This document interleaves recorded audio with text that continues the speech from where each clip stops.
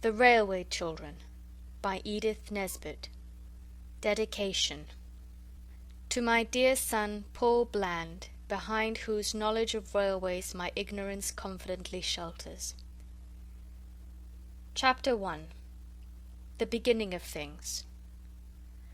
They were not railway children to begin with. I don't suppose they had ever thought about railways, except as a means of getting to Maskelyne and Cook's, the pantomime, zoological gardens, and Madame Tussaud's. They were just ordinary suburban children, and they lived with their father and mother in an ordinary red-brick-fronted villa with coloured glass in the front door, a tiled passage that was called a hall, a bathroom with hot and cold water, electric bells, French windows, and a good deal of white paint, and every modern convenience, as the house agents say. There were 3 of them. Roberta was the eldest. Of course, mothers never have favourites, but if their mother had had a favourite, it might have been Roberta. Next came Peter, who wished to be an engineer when he grew up, and the youngest was Phyllis, who meant extremely well. Mother did not spend all her time in paying dull calls to dull ladies and sitting dully at home waiting for dull ladies to pay calls to her. She was almost always there, ready to play with the children and read to them and help them to do their home lessons. Besides this, she used to write stories for them while they were at school and read them aloud after tea, and she always made up funny pieces of poetry for their birthdays and for other great occasions, such as the christening of the new kittens, or the refurnishing of the doll's house, or the time when they were getting over the mumps. These 3 lucky children always had everything they needed: pretty clothes, good fires, a lovely nursery with heaps of toys and a Mother Goose wallpaper. They had a kind and merry nursemaid and a dog who was called James, and who was their very own. They also had a father who was just perfect, never cross, never unjust, and always ready for a game. At least, if at any time he was not ready, he always had an excellent reason for it, and explained the reason to the children so interestingly and funnily that they felt sure he couldn't help himself. You will think that they ought to have been very happy, and so they were. But they did not know how happy till the pretty life in the red villa was over and done with, and they had to live a very different life indeed. The dreadful change came quite suddenly. Peter had a birthday, his 10th. Among his other presents was a model engine more perfect than you could ever have dreamed of. The other presents were full of charm, but the engine was fuller of charm than any of the others were. Its charm lasted in its full perfection for exactly 3 days. Then, owing either to Peter's inexperience or Phyllis's good intentions, which had been rather pressing, or to some other cause, the engine suddenly went off with a bang. James was so frightened that he went out and did not come back all day. All the Noah's Ark people who were in the tender were broken to bits, but nothing else was hurt except the poor little engine and the feelings of Peter. The others said he cried over it, but of course boys of 10 do not cry, however terrible the tragedies may be which darken their lot. He said that his eyes were red because he had a cold. This turned out to be true, though Peter did not know it was when he said it, and the next day he had to go to bed and stay there. Mother began to be afraid that he might be sickening for measles, when suddenly he sat up in bed and said, "I hate gruel, I hate barley water, I hate bread and milk. I want to get up and have something real to eat." "What would you like?" Mother asked. "A pigeon pie," said Peter eagerly. "A large pigeon pie, a very large one." So Mother asked the cook to make a large pigeon pie. The pie was made. And when the pie was made, it was cooked, and when it was cooked, Peter ate some of it. After that his cold was better. Mother made a piece of poetry to amuse him while the pie was being made. It began by saying what an unfortunate but worthy boy Peter was. Then it went on, he had an engine that he loved with all his heart and soul, and if he had a wish on earth, it was to keep it whole. One day, my friends, prepare your minds, I'm coming to the worst. Quite suddenly a screw went mad, and then the boiler burst. With gloomy face he picked it up and took it to his mother, though even he could not suppose that she could make another. For those who perished on the line he did not seem to care, his engine being more to him than all the people there. And now you see the reason why our Peter has been ill. He soothes his soul with pigeon pie, his gnawing grief to kill. He wraps himself in blankets warm and sleeps in bed till late, determined thus to overcome his miserable fate. And if his eyes are rather red, his cold must just excuse it. Offer him pie, you may be sure he never will refuse it. Father had been away in the country for 3 or 4 days. All Peter's hopes for the curing of his afflicted engine were now fixed on his father, for father was most wonderfully clever with his fingers. He could mend all sorts of things. He had often acted as veterinary surgeon to the wooden rocking-horse. Once he had saved its life when all human aid was despaired of and the poor creature was given up for lost, and even the carpenter said he didn't see his way to do anything. And it was father who mended the doll's cradle when no one else could, and with a little glue and some bits of wood and a penknife made all the Noah's Ark beasts as strong on their pins as ever they were, if not stronger. Peter, with heroic unselfishness, did not say anything about his engine until after father had had his dinner and his after-dinner cigar. The unselfishness was mother's idea, but it was Peter who carried it out, and needed a good deal of patience too. At last mother said to father, "Now, dear, if you're quite rested and quite comfy, we want to tell you about the great railway accident and ask your advice." "All right," said father, "fire away." So then Peter told the sad tale, and fetched what was left of the engine. Said father when he had looked the engine over very carefully. The children held their breaths. "Is there no hope?" said Peter in a low, unsteady voice. "Hope? Rather! Tons of it," said father cheerfully. "But it'll want something besides hope. A bit of brazing, say, or some solder, and a new valve. I think we'd better keep it for a rainy day. In other words, I'll give up Saturday afternoon to it, and you shall all help me." "Can girls help to mend engines?" Peter asked doubtfully. "Of course they can. Girls are just as clever as boys, and don't you forget it. How would you like to be an engine driver, Phil?" "My face would be always dirty, wouldn't it?" said Phyllis in unenthusiastic tones. "And I expect I should break something." "I should just love it," said Roberta. "Do you think I could when I'm grown up, Daddy? Or even a stoker?" "You mean a fireman," said Daddy, pulling and twisting at the engine. "Well, if you still wish it when you're grown up, we'll see about making you a firewoman. I remember when I was a boy—" Just then there was a knock at the front door. "Who on earth?" said father. "An Englishman's house is his castle, of course, but I do wish they built semi-detached villas with moats and drawbridges." Ruth, she was the parlour maid and had red hair, came in and said that 2 gentlemen wanted to see the master. "I've shown them into the library, sir," said she. "I expect it's the subscription to the vicar's testimonial," said mother, "or else it's the choir holiday fund. Get rid of them quickly, dear. It does break up an evening so, and it's nearly the children's bedtime." But father did not seem to be able to get rid of the gentlemen at all quickly. "I wish we had got a moat and drawbridge," said Roberta. "Then when we didn't want people we could just pull up the drawbridge and no one else could get in. I expect father will have forgotten about when he was a boy if they stay much longer." Mother tried to make the time pass by telling them a new fairy story about a princess with green eyes, but it was difficult because they could hear the voices of father and the gentlemen in the library, and father's voice sounded louder and different to the voice he generally used to people who came about testimonials and holiday funds. Then the library bell rang and everyone heaved a breath of relief. "They're going now," said Phyllis. "He's rung to have them shown out." But instead of showing anybody out, Ruth showed herself in, and she looked queer, the children thought. "Please, 'm," she said, "the master wants you to just step into the study. He looks like the dead, Mum. I think he's had bad news. You'd best prepare yourself for the worst, 'm. P'raps it's a death in the family, or a bank busted, or—" "That'll do, Ruth," said mother gently. "You can go." Then mother went into the library. There was more talking. Then the bell rang again, and Ruth fetched a cab. The children heard boots go out and down the steps. The cab drove away, and the front door shut. Then Mother came in.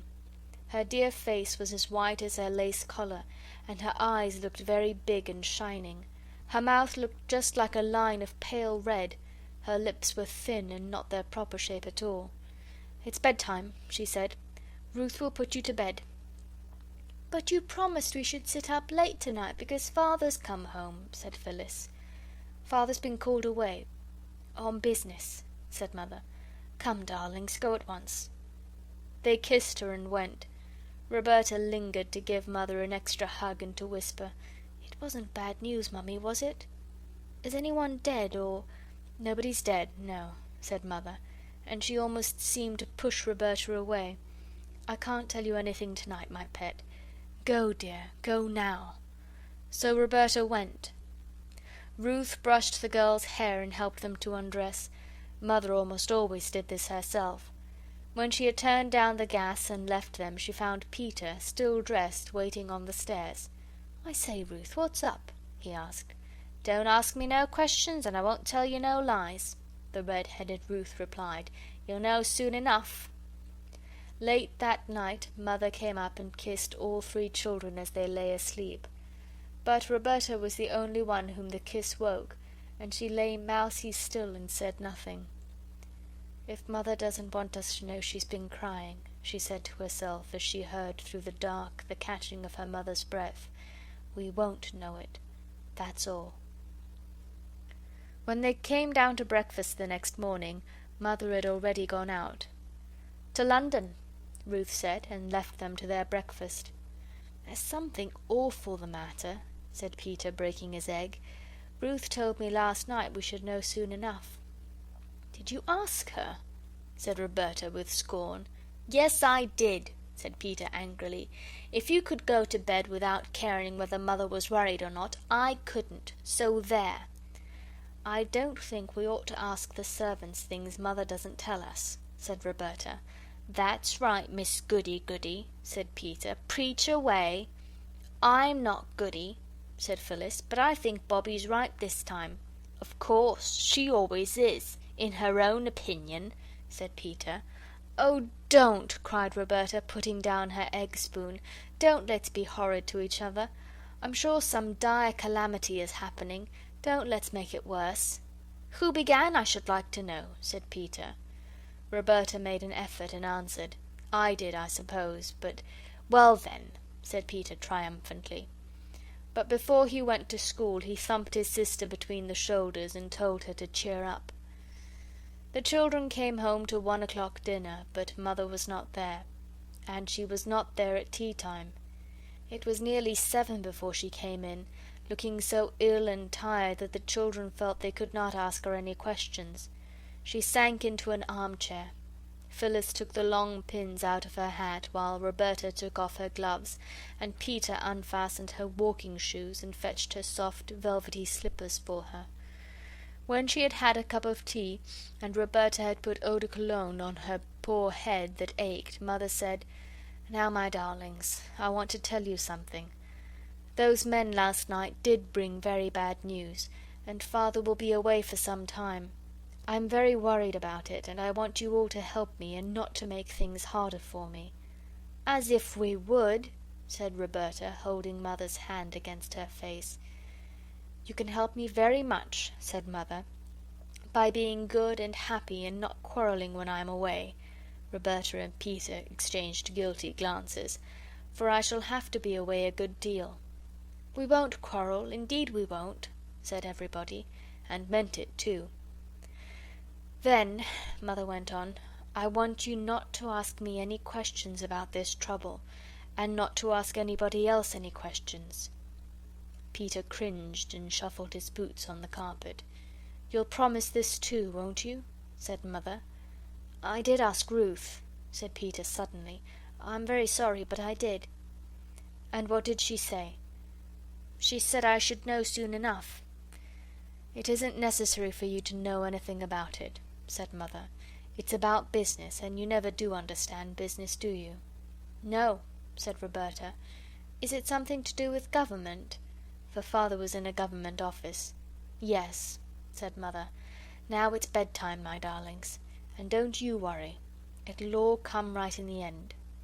"Then don't you worry either, Mother," said Phyllis, "and we'll all be as good as gold." Mother sighed and kissed them. "We'll begin being good the first thing tomorrow morning," said Peter as they went upstairs. "Why not now?" said Roberta. "There's nothing to be good about now, silly," said Peter.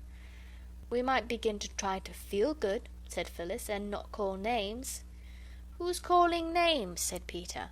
"Bobbie knows right enough that when I say silly it's just the same as if I said Bobbie." "Well," said Roberta. "Now I don't mean what you mean.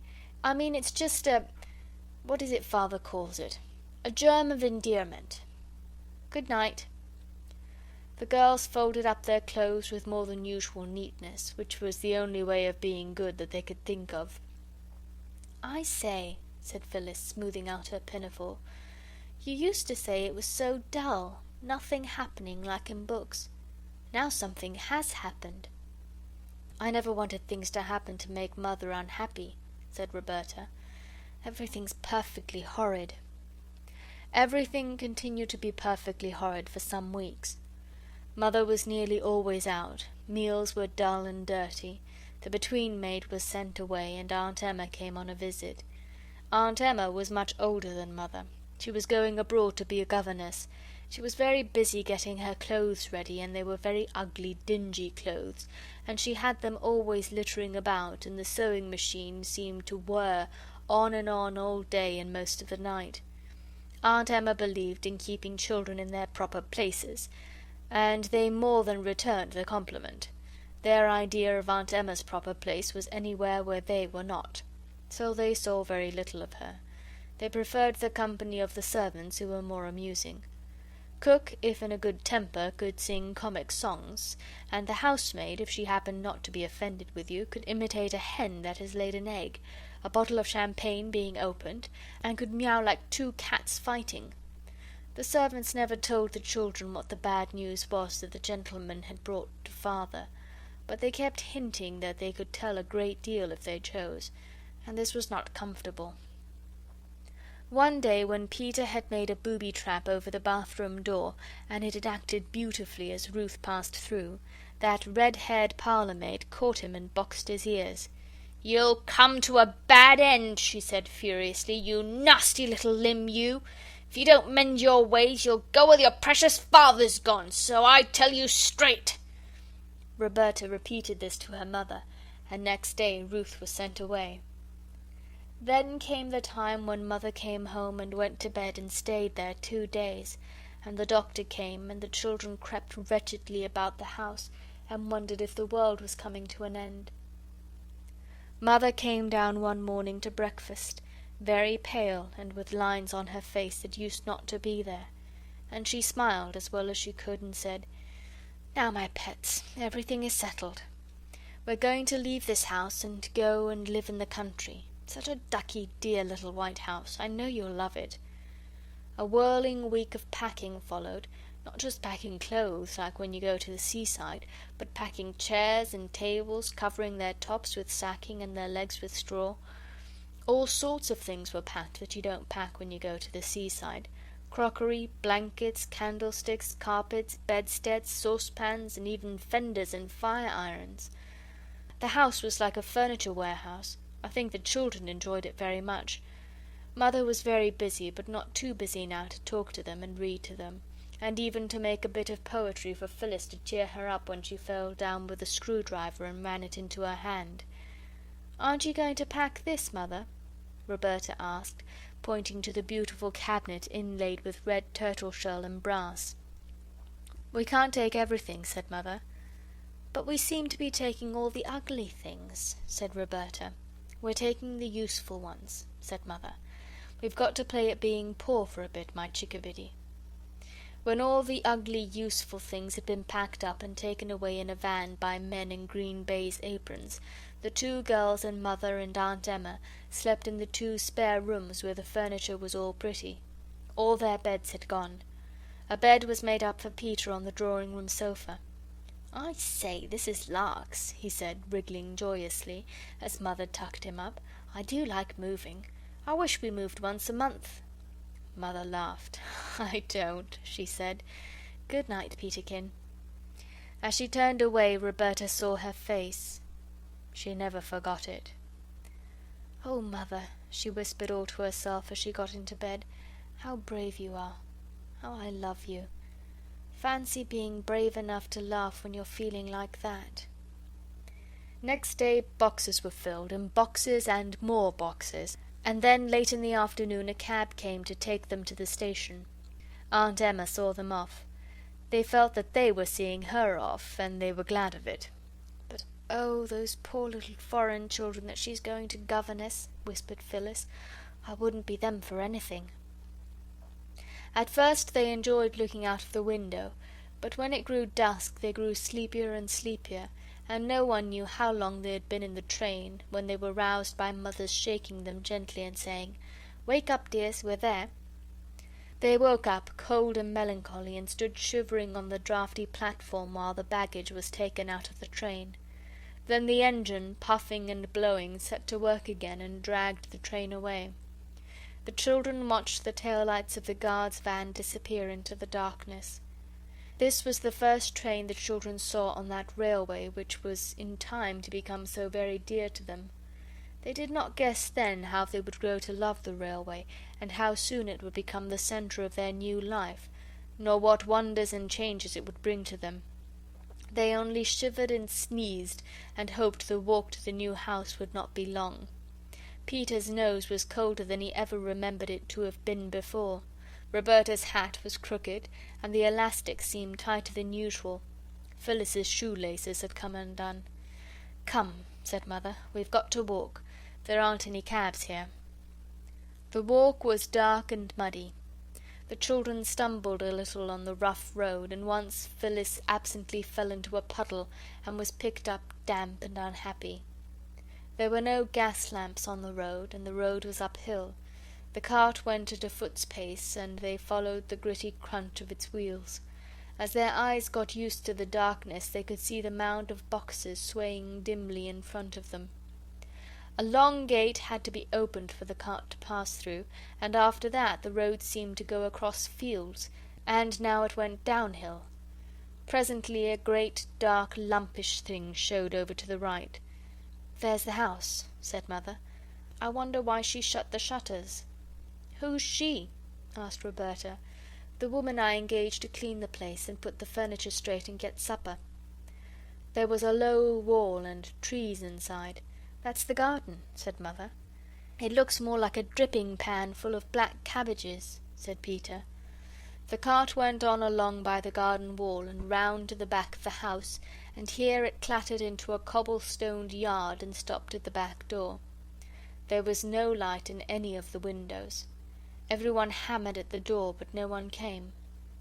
The man who drove the cart said he expected Mrs. Viney had gone home. "You see, your train was that late," said he. "But she's got the key," said Mother. "What are we to do?" "Oh, she'll have left that under the doorstep," said the cartman. "Folks do hereabouts." He took the lantern off his cart and stooped. "Aye, here it is right enough," he said. He unlocked the door and went in and set his lantern on the table. "Got e'er a candle?" said he. "I don't know where anything is." Mother spoke rather less cheerfully than usual. He struck a match. There was a candle on the table, and he lighted it. By its thin little glimmer the children saw a large, bare kitchen with a stone floor. There were no curtains, no hearthrug. The kitchen table from home stood in the middle of the room. The chairs were in one corner, and the pots, pans, brooms, and crockery in another. There was no fire, and the black grate showed cold, dead ashes. As the cartman turned to go out after he had brought in the boxes, there was a rustling, scampering sound that seemed to come from inside the walls of the house. "Oh, what's that?" cried the girls. "It's only the rats," said the cartman, and he went away and shut the door, and the sudden draught of it blew out the candle. "Oh, dear," said Phyllis, "I wish we hadn't come," and she knocked a chair over. "Only the rats," said Peter in the dark. End of chapter 1.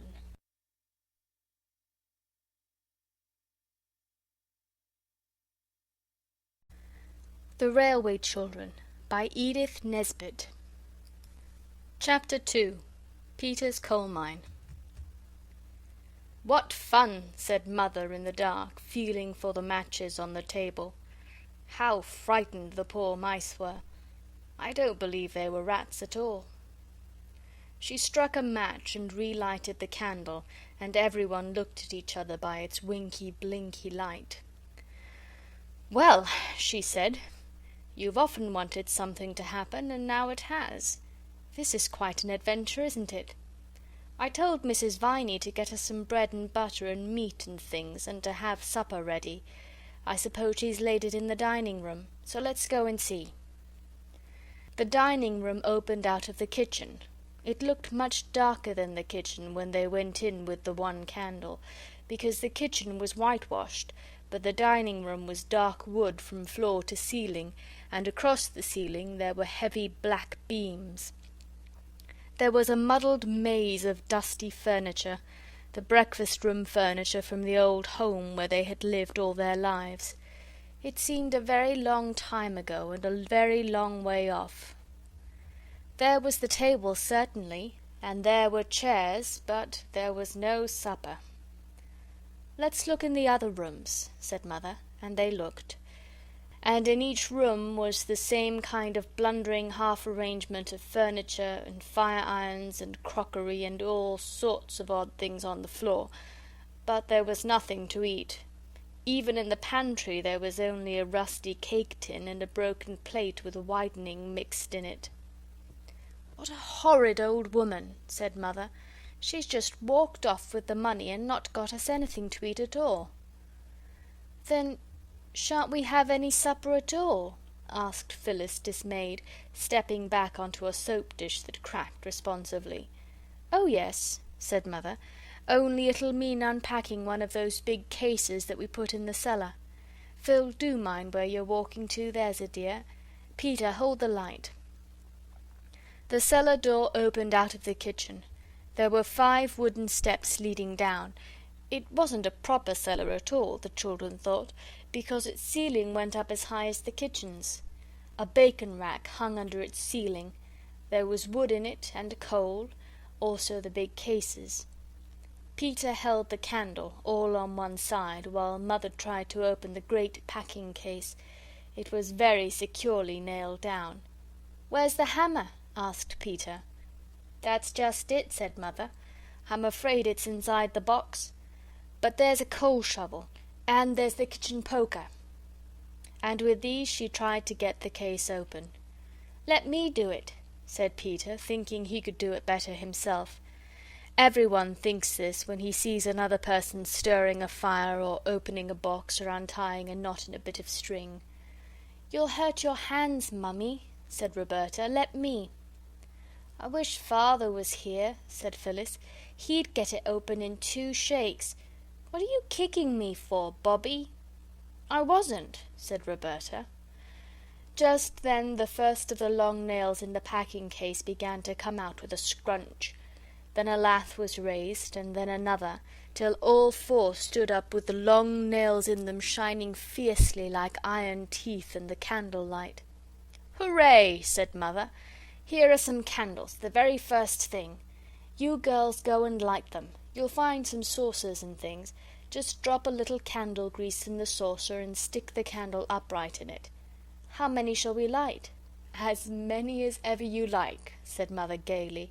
"The great thing is to be cheerful. Nobody can be cheerful in the dark except owls and dormice." So the girls lighted candles. The head of the first match flew off and stuck to Phyllis's finger, but as Roberta said, it was only a little burn, and she might have had to be a Roman martyr and be burned whole if she had happened to live in the days when those things were fashionable. Then, when the dining room was lighted by 14 candles, Roberta fetched coal and wood and lighted a fire. "It's very cold for May," she said, feeling what a grown-up thing it was to say. The firelight and the candlelight made the dining room look very different, for now you could see that the dark walls were of wood, carved here and there into little wreaths and loops.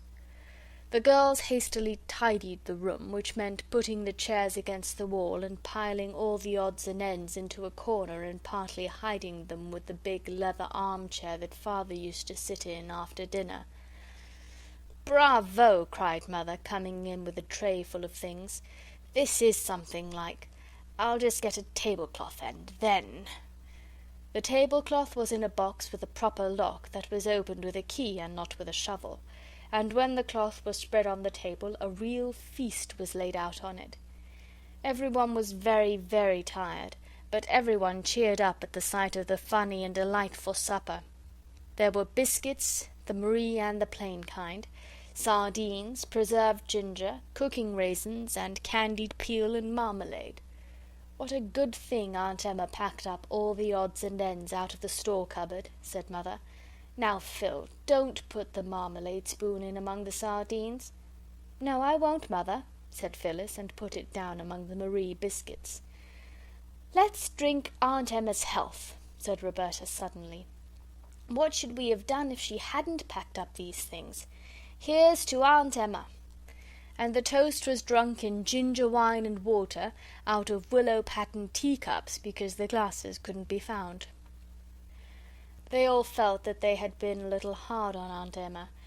She wasn't a nice, cuddly person like Mother, but after all, it was she who had thought of packing up the odds and ends of things to eat.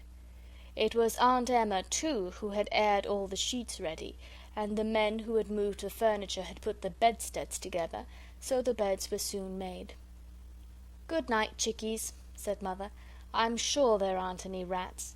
But I'll leave my door open, and then if a mouse comes you need only scream and I'll come and tell it exactly what I think of it." Then she went to her own room. Roberta woke to hear the little travelling clock chime 2. It sounded like a church clock ever so far away, she always thought. And she heard, too, Mother still moving about in her room. Next morning Roberta woke Phyllis by pulling her hair gently, but quite enough for her purpose. "What's the matter?" asked Phyllis, still almost wholly asleep. Wake up," said Roberta. "We're in the new house, don't you remember? No servants or anything. Let's get up and begin to be useful. We'll just creep down mouse quietly and have everything beautiful before Mother gets up. I've woke Peter. He'll be dressed as soon as we are." So they dressed quietly and quickly. Of course there was no water in their room, so when they got down they washed as much as they thought was necessary under the spout of the pump in the yard. One pumped and the other washed. It was splashy but interesting. "It's much more fun than basin washing," said Roberta. "How sparkly the weeds are between the stones, and the moss on the roof. Oh, and the flowers!" The roof of the back kitchen sloped down quite low. It was made of thatch, and it had moss on it, and house leeks, and stone crop, and wallflowers, and even a clump of purple flag flowers at the far corner. "This is far, far, far and away prettier than Edgecombe Villa," said Phyllis. "I wonder what the garden's like." "We mustn't think of the garden yet," said Roberta with earnest energy. "Let's go in and begin to work." They lighted the fire and put the kettle on, and they arranged the crockery for breakfast. They could not find all the right things, but a glass ash tray made an excellent salt cellar, and a newish baking tin seemed as if it would do to put bread on, if they had any. When there seemed to be nothing more that they could do, they went out again into the fresh, bright morning. "We'll go into the garden now," said Peter. But somehow they couldn't find the garden. They went round the house and round the house. The yard occupied the back, and across it were stables and outbuildings. On the other 3 sides the house stood simply in a field without a yard of garden to divide it from the short, smooth turf. And yet they had certainly seen the garden wall the night before. It was a hilly country. Down below they could see the line of the railway and the black, yawning mouth of a tunnel. The station was out of sight. There was a great bridge with tall arches running across one end of the valley. "Never mind the garden," said Peter. "Let's go down and look at the railway. There might be trains passing." "We can see them from here," said Roberta slowly. "Let's sit down a bit." So they all sat down on a great flat grey stone that had pushed itself up out of the grass. It was one of many that lay about on the hillside, and when Mother came out to look for them at 8 o'clock, she found them deeply asleep in a contented, sun-warmed bunch. They had made an excellent fire, and had set the kettle on it at about 5:30, so that by 8 the fire had been out for some time, the water had all boiled away, and the bottom was burned out of the kettle. Also they had not thought of washing the crockery before they set the table. "But it doesn't matter, the cups and saucers, I mean," said Mother, "because I've found another room. I'd quite forgotten there was one. And it's magic. And I've boiled the water for tea in a saucepan." The forgotten room opened out of the kitchen. In the agitation and half-darkness the night before, its door had been mistaken for a cupboard's. It was a little square room, and on its table, all nicely set out, was a joint of cold roast beef with bread, butter, cheese, and a pie. "Pie for breakfast!" cried Peter. "How perfectly ripping!" "It isn't pigeon pie," said Mother. "It's only apple. Well, this is the supper we ought to have had last night. And there was a note from Mrs. Viney. Her son-in-law has broken his arm, and she had to get home early. She's coming this morning at 10. That was a wonderful breakfast. It is unusual to begin the day with cold apple pie, but the children all said they would rather have it than meat. "You see, it's more like dinner than breakfast to us," said Peter, passing his plate for more, "because we were up so early." The day passed in helping Mother to unpack and arrange things. 6 small legs quite ached with running about while their owners carried clothes and crockery and all sorts of things to their proper places. It was not till quite late in the afternoon that Mother said, "There, that'll do for today. I'll lie down for an hour, so as to be as fresh as a lark by supper time." Then they all looked at each other. Each of the 3 expressive countenances expressed the same thought. That thought was double, and consisted, like the bits of information in the Child's Guide to Knowledge, of a question and an answer. Q. Where shall we go? A. To the railway. So to the railway they went, and as soon as they started for the railway they saw where the garden had hidden itself. It was right behind the stables, and it had a high wall all round. "Oh, never mind about the garden now," cried Peter. "Mother told me this morning where it was. It'll keep till tomorrow. Let's get to the railway." The way to the railway was all downhill over smooth, short turf, with here and there furze bushes and grey and yellow rocks sticking out like candied peel from the top of a cake. The way ended in a steep run and a wooden fence, and there was the railway with the shining metals and the telegraph wires and posts and signals. They all climbed onto the top of the fence, and then suddenly there was a rumbling sound that made them look along the line to the right, where the dark mouth of a tunnel opened itself in the face of a rocky cliff.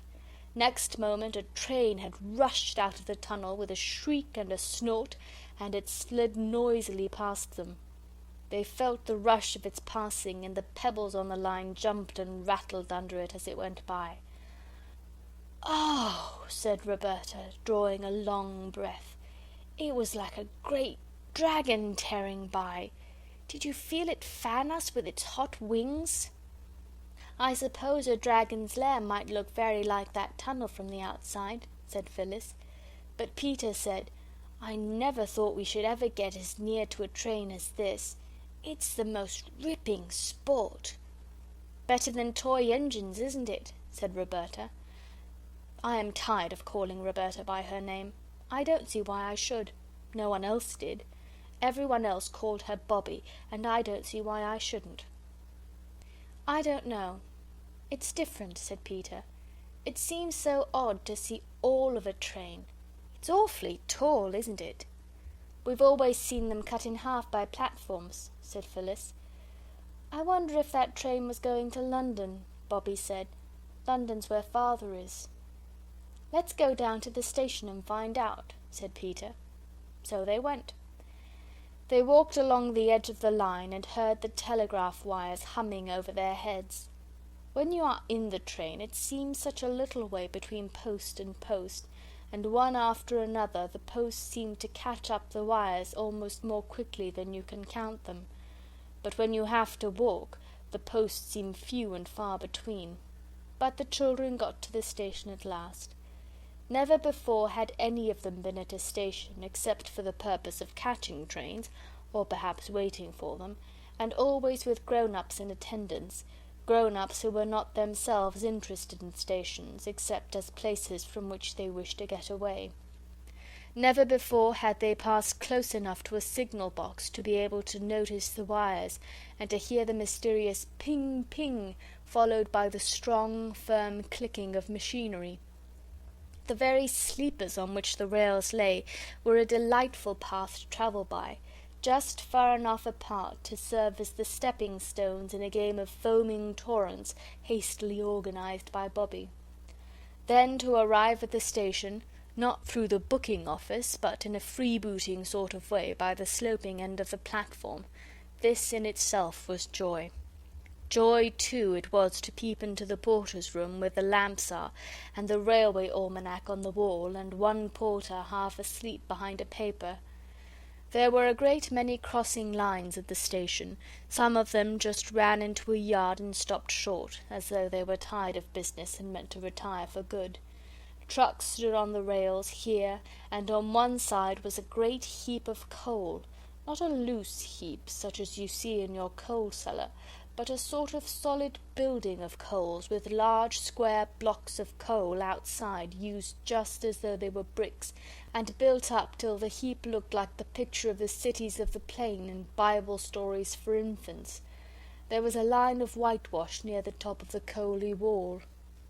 When presently the porter lounged out of his room at the twice-repeated tingling thrill of a gong over the station door, Peter said "How do you do?" in his best manner, and hastened to ask what the white mark was on the coal for.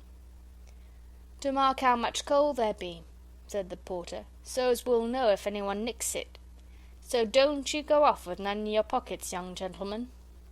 This seemed at the time but a merry jest, and Peter felt at once that the porter was a friendly sort with no nonsense about him. But later the words came back to Peter with a new meaning. Have you ever gone into a farmhouse kitchen on a baking day and seen the great crock of dough set by the fire to rise? If you have, and if you were at that time still young enough to be interested in everything you saw, you will remember that you found yourself quite unable to resist the temptation to poke your finger into the soft round of dough that curved inside the pan like a giant mushroom. And you will remember that your finger made a dent in the dough, and that slowly but quite surely the dent disappeared, and the dough looked quite the same as it did before you touched it. Unless, of course, your hand was extra dirty, in which case, naturally, there would be a little black mark. Well, it was just like that with the sorrow the children had felt at Father's going away and at Mother's being so unhappy. It made a deep impression, but the impression did not last long. They soon got used to being without Father, though they did not forget him, and they got used to not going to school and to seeing very little of Mother, who was now almost all day shut up in her upstairs room writing. She used to come down at tea-time and read aloud the stories she had written. They were lovely stories. The rocks and hills and valleys and trees, the canal, and above all the railway, were so new and so perfectly pleasing that the remembrance of the old life in the villa grew to seem almost like a dream. Mother had told them more than once that they were quite poor now, but this did not seem to be anything but a way of speaking. Grown-up people, even mothers, often make remarks that don't seem to mean anything in particular, just for the sake of saying something seemingly. There was always enough to eat, and they wore the same kind of nice clothes they had always worn. But in June came 3 wet days. The rain came down, straight as lances, and it was very, very cold. Nobody could go out, and everybody shivered. They all went up to the door of Mother's room and knocked. "Well, what is it?" asked Mother from inside. "Mother," said Bobby, "mayn't I light a fire? I do know how." And Mother said, "No, my ducky love, we mustn't have fires in June. Coal is so dear. If you're cold, go and have a good romp in the attic. That'll warm you." "But, Mother, it only takes such a very little coal to make a fire." "It's more than we can afford, Chickeny love," said Mother cheerfully. "Now run away, there's darlings. I'm madly busy." "Mother's always busy now," said Phyllis in a whisper to Peter. Peter did not answer. He shrugged his shoulders. He was thinking. Thought, however, could not long keep itself from the suitable furnishing of a bandit's lair in the attic. Peter was the bandit, of course. Bobby was his lieutenant, his band of trusty robbers, and, in due course, the parent of Phyllis, who was the captured maiden for whom a magnificent ransom in horse-beans was unhesitatingly paid. They all went down to tea, flushed and joyous as any mountain brigands. But when Phyllis was going to add jam to her bread and butter, Mother said, "Jam or butter, dear, not jam and butter. We can't afford that sort of reckless luxury nowadays." Phyllis finished the slice of bread and butter in silence, and followed it up by bread and jam. Peter mingled thought and weak tea. After tea they went back to the attic, and he said to his sisters, "I have an idea." "What's that?" they asked politely. "I shan't tell you," was Peter's unexpected rejoinder. "Oh, very well," said Bobby, and Phil said, "Don't then." "Girls," said Peter, "are always so hasty-tempered." "I should like to know what boys are," said Bobby with fine disdain. "I don't want to know about your silly ideas." "You'll know some day," said Peter, keeping his own temper by what looked exactly like a miracle. "If you hadn't been so keen on a row, I might have told you about it being only noble-heartedness that made me not tell you my idea. But now I shan't tell you anything at all about it. So there." And it was, indeed, some time before he could be induced to say anything, and when he did it wasn't much. He said, "The only reason why I won't tell you my idea that I'm going to do is because it may be wrong, and I don't want to drag you into it." "Don't do it if it's wrong, Peter," said Bobby. "Let me do it." But Phyllis said, "I should like to do wrong if you're going to." "No," said Peter, rather touched by this devotion. "It's a forlorn hope, and I'm going to lead it. All I ask is that if Mother asks where I am, you won't blab." "We haven't got anything to blab," said Bobby indignantly. "Oh, yes, you have," said Peter, dropping horse-beans through his fingers. "I've trusted you to the death. You know I'm going to do a lone adventure, and some people might think it wrong. I don't. And if Mother asks where I am, say I'm playing at mines." "What sort of mines?" "You just say mines." "You might tell us, Pete." "Well then, coal mines. But don't you let the word pass your lips on pain of torture." "You needn't threaten," said Bobby, "and I do think you might let us help." "If I find a coal mine, you shall help cart the coal," Peter condescended to promise. "Keep your secret if you like," said Phyllis. "Keep it if you can," said Bobby. "I'll keep it right enough," said Peter. Between tea and supper there is an interval even in the most greedily regulated families. At this time Mother was usually writing, and Mrs. Viney had gone home. 2 nights after the dawning of Peter's idea, he beckoned the girls mysteriously at the twilight hour. "Come hither with me," he said, "and bring the Roman chariot." The Roman chariot was a very old perambulator that had spent years of retirement in the loft over the coach-house. The children had oiled its works till it glided noiseless as a pneumatic bicycle, and answered to the helm as it had probably done in its best days. "Follow your dauntless leader," said Peter, and led the way down the hill towards the station. Just above the station many rocks have pushed their heads out through the turf as though they, like the children, were interested in the railway. In a little hollow between 3 rocks lay a heap of dried brambles and heather. Peter halted, turned over the brushwood with a well-scarred boot, and said, "Here's the first coal from the St. Peter's mine. We'll take it home in the chariot. Punctuality and despatch. All orders carefully attended to. Any shaped lump cut to suit regular customers."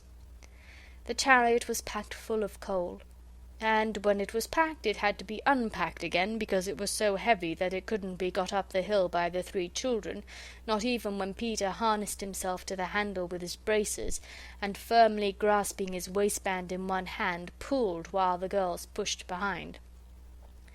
3 journeys had to be made before the coal from Peter's mine was added to the heap of Mother's coal in the cellar. Afterwards Peter went out alone and came back very black and mysterious. "I've been to my coal mine," he said. "Tomorrow evening will bring home the black diamonds in the chariot." It was a week later that Mrs. Viney remarked to Mother how well this last lot of coal was holding out. The children hugged themselves and each other in complicated wriggles of silent laughter as they listened on the stairs. They had all forgotten by now that there had ever been any doubt in Peter's mind as to whether coal mining was wrong. But there came a dreadful night when the station-master put on a pair of old sand shoes that he had worn at the seaside in his summer holiday, and crept out very quietly to the yard where the Sodom and Gomorrah heap of coal was, with the whitewashed line around it. He crept out there and waited like a cat by a mouse-hole. On the top of the heap something small and dark was scrabbling and rattling furtively among the coal. The station-master concealed himself in the shadow of a brake van that had a little tin chimney and was labelled GN and SR 34576. Return at once to White Heather Sidings. And in this concealment he lurked till the small thing on the top of the heap ceased to scrabble and rattle, came to the edge of the heap, cautiously let itself down, and lifted something after it. Then the arm of the station-master was raised, the hand of the station-master fell on a collar, and there was Peter, firmly held by the jacket, with an old carpenter's bag full of coal in his trembling clutch. "So I've caught you at last, have I, you young thief?" said the station-master. "I'm not a thief," said Peter as firmly as he could. "I'm a coal miner." "Tell that to the Marines," said the station-master.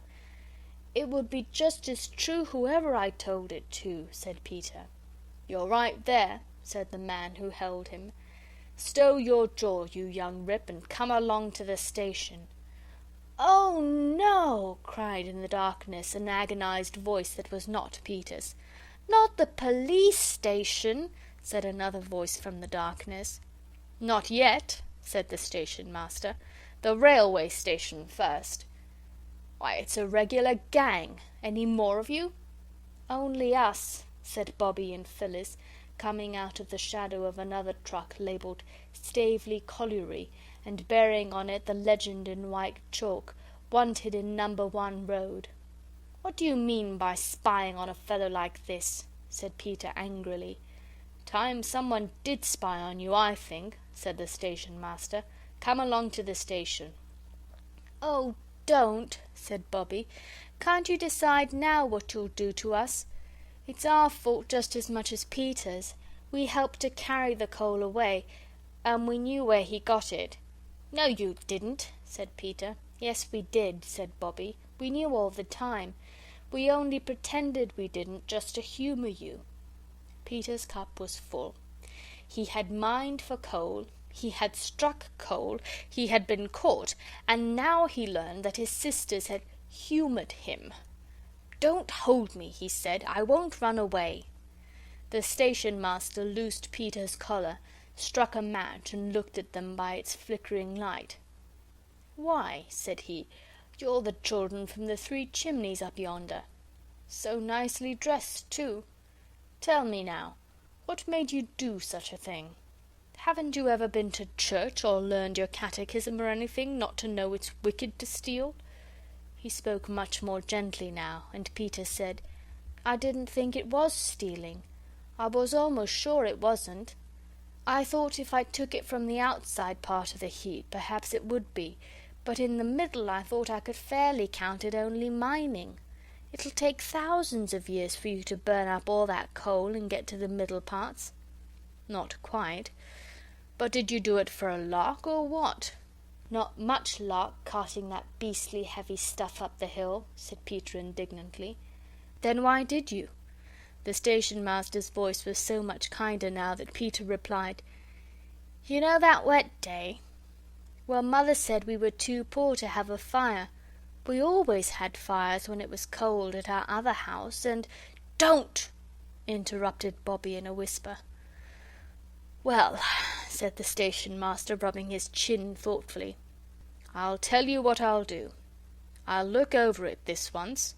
But you remember, young gentleman, stealing is stealing, and what's mine isn't yours, whether you call it mining or whether you don't. Run along home."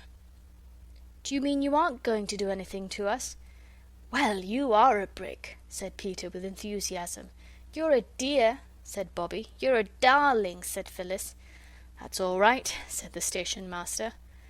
And on this they parted. "Don't speak to me," said Peter, as the three went up the hill. "You're spies and traitors, that's what you are." But the girls were too glad to have Peter between them, safe and free, and on the way to Three Chimneys and not to the police station, to mind much what he said. "We did say it was us as much as you," said Bobbie gently. "Well, and it wasn't." "It would have come to the same thing in courts with judges," said Phyllis. "Don't be snarky, Peter. It isn't our fault your secrets are so jolly easy to find out." She took his arm and he let her. "There's an awful lot of coal in the cellar anyhow," he went on. "Oh, don't," said Bobbie. "I don't think we ought to be glad about that." "I don't know," said Peter, plucking up a spirit. "I'm not at all sure even now that mining is a crime." But the girls were quite sure. And they were also quite sure that he was quite sure, however little he cared to own it. End of chapter 2.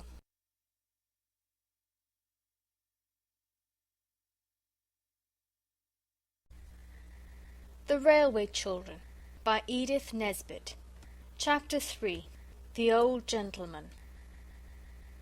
After the adventure of Peter's coal mine, it seemed well to the children to keep away from the station. But they did not, they could not, keep away from the railway. They had lived all their lives in a street where cabs and omnibuses rumbled by at all hours, and the carts of butchers and bakers and candlestick makers (I never saw a candlestick maker's cart, did you?) might occur at any moment. Here, in the deep silence of the sleeping country, the only things that went by were the trains. They seemed to be all that was left to link the children to the old life that had once been theirs. Straight down the hill in front of Three Chimneys, the daily passage of their 6 feet began to mark a path across the crisp, short turf. They began to know the hours when certain trains passed, and they gave names to them. The 9:15 up was called the Green Dragon. The 10:7 down was the Worm of Wantley. The midnight town express, whose shrieking rush they sometimes woke from their dreams to hear, was the Fearsome Fly-by-Night. Peter got up once in chill starshine, and peeping at it through his curtains, named it on the spot. It was by the Green Dragon that the old gentleman travelled. He was a very nice-looking old gentleman, and he looked as if he were nice, too, which is not at all the same thing. He had a fresh-coloured, clean-shaven face and white hair, and he wore rather odd-shaped collars and a top hat that wasn't exactly the same kind as other people's. Of course, the children didn't see all this at first. In fact, the first thing they noticed about the old gentleman was his hand. It was one morning as they sat on the fence waiting for the Green Dragon, which was 3 1/4 minutes late by Peter's Waterbury watch, which he had given him on his last birthday. "The Green Dragon's going where Father is," said Phyllis. "If it were a really real dragon we could stop it and ask it to take our love to Father." "Dragons don't carry people's love," said Peter. "They'd be above it." "Yes, they do, if you tame them thoroughly first. They fetch and carry like pet spaniels," said Phyllis, "and feed out of your hand. I wonder why Father never writes to us." "Mother says he's been too busy," said Bobbie, "but he'll write soon, she says." "I say," Phyllis suggested, "let's all wave to the Green Dragon as it goes by. If it's a magic dragon it'll understand and take our loves to Father. And if it isn't, 3 waves aren't much. We shall never miss them." So when the Green Dragon tore shrieking out of the mouth of its dark lair, which was the tunnel, all 3 children stood on the railing and waved their pocket handkerchiefs without stopping to think whether they were clean handkerchiefs or the reverse.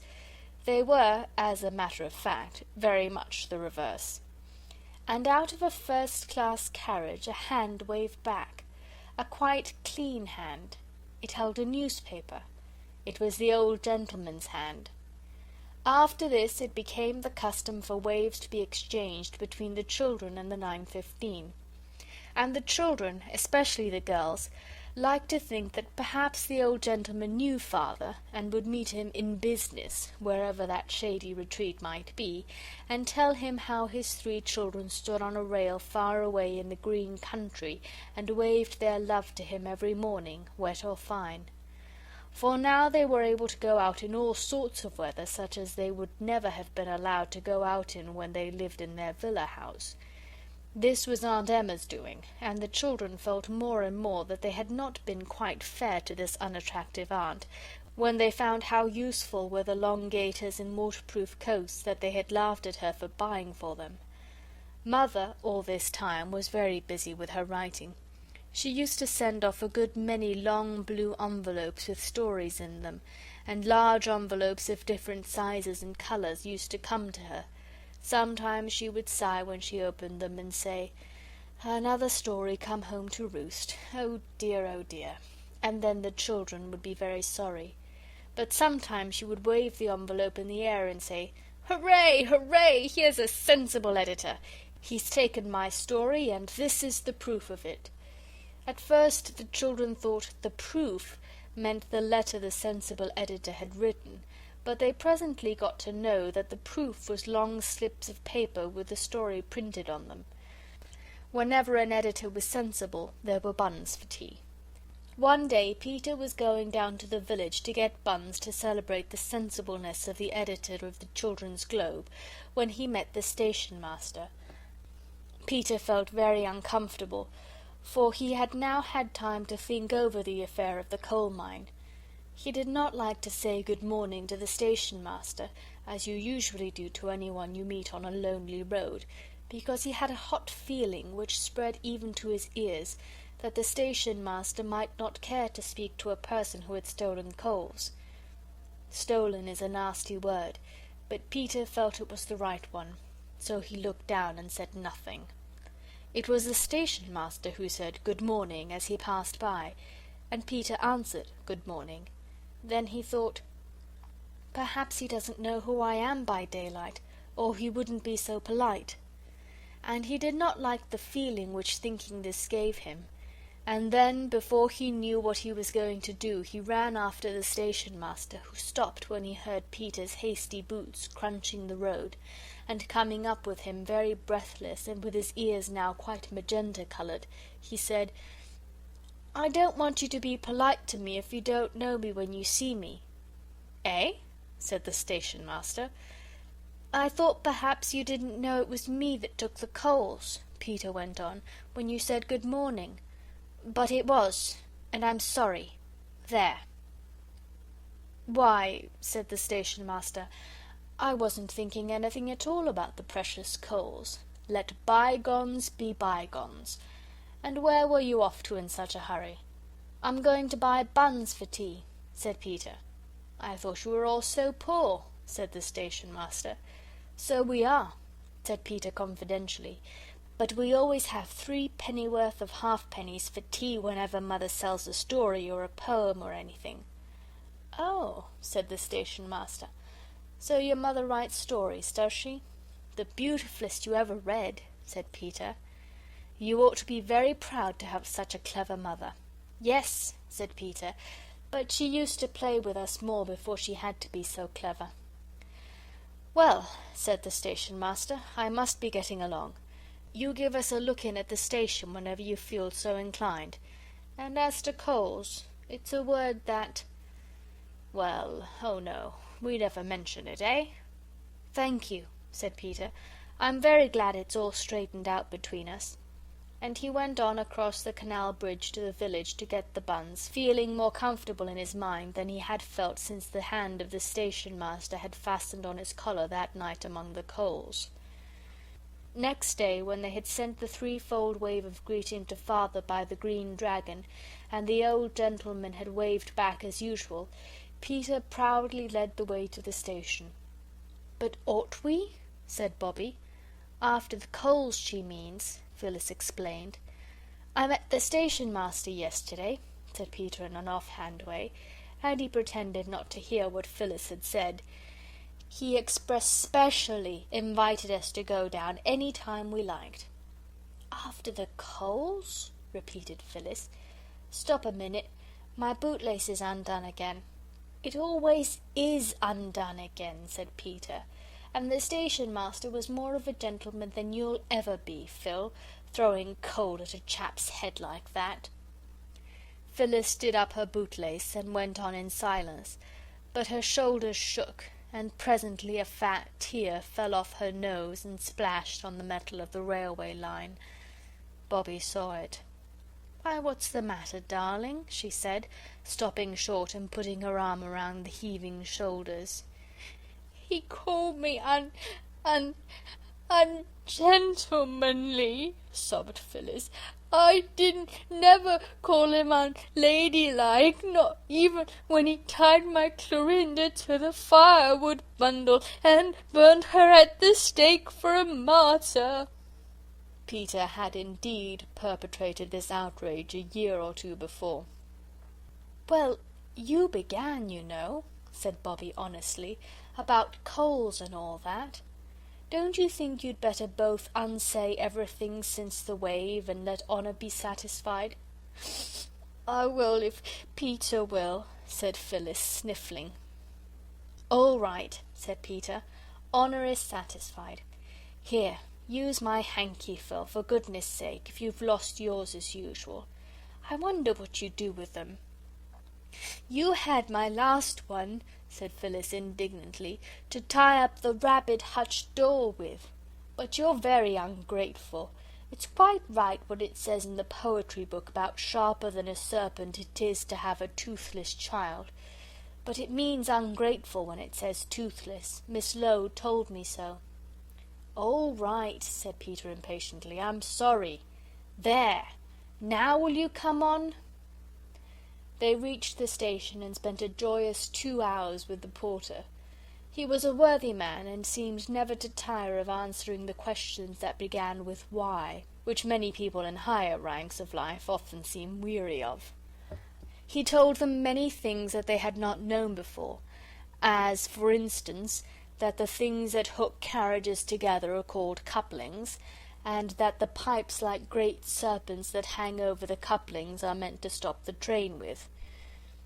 "If you could get a holt of one of them when the train is going and pull 'em apart," said he, "she'd stop dead off with a jerk." "Who's she?" said Phyllis. "The train, of course," said the porter. After that the train was never again it to the children. "And you know the thing in the carriages where it says on it, £5 fine for improper use? If you was to improperly use that, the train 'ud stop." "And if you used it properly?" said Roberta. "It'd stop just the same, I suppose," said he. "But it isn't proper use unless you're being murdered. There was an old lady once, Someone kidded her on it was a refreshment room bell, and she used it improper, not being in danger of her life, though hungry, and when the train stopped and the guard came along expecting to find someone weltering in their last moments, she says, 'Oh, please, mister, I'll take a glass of stout and a Bath bun,' she says, and the train was 7 minutes behind her time as it was." "What did the guard say to the old lady?" "I dunno," replied the porter, "but I lay she didn't forget it in a hurry, whatever it was." In such delightful conversation the time went by all too quickly. The station master came out once or twice from that sacred inner temple behind the place where the hole is that they sell you tickets through, and was most jolly with them all. "Just as if coal had never been discovered," Phyllis whispered to her sister. He gave them each an orange, and promised to take them up into the signal box one of these days, when he wasn't so busy. Several trains went through the station, and Peter noticed for the first time that engines have numbers on them like cabs.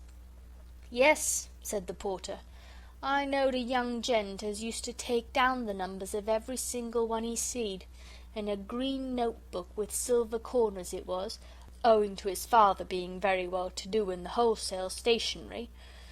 Peter felt that he could take down numbers too, even if he was not the son of a wholesale stationer.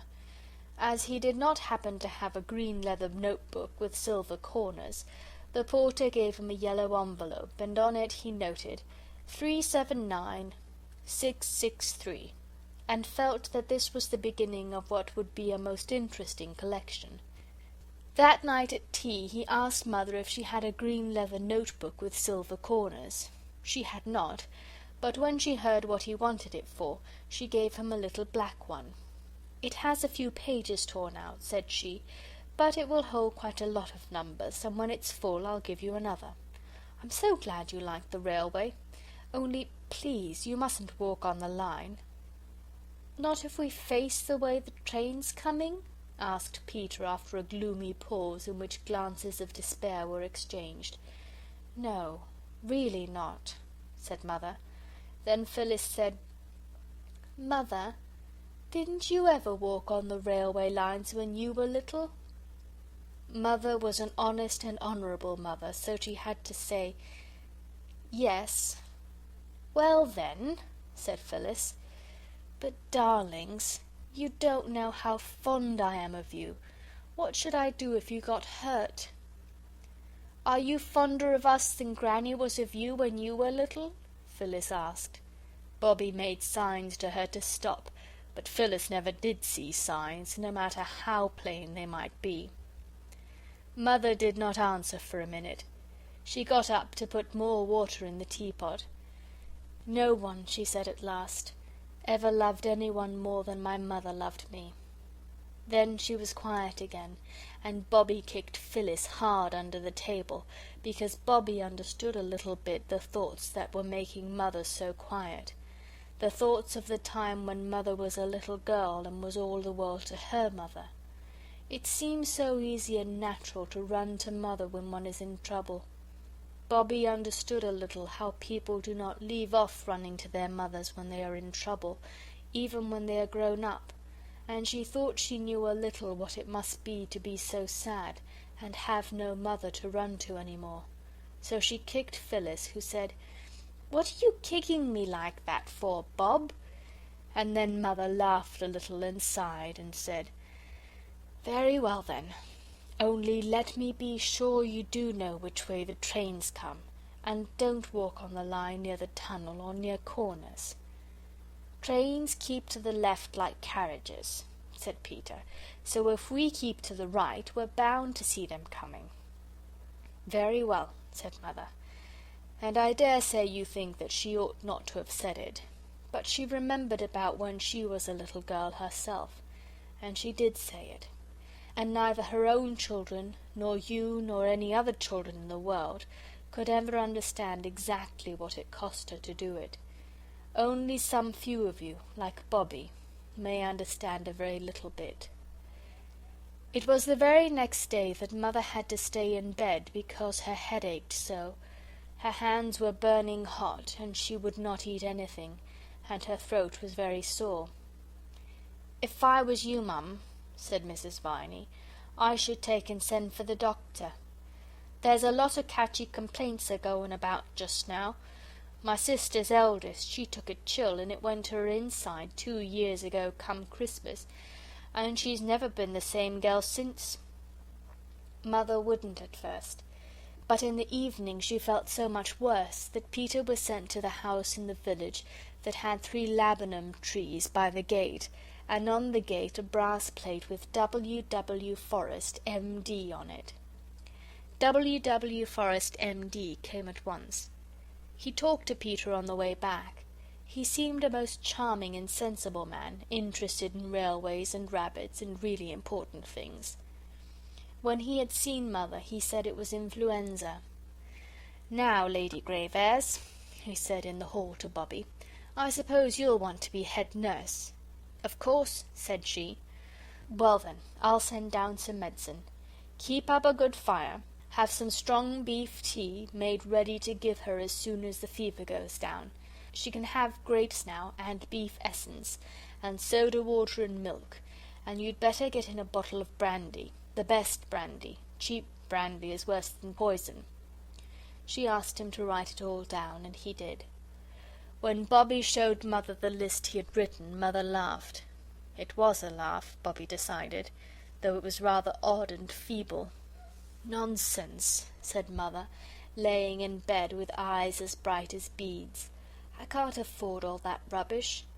Tell Mrs. Viney to boil 2 pounds of scrag end of the neck for your dinners tomorrow, and I can have some of the broth. Yes, I should like some more water now, love. And will you get a basin and sponge my hands?" Roberta obeyed. When she had done everything she could to make Mother less uncomfortable, she went down to the others. Her cheeks were very red, her lips set tight, and her eyes almost as bright as Mother's.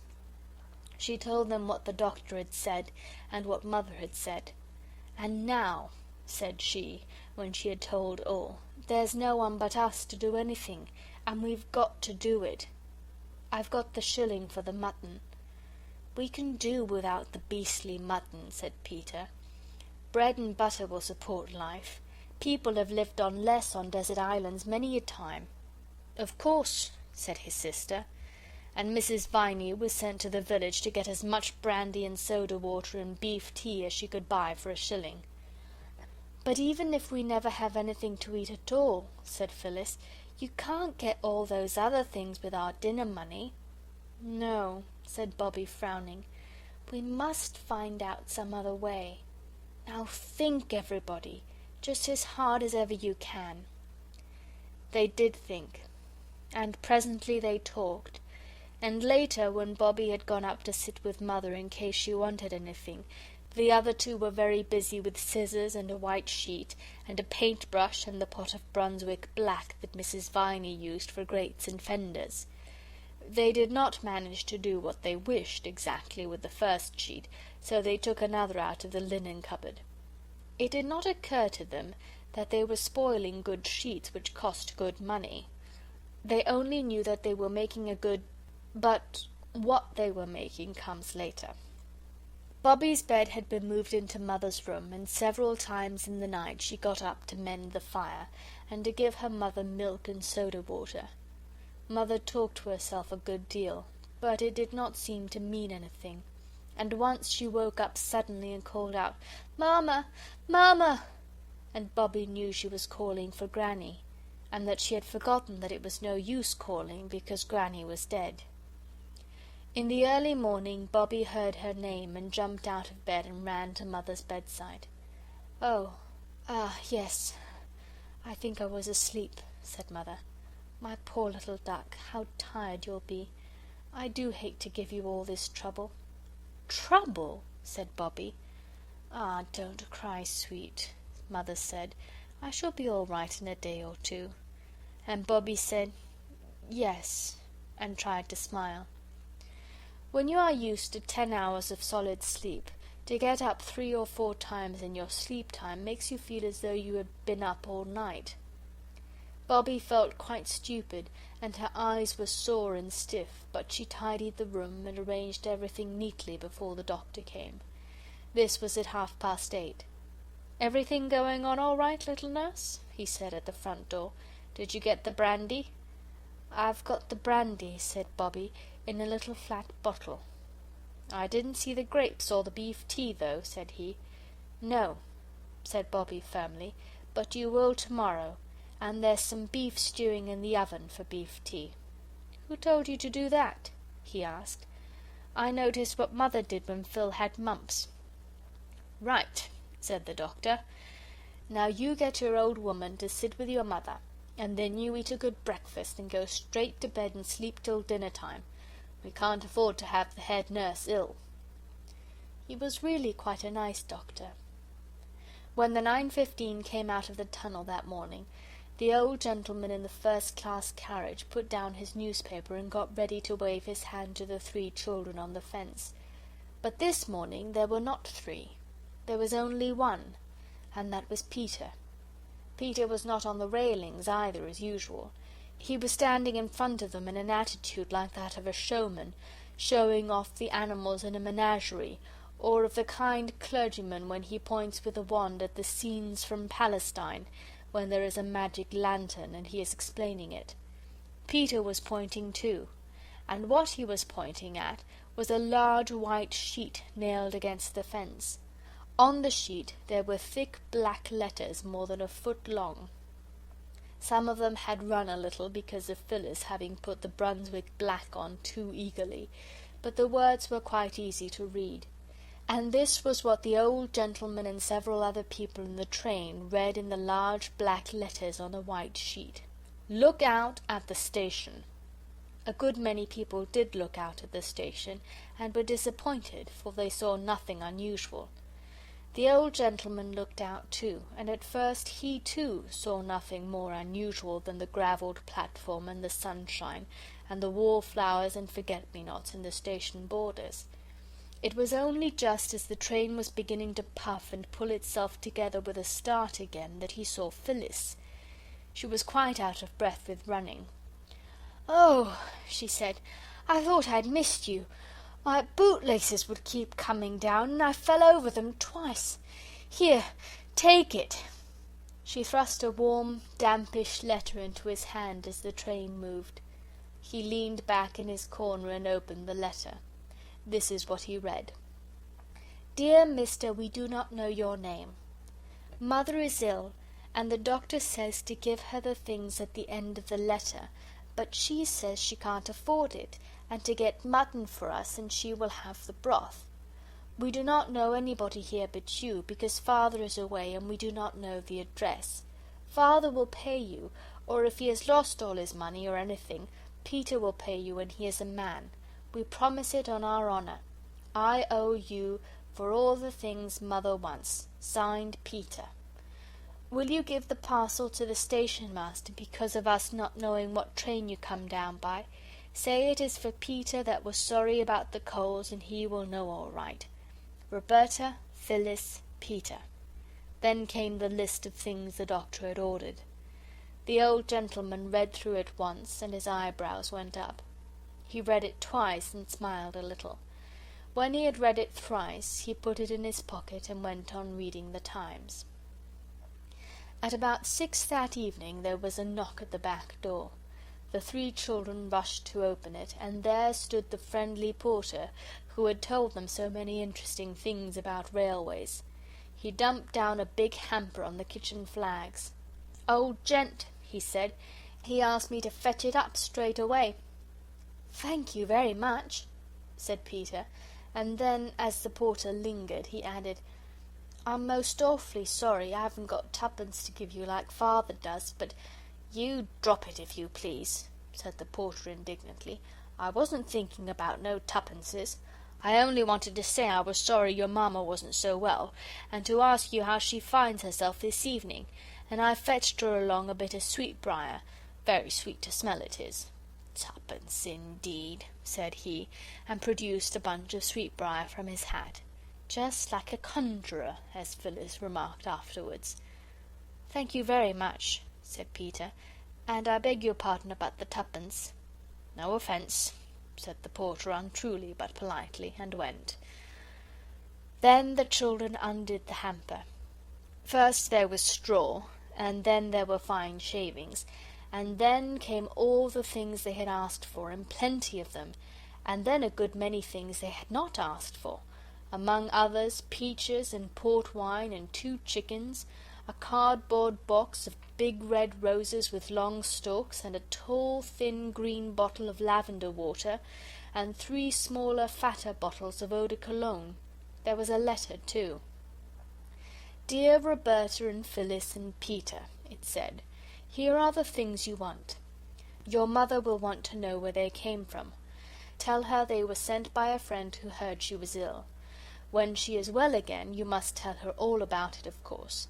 And if she says you ought not to have asked for the things, tell her that I say you were quite right, and that I hope she will forgive me for taking the liberty of allowing myself a very great pleasure." The letter was signed G.P. something that the children couldn't read. "I think we were right," said Phyllis. "Right? Of course we were right," said Bobbie. "All the same," said Peter, with his hands in his pockets, "I don't exactly look forward to telling Mother the whole truth about it." "We're not to do that till she's well," said Bobbie, "and when she's well we shall be so happy we shan't mind a little fuss like that. Oh, just look at the roses. I must take them up to her. And the sweetbriar," said Phyllis, sniffing it loudly. "Don't forget the sweetbriar." "As if I should," said Roberta. "Mother told me the other day there was a thick hedge of it at her mother's house when she was a little girl." End of chapter 3.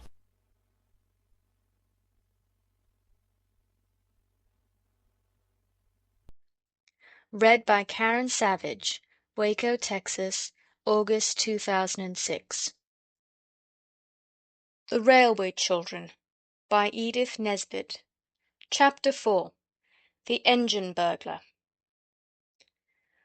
What was left of the second sheet and the Brunswick black came in very nicely to make a banner bearing the legend, "She is nearly well, thank you," and this was displayed to the Green Dragon about a fortnight after the arrival of the wonderful hamper. The old gentleman saw it, and waved a cheerful response from the train. And when this had been done, the children saw that now was the time when they must tell Mother what they had done when she was ill. And it did not seem nearly so easy as they had thought it would be. But it had to be done. And it was done. Mother was extremely angry. She was seldom angry, and now she was angrier than they had ever known her. This was horrible. But it was much worse when she suddenly began to cry. Crying is catching, I believe, like measles and whooping cough. At any rate, everyone at once found itself taking part in a crying party. Mother stopped first. She dried her eyes, and then she said, "I'm sorry I was so angry, darlings, because I know you didn't understand." "We didn't mean to be naughty, Mummy," sobbed Bobbie, and Peter and Phyllis sniffed. "Now listen," said Mother.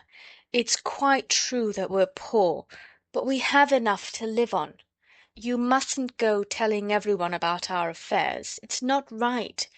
And you must never, never, never ask strangers to give you things. Now always remember that, won't you?" They all hugged her and rubbed their damp cheeks against hers and promised that they would. "And I'll write a letter to your old gentleman, and I shall tell him that I didn't approve. Oh, of course I shall thank him, too, for his kindness. It's you I don't approve of, my darlings, not the old gentleman. He was as kind as ever he could be. And you can give the letter to the station-master to give him, and we won't say any more about it." Afterwards, when the children were alone, Bobbie said, "Isn't Mother splendid? You catch any other grown-up saying they were sorry they'd been angry." "Yes," said Peter, "she is splendid, but it's rather awful when she's angry." "She's like Avenging and Bright in the song," said Phyllis. "I should like to look at her if it wasn't so awful." She looks so beautiful when she's really downright furious." They took the letter down to the station master. "I thought you said you hadn't got any friends except in London," said he. "We've made him since," said Peter. "But doesn't he live hereabouts?" "No. We just know him on the railway." Then the station master retired to that sacred inner temple behind the little window where the tickets are sold, and the children went down to the porter's room and talked to the porter. They learned several interesting things from him, among others that his name was Perks, that he was married and had 3 children, that the lamps in front of engines are called headlights, and the ones at the back tail lights. "And that just shows," whispered Phyllis, "that trains really are dragons in disguise, with proper heads and tails." It was on this day that the children first noticed that all engines are not alike. "Alike?" said the porter, whose name was Perks. "Lor' love you, no, miss. No more alike nor what you or me are. That little un without a tender as went by just now all on her own, that was a tank, that was. She's off to do some shunting t'other side of Maidbridge. That's as it might be you, miss. Then there's goods engines, great strong things with 3 wheels each side, joined with rods to strengthen 'em, as it might be me. Then there's main line engines, as it might be this here young gentleman when he grows up and wins all the races at his school, so he will. The main line engine, she's built for speed as well as power. That's one to the 9:15 up." "The Green Dragon," said Phyllis. "We calls her the Snail, miss, among ourselves," said the porter. "She's oftener behindhand nor any train on the line." "But the engine's green," said Phyllis. "Yes, miss," said Perks. "So's a snail some seasons of the year." The children agreed as they went home to dinner that the porter was most delightful company. Next day was Roberta's birthday. In the afternoon she was politely but firmly requested to get out of the way and keep there till tea-time. "You want to see what we're going to do till it's done. It's a glorious surprise," said Phyllis. And Roberta went out into the garden all alone. She tried to be grateful, but she felt she would much rather have helped in whatever it was than have to spend her birthday afternoon by herself, no matter how glorious the surprise might be. Now that she was alone, she had time to think, and one of the things she thought of most was what Mother had said in one of those feverish nights when her hands were so hot and her eyes so bright. The words were, "Oh, what a doctor's bill there'll be for this!" She walked round and round the garden among the rose bushes that hadn't any roses yet, only buds, and the lilac bushes and syringas and American currants, and the more she thought of the doctor's bill the less she liked the thought of it. And presently she made up her mind.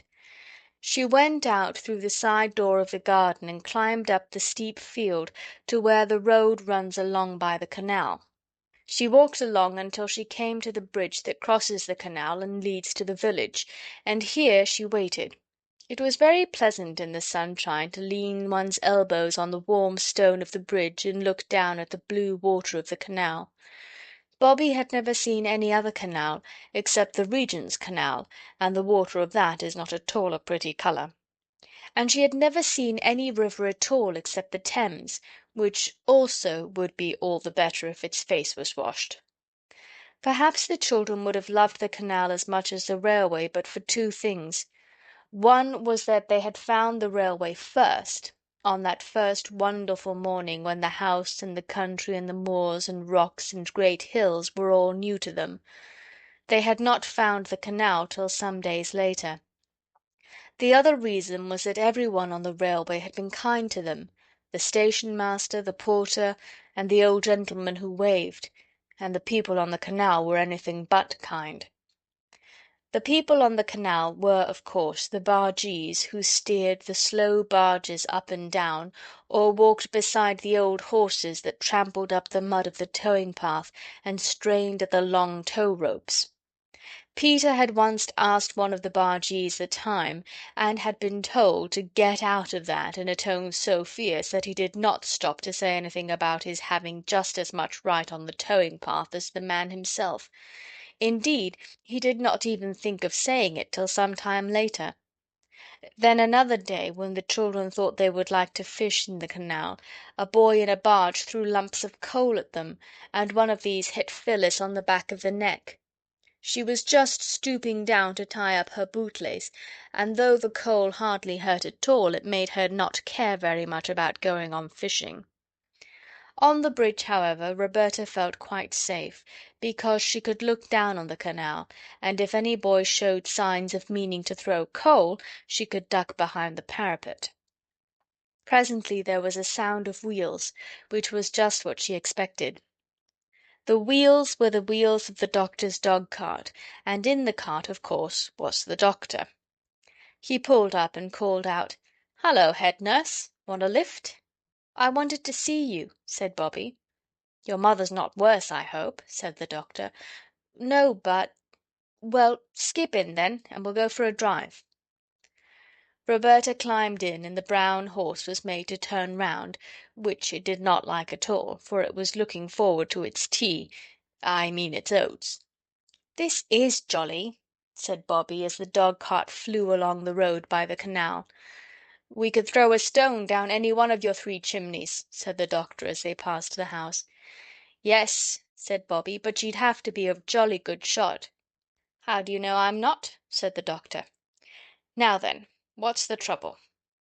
Bobby fidgeted with the hook of the driving apron. "Come, out with it," said the doctor. "It's rather hard, you see," said Bobby, "to out with it, because of what Mother said." "What did Mother say?" "She said I wasn't to go telling everyone that we're poor. But you aren't everyone, are you?" "Not at all," said the doctor cheerfully. "Well?" "Well, I know doctors are very extravagant, I mean expensive, and Mrs. Viney told me that her doctoring only cost her 2pence a week because she belonged to a club." "Yes?" "You see, she told me what a good doctor you were, and I asked her how she could afford you, because she's much poorer than we are. I've been in her house, and I know. And then she told me about the club, and I thought I'd ask you, and—oh, I don't want Mother to be worried. Can't we be in the club too, the same as Mrs. Viney?" The doctor was silent. He was rather poor himself, and he had been pleased at getting a new family to attend, so I think his feelings at that minute were rather mixed. "You aren't cross with me, are you?" said Bobby in a very small voice. The doctor roused himself. "Cross? How could I be? You're a very sensible little woman. Now look here, don't you worry. I'll make it all right with your mother, even if I have to make a special brand new club all for her. Look here, this is where the aqueduct begins." "What's an what's its name?" asked Bobby. "A water bridge," said the doctor. "Look." The road rose to a bridge over the canal. To the left was a steep rocky cliff with trees and shrubs growing in the cracks of the rock, and the canal here left off running along the top of the hill and started to run on a bridge of its own, a great bridge with tall arches that went right across the valley. Bobby drew a long breath. "It is grand, isn't it?" she said. "It's like pictures in the history of Rome." "Right," said the doctor. "That's just exactly what it is like.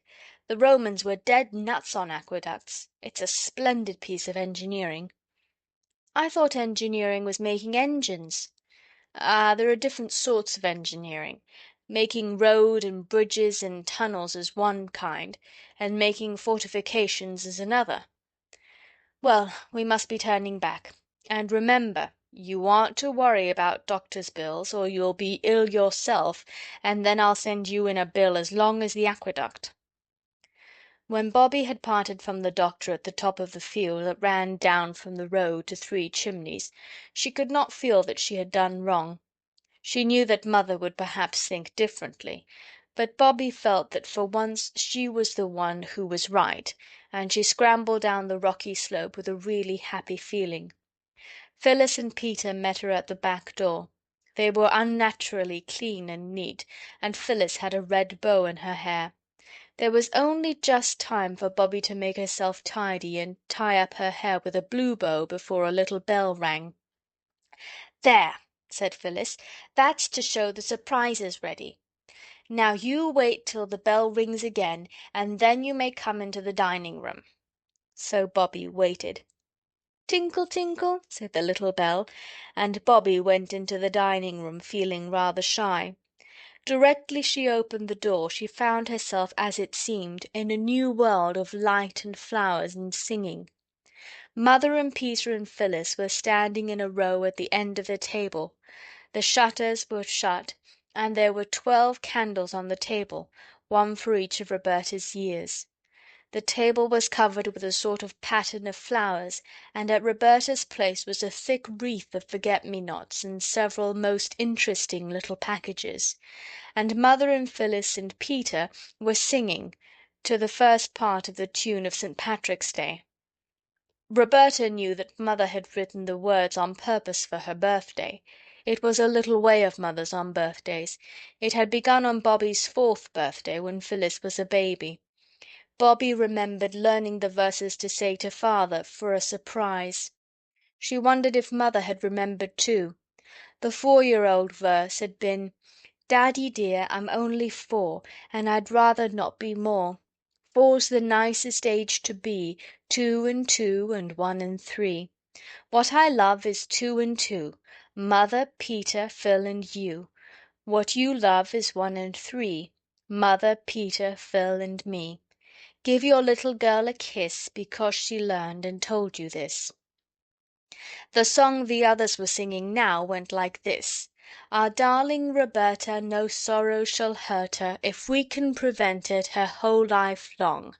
Her birthday's our fete day, we'll make it our great day, and give her our presents and sing her our song. May pleasures attend her, and may the fates send her the happiest journey along her life's way, with skies bright above her, and dear ones to love her. Dear Bob, many happy returns of the day." When they had finished singing they cried, "3 cheers for our Bobby!" and gave them very loudly. Bobby felt exactly as though she were going to cry. You know that odd feeling in the bridge of your nose and the prickling in your eyelids? But before she had time to begin they were all kissing and hugging her. "Now," said Mother, "look at your presents." They were very nice presents. There was a green and red needle-book that Phyllis had made herself in secret moments. There was a darling little silver brooch of Mother's shaped like a buttercup, which Bobby had known and loved for years, but which she had never, never thought would come to be her very own. There was also a pair of blue glass vases from Mrs. Viney. Roberta had seen and admired them in the village shop. And there were 3 birthday cards with pretty pictures and wishes. Mother fitted the forget-me-not crown on Bobby's brown head. "And now look at the table," she said. There was a cake on the table, covered with white sugar with "Dear Bobby" on it in pink sweets, and there were buns and jam, but the nicest thing was that the big table was almost covered with flowers. Wallflowers were laid all round the tea-tray. There was a ring of forget-me-nots round each plate. The cake had a wreath of white lilac round it, and in the middle was something that looked like a pattern all done with single blooms of lilac or wallflower or laburnum. "It's a map of the railway," cried Peter. "Look, those lilac lines are the metals, and there's the station done in brown wallflowers. The laburnum is the train, and there are the signal boxes, and the road up to here. And those fat red daisies are us 3 waving to the old gentleman. That's him, the pansy in the laburnum train." "And there's 3 chimneys done in purple primroses," said Phyllis, "and that little tiny rosebud is Mother, looking out for us when we're late for tea. Peter invented it all, and we got all the flowers from the station. We thought you'd like it better." "That's my present," said Peter, suddenly dumping down his adored steam engine on the table in front of her. Its tender had been lined with fresh white paper and was full of sweets. "Oh, Peter!" cried Bobby, quite overcome by this munificence. "Not your own dear little engine that you're so fond of?" "Oh, no," said Peter very promptly. "Not the engine. Only the sweets." Bobby couldn't help her face changing a little, not so much because she was disappointed at not getting the engine, as because she had thought it was so very noble of Peter, and now she felt she had been silly to think it. Also she felt she must have seemed greedy to expect the engine as well as the sweets. So her face changed. Peter saw it. He hesitated a minute. Then his face changed too, and he said, "I mean, not all the engine. I'll let you go halves if you like." "You're a brick!" cried Bobby. "It's a splendid present." She said no more aloud, but to herself she said, "That's awfully jolly decent of Peter, because I know he didn't mean to. Well, the broken half shall be my half of the engine, and I'll get it mended and give it back to Peter for his birthday. Yes, mother dear, I should like to cut the cake," she added, and tea began. It was a delightful birthday. After tea Mother played games with them, any game they liked, and of course their first choice was Blind Man's Bluff, in the course of which Bobby's forget-me-not wreath twisted itself crookedly over one of her ears and stayed there. Then, when it was near bedtime and time to calm down, Mother had a lovely new story to read to them. "You won't sit up late working, will you, Mother?" Bobby asked as they said good night. Mother said no, she wouldn't. She would only just write to Father and then go to bed. But when Bobby crept down later to bring up her presents, for she felt she really could not be separated from them all night, Mother was not writing, but leaning her head on her arms and her arms on the table. I think it was rather good of Bobby to slip quietly away, saying over and over, "She doesn't want me to know she's unhappy, and I won't know. I won't know." But it made a sad end to the birthday. The very next morning Bobby began to watch her opportunity to get Peter's engine mended secretly, and the opportunity came the very next afternoon. Mother went by train to the nearest town to do shopping. When she went there she always went to the post office, perhaps to post her letters to Father, for she never gave them to the children or Mrs. Viney to post, and she never went to the village herself. Peter and Phyllis went with her. Bobby wanted an excuse not to go, but try as she would she couldn't think of a good one. And just when she felt that all was lost her frock caught on a big nail by the kitchen door, and there was a great criss-cross tear all along the front of the skirt. I assure you this was really an accident. So the others pitied her and went without her, for there was no time for her to change, because they were rather late already and had to hurry to the station to catch the train. When they had gone, Bobby put on her everyday frock and went down to the railway. She did not go into the station, but she went along the line to the end of the platform where the engine is when the down train is alongside the platform, the place where there are a water tank and a long limp leather hose like an elephant's trunk. She hid behind a bush on the other side of the railway. She had the toy engine done up in brown paper, and she waited patiently with it under her arm. Then, when the next train came in and stopped, Bobby went across the metals of the up line and stood beside the engine.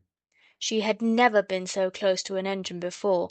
It looked much larger and harder than she had expected, and it made her feel very small indeed, and somehow very soft, as if she could very, very easily be hurt rather badly.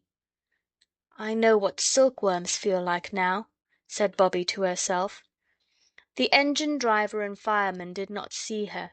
They were leaning out on the other side, telling the porter a tale about a dog and a leg of mutton. "If you please," said Roberta, but the engine was blowing off steam and no one heard her. "If you please, Mr. Engineer," She spoke a little louder, but the engine happened to speak at the same moment, and of course Roberta's soft little voice hadn't a chance. It seemed to her that the only way would be to climb onto the engine and pull at their coats.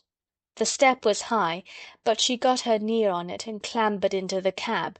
She stumbled and fell on hands and knees at the base of the great heap of coals that led up to the square opening in the tender. The engine was not above the weaknesses of its fellows. It was making a great deal more noise than there was the slightest need for, and just as Roberta fell on the coals the engine-driver, who had turned without seeing her, started the engine, and when Bobby had picked herself up the train was moving, not fast, but much too fast for her to get off. All sorts of dreadful thoughts came to her all together in one horrible flash. There were such things as express trains that went on, she supposed, for hundreds of miles without stopping. Suppose this should be one of them. How would she get home again? She had no money to pay for the return journey. "I've no business here. I'm an engine burglar, that's what I am," she thought. "I shouldn't wonder if they could lock me up for this." And the train was going faster and faster. There was something in her throat that made it impossible for her to speak. She tried twice. The men had their backs to her. They were doing something to things that looked like taps. Suddenly she put out her hand and caught hold of the nearest sleeve. The man turned with a start, and he and Roberta stood for a minute looking at each other in silence. Then the silence was broken by them both. The man said, "Here's a bloomin' go," and Roberta burst into tears.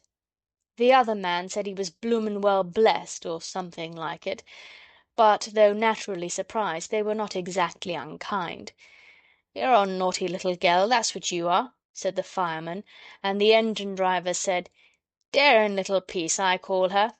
But they made her sit down on an iron seat in the cab and told her to stop crying and tell them what she meant by it. She did stop as soon as she could. One thing that helped her was the thought that Peter would give almost his ears to be in her place, on a real engine, really going. The children had often wondered whether any engine-driver could be found noble enough to take them for a ride on an engine, and now there she was. She dried her eyes and sniffed earnestly. "Now then," said the fireman, "out with it. What do you mean by it, eh?" "Oh, please," sniffed Bobby. "Try again," said the engine-driver encouragingly. Bobby tried again. "Please, Mr. Engineer," she said, "I did call out to you from the line, but you didn't hear me, and I just climbed up to touch you on the arm, quite gently I meant to do it, and then I fell into the coals, and I'm so sorry if I frightened you. Oh, don't be cross. Oh, please don't." She sniffed again. "We ain't so much cross," said the fireman, "as interested like. It ain't every day a little gell tumbles into our coal bunker out of the sky, is it, Bill? What did you do it for, eh?" "That's the point," agreed the engine-driver. "What did you do it for?" Bobby found that she had not quite stopped crying. The engine-driver patted her on the back and said, "Here, cheer up, mate. It ain't so bad as all that, 'ere, I'll be bound." "I wanted," said Bobby, much cheered to find herself addressed as mate, "I only wanted to ask you if you'd be so kind as to mend this." She picked up the brown paper parcel from among the coals and undid the string with hot red fingers that trembled. Her feet and legs felt the scorch of the engine fire, but her shoulders felt the wild chill rush of the air. The engine lurched and shook and rattled, and as they shot under a bridge the engine seemed to shout in her ears. The fireman shovelled on coals. Bobby unrolled the brown paper and disclosed the toy engine. "I thought," she said wistfully, "that perhaps you'd mend this for me, because you're an engineer, you know." The engine-driver said he was blowed if he wasn't blessed. "I'm blessed if I ain't blowed," remarked the fireman. But the engine-driver took the little engine and looked at it, and the fireman ceased for an instant to shovel coal and looked too. "It's like your precious cheek," said the engine-driver. "Whatever made you think we'd be bothered tinkering penny toys?" "I didn't mean it for precious cheek," said Bobby. "Only everybody that has anything to do with railways is so kind and good, I didn't think you'd mind. You don't really, do you?" she added, for she had seen a not unkindly wink pass between the two. "My trade's driving of an engine, not mending her, especially such a hout-sizing engine as this here," said Bill. "And how are we a-going to get you back to your sorrowing friends and relations and all be forgiven and forgotten?" "If you'll put me down next time you stop," said Bobbie firmly, though her heart beat fiercely against her arm as she clasped her hands, "and lend me the money for a third-class ticket, I'll pay you back, honour bright. I'm not a confidence trick like in the newspapers, really I'm not." "You're a little lady, every inch," said Bill, relenting suddenly and completely. "We'll see you gets home safe. And about this engine, Jim, ain't you got ne'er a pal as can use a soldering iron? Seems to me that's about all the little bounder wants doing to it." "That's what father said," Bobbie explained eagerly. "What's that for?" She pointed to a little brass wheel that he had turned as he spoke. "That's the injector." "In what?" "Injector to fill up the boiler." "Oh," said Bobbie, mentally registering the fact to tell the others. "That is interesting." "This here's the automatic brake," Bill went on, flattered by her enthusiasm. "You just move this here little handle, do it with one finger you can, and the train jolly soon stops. That's what they call the power of science in the newspapers." He showed her two little dials like clock faces, and told her how one showed how much steam was going and the other showed if the brake was working properly. By the time she had seen him shut off steam with a big shining steel handle, Bobbie knew more about the inside working of an engine than she had ever thought there was to know, and Jim had promised that his second cousin's wife's brother should solder the toy engine, or Jim would know the reason why. Besides all the knowledge she had gained, Bobbie felt that she and Bill and Jim were now friends for life, and that they had wholly and forever forgiven her for stumbling uninvited among the sacred coals of their tender. At Stackpool Junction she parted from them with warm expressions of mutual regard. They handed her over to the guard of a returning train, a friend of theirs, and she had the joy of knowing what guards do in their secret fastnesses, and understood how, when you pull the communication cord in railway carriages, a wheel goes round under the guard's nose and a loud bell rings in his ears. She asked the guard why his van smelt so fishy, and learned that he had to carry a lot of fish every day, and that the wetness in the hollows of the corrugated floor had all drained out of boxes full of plaice and cod and mackerel and soles and smelts. Bobbie got home in time for tea, and she felt as though her mind would burst with all that had been put into it since she parted from the others. How she blessed the nail that had torn her frock! "Where have you been?" asked the others. "To the station, of course," said Roberta, but she would not tell a word of her adventures till the day appointed, when she mysteriously led them to the station at the hour of the 3:19's transit, and proudly introduced them to her friends, Bill and Jim. Jim's second cousin's wife's brother had not been unworthy of the sacred trust reposed in him. The toy engine was literally as good as new. "Good-bye! Oh, good-bye!" said Bobbie, just before the engine screamed its good-bye. "I shall always, always love you, and Jim's second cousin's wife's brother as well." And as the three children went home up the hill, Peter hugging the engine, now quite its own self again, Bobbie told, with joyous leaps of the heart, the story of how she had been an engine burglar. End of chapter 4.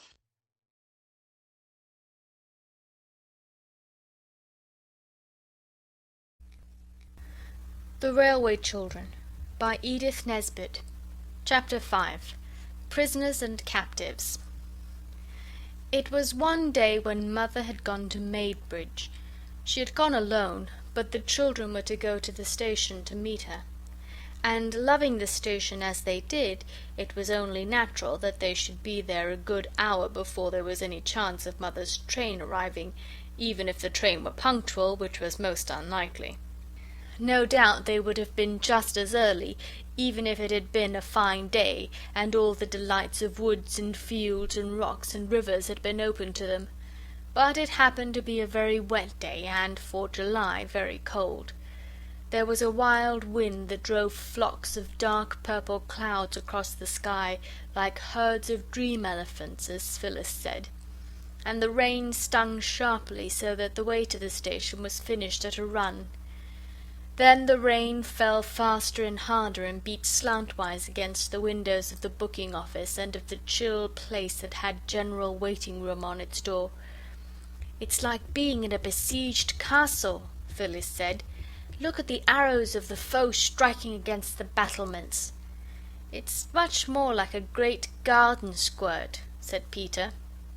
They decided to wait on the upside, for the down platform looked very wet indeed, and the rain was driving right into the little bleak shelter where down passengers have to wait for their trains.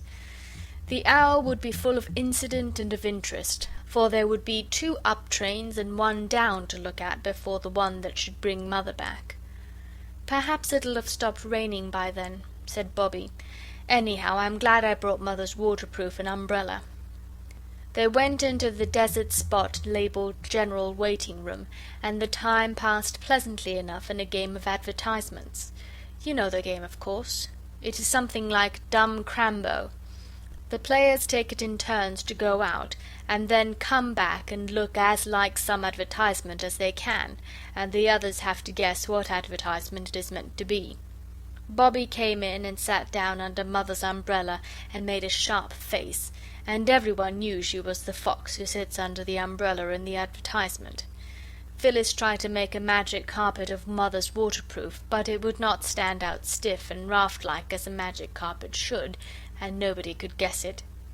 Everyone thought Peter was carrying things a little too far when he blacked his face all over with coal dust and struck a spidery attitude, and said he was the blot that advertises somebody's blue-black writing fluid. It was Phyllis's turn again, and she was trying to look like the Sphinx that advertises what's-his-name's personally conducted tours up the Nile when the sharp ting of the signal announced the up train. The children rushed out to see it pass. On its engine were the particular driver and fireman who were now numbered among the children's dearest friends. Courtesies passed between them. Jim asked after the toy engine, and Bobby pressed on his acceptance a moist, greasy package of toffee that she had made herself. Charmed by this attention, the engine driver consented to consider her request that some day he would take Peter for a ride on the engine. "Stand back, mates," cried the engine driver suddenly, "and off she goes." And sure enough, off the train went. The children watched the tail lights of the train till it disappeared round the curve of the line, and then turned to go back to the dusty freedom of the general waiting room and the joys of the advertisement game. They expected to see just 1 or 2 people, the end of the procession of passengers who had given up their tickets and gone away. Instead, the platform round the door of the station had a dark blot around it, and the dark blot was a crowd of people. "Oh!" cried Peter with a thrill of joyous excitement. "Something's happened! Come on!" They ran down the platform. When they got to the crowd they could of course see nothing but the damp backs and elbows of the people on the crowds outside. Everybody was talking at once. It was evident that something had happened. "It's my belief he's nothing worse than a natural," said a farmerish-looking person. Peter saw his red, clean-shaven face as he spoke. "If you ask me, I should say it was a police court case," said a young man with a black bag. "Not it, the infirmary more like." Then the voice of the station master was heard, firm and official. "Now then, move along there. I'll attend to this, if you please." But the crowd did not move. And then came a voice that thrilled the children through and through, for it spoke in a foreign language, and what is more, it was a language that they had never heard. They had heard French spoken, and German. Aunt Emma knew German, and used to sing a song about bedeuten and zeiten and bin and sin. Nor was it Latin. Peter had been in Latin for 4 terms. It was some comfort, anyhow, to find that none of the crowd understood the foreign language any better than the children did. "What's that he's saying?" asked the farmer, heavily. "Sounds like French to me," said the station master, who had once been to Boulogne for the day. "It isn't French," cried Peter. "What is it, then?" asked more than one voice. The crowd fell back a little to see who had spoken, and Peter pressed forward so that when the crowd closed up again he was in the front rank. "I don't know what it is," said Peter, "but it isn't French. I know that." Then he saw what it was that the crowd had for its centre. It was a man. The man, Peter did not doubt, who had spoken in that strange tongue. A man with long hair and wild eyes, with shabby clothes of a cut Peter had not seen before. A man whose hands and lips trembled, and who spoke again as his eyes fell on Peter. "No, it's not French," said Peter. "Try him with French, if you know so much about it," said the farmer man. "Parlez-vous français?" began Peter boldly, and the next moment the crowd recoiled again, for the man with the wild eyes had left leaning against the wall, and had sprung forward and caught Peter's hands, and begun to pour forth a flood of words which, though he could not understand a word of them, Peter knew the sound of. "There," said he, and turned, his hands still clasped in the hands of the strange shabby figure, to throw a glance of triumph at the crowd. "There, that's French." "What does he say?" "I don't know." Peter was obliged to own it. "Here," said the station master again, "you move on if you please. I'll deal with this case." A few of the more timid or less inquisitive travellers moved slowly and reluctantly away, and Phyllis and Bobbie got near to Peter. All three had been taught French at school. How deeply they now wished that they had learned it! Peter shook his head at the stranger, but he also shook his hands as warmly and looked at him as kindly as he could. A person in the crowd, after some hesitation, said suddenly, "No comprenny," and then, blushing deeply, backed out of the press and went away. "Take him into your room," whispered Bobbie to the station master. "Mother can talk French. She'll be here by the next train from Maidbridge." The station master took the arm of the stranger, suddenly but not unkindly. But the man wrenched his arm away and cowered back, coughing and trembling and trying to push the station master again. "Oh, don't," said Bobbie. "Don't you see how frightened he is? He thinks you're going to shut him up. I know he does. Look at his eyes." "They're like a fox's eyes when the beast's in a trap," said the farmer. "Oh, let me try," Bobbie went on. "I do really know one or two French words if I could only think of them. Sometimes, in moments of great need, we can do wonderful things, things that in ordinary life we could hardly even dream of doing." Bobbie had never been anywhere near the top of her French class, but she must have learned something without knowing it, for now, looking at those wild, hunted eyes, she actually remembered, and what is more, spoke some French words. She said, "Vous attendre. Ma mère parle français. Nous..." Oh, what's the French word for being kind? Nobody knew. "Bon is good," said Phyllis. "Nous être bon pour vous."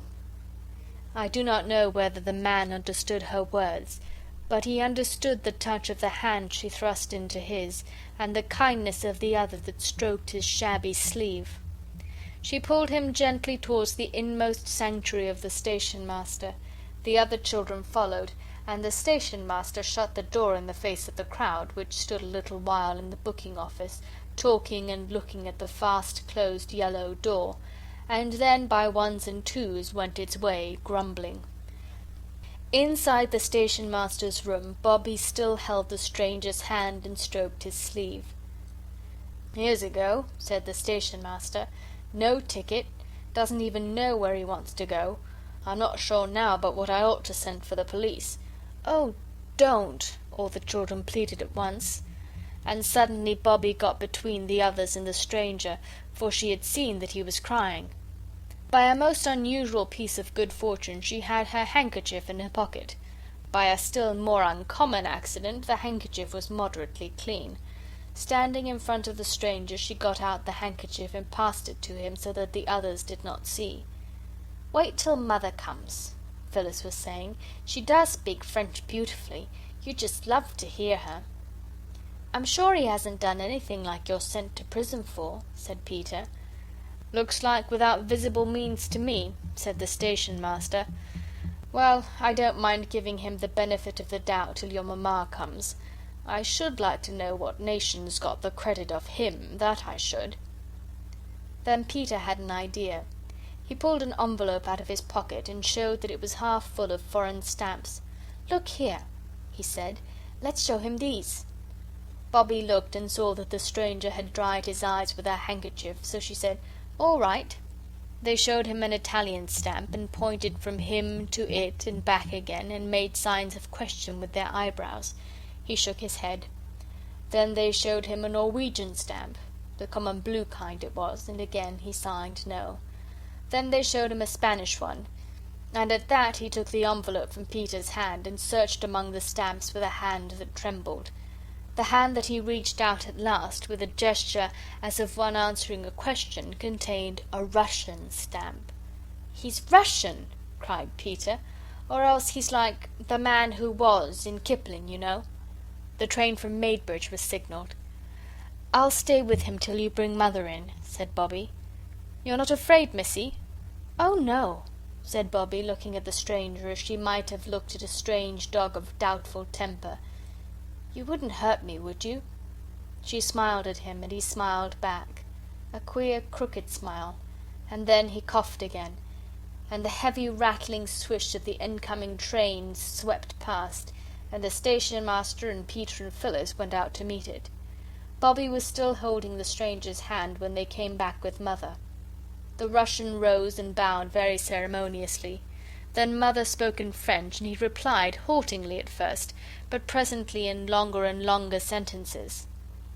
The children, watching his face and Mother's, knew that he was telling her things that made her angry and pitying and sorry and indignant all at once. "Well, Mum, what's it all about?" The station master could not restrain his curiosity any longer. "Oh," said Mother, "it's all right. He's a Russian and he's lost his ticket, and I'm afraid he's very ill. If you don't mind, I'll take him home with me now. He's really quite worn out. I'll run down and tell you all about him tomorrow." "I hope you won't find you're taking home a frozen viper," said the station master doubtfully. "Oh, no," said Mother brightly, and she smiled. "I'm quite sure I'm not. Why, he's a great man in his own country, writes books, beautiful books. I've read some of them. But I'll tell you all about it tomorrow."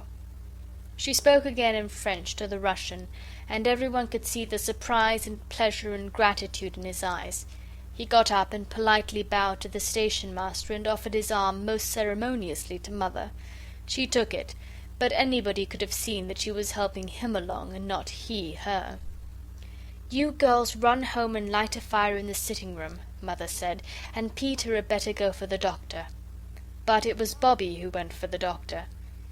"I hate to tell you," she said breathlessly when she came upon him in his shirt-sleeves, weeding his pansy bed, "but Mother's got a very shabby Russian, and I'm sure he'll have to belong to your club. I'm certain he hasn't got any money. We found him at the station." "Found him? Was he lost then?" asked the doctor, reaching for his coat.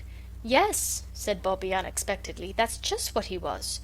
He's been telling Mother the sad, sweet story of his life in French, and she said would you be kind enough to come directly if you were at home. He has a dreadful cough, and he's been crying." The doctor smiled. "Oh, don't," said Bobbie, "please don't. You wouldn't if you'd seen him. I never saw a man cry before. You don't know what it's like." Dr. Forrest wished then that he hadn't smiled. When Bobbie and the doctor got to Three Chimneys, the Russian was sitting in the arm-chair that had been Father's, stretching his feet to the blaze of a bright wood fire, and sipping the tea Mother had made him. "The man seems worn out, mind and body," was what the doctor said. "The cough's bad, but there's nothing that can't be cured. He ought to go straight to bed, though, and let him have a fire at night." "I'll make one in my room. It's the only one with a fireplace," said Mother. She did, and presently the doctor helped the stranger to bed. There was a big black trunk in Mother's room that none of the children had ever seen unlocked. Now, when she had lighted the fire, she unlocked it and took some clothes out, men's clothes, and set them to air by the newly lighted fire. Bobby, coming in with more wood for the fire, saw the mark on the nightshirt and looked over to the open trunk. All the things she could see were men's clothes, and the name marked on the shirt was Father's name. Then Father hadn't taken his clothes with him, and that nightshirt was one of Father's new ones. Bobby remembered its being made just before Peter's birthday. Why hadn't Father taken his clothes? Bobby slipped from the room. As she went, she heard the key turned in the lock of the trunk. Her heart was beating horribly. Why hadn't Father taken his clothes? When Mother came out of the room, Bobby flung tightly clasping arms around her waist and whispered, "Mother, Daddy isn't dead, is he?" "My darling, no. What made you think of anything so horrible?" I don't know," said Bobby, angry with herself, but still clinging to that resolution of hers not to see anything that Mother didn't mean her to see. Mother gave her a hurried hug. "Daddy was quite well when I heard from him last," she said, "and he'll be back to us some day. Don't fancy such horrible things, darling." Later on, when the Russian stranger had been made comfortable for the night, Mother came into the girls' room. She was to sleep there in Phyllis's bed, and Phyllis was to have a mattress on the floor, a most amusing adventure for Phyllis. Directly Mother came in, two white figures started up, and two eager voices called, "Now, Mother, tell us all about the Russian gentleman." A white shape hopped into the room. It was Peter, dragging his quilt behind him like the tail of a white peacock. "We've been patient," he said, "and I had to bite my tongue not to go to sleep, and I just nearly went to sleep, and I bit too hard, and it hurts ever so. Do tell us. Make a nice long story of it." "I can't make a long story of it tonight," said Mother. "I'm very tired." Bobby knew by her voice that Mother had been crying, but the others didn't know. "Well, make it as long as you can," said Phil, and Bobby got her arms around Mother's waist and snuggled close to her. "Well, it's a story long enough to make a book of. He's a writer. He's written beautiful books. In Russia at the time of the Tsar, one dared not say anything about the rich people doing wrong, or about the things that ought to be done to make poor people better and happier. If one did, one was sent to prison." "But they can't," said Peter. "People only go to prison when they've done wrong." "Or when the judges think they've done wrong," said Mother. "Yes, that's so in England. But in Russia it was different. And he wrote a beautiful book about poor people and how to help them. I've read it. There's nothing in it but goodness and kindness, and they sent him to prison for it. He was 3 years in a horrible dungeon with hardly any light, and all damp and dreadful. In prison all alone for 3 years. Mother's voice trembled a little and stopped suddenly. "But, Mother," said Peter, "that can't be true now. It sounds like something out of a history book, the Inquisition or something." "It was true," said Mother. "It's all horribly true. Well, then they took him out and sent him to Siberia, a convict chained to other convicts, wicked men who'd done all sorts of crimes, a long chain of them, and they walked and walked and walked for days and weeks, till he thought they'd never stop walking. And overseers went behind them with whips, yes, whips, to beat them if they got tired, and some of them went lame, and some fell down, and when they couldn't get up and go on, they beat them and then left them to die. Oh, it's all too terrible. And at last he got to the mines, and he was condemned to stay there for life, just for writing a good, noble, splendid book." "How did he get away?" "When the war came, some of the Russian prisoners were allowed to volunteer as soldiers, and he volunteered, but he deserted at the first chance he got, and—" "But that's very cowardly, isn't it?" said Peter, "to desert, especially when it's war." Do you think he owed anything to a country that had done that to him? If he did, he owed more to his wife and children. He didn't know what had become of them." "Oh," cried Bobby, "he had them to think about and be miserable about too, then, all the time he was in prison?" "Yes, he had them to think about and be miserable about all the time he was in prison. For anything he knew, they might have been sent to prison too. They did those things in Russia. But while he was in the mines, some friends managed to get a message to him that his wife and children had escaped and come to England. So when he deserted, he came here to look for them." "Had he got their address?" said practical Peter. "No, just England. He was going to London, and he thought he had to change at our station, and then he found he'd lost his ticket and his purse." "Oh, do you think he'll find them? I mean his wife and children, not the ticket and things." "I hope so. Oh, I hope and pray that he'll find his wife and children again." Even Phyllis now perceived that Mother's voice was very unsteady. "Why, Mother," she said, "how very sorry you seem to be for him." Mother didn't answer for a minute. Then she just said, "Yes." And she seemed to be thinking. The children were quiet. Presently she said, "Dears, when you say your prayers, I think you might ask God to show his pity upon all prisoners and captives." "To show his pity," Bobby repeated slowly, "upon all prisoners and captives. Is that right, Mother?" "Yes," said Mother, "upon all prisoners and captives. All prisoners and captives." End of chapter 5.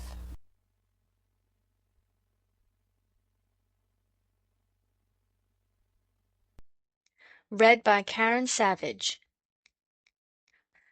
The Railway Children by Edith Nesbit. Chapter 6. Saviours of the Train. The Russian gentleman was better the next day, and the day after that better still, and on the third day he was well enough to come into the garden. A basket chair was put for him, and he sat there, dressed in clothes of Father's which were too big for him. But when Mother had hemmed up the ends of the sleeves and the trousers, the clothes did well enough.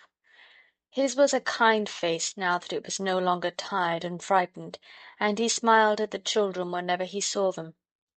They wished very much that he could speak English. Mother wrote several letters to people she thought might know whereabouts in England a Russian gentleman's wife and family might possibly be. Not to the people she used to know before she came to live at Three Chimneys. She never wrote to any of them. But strange people, members of Parliament and editors of papers and secretaries of societies. And she did not do much of her story-writing, only corrected proofs as she sat in the sun near the Russian, and talked to him every now and then.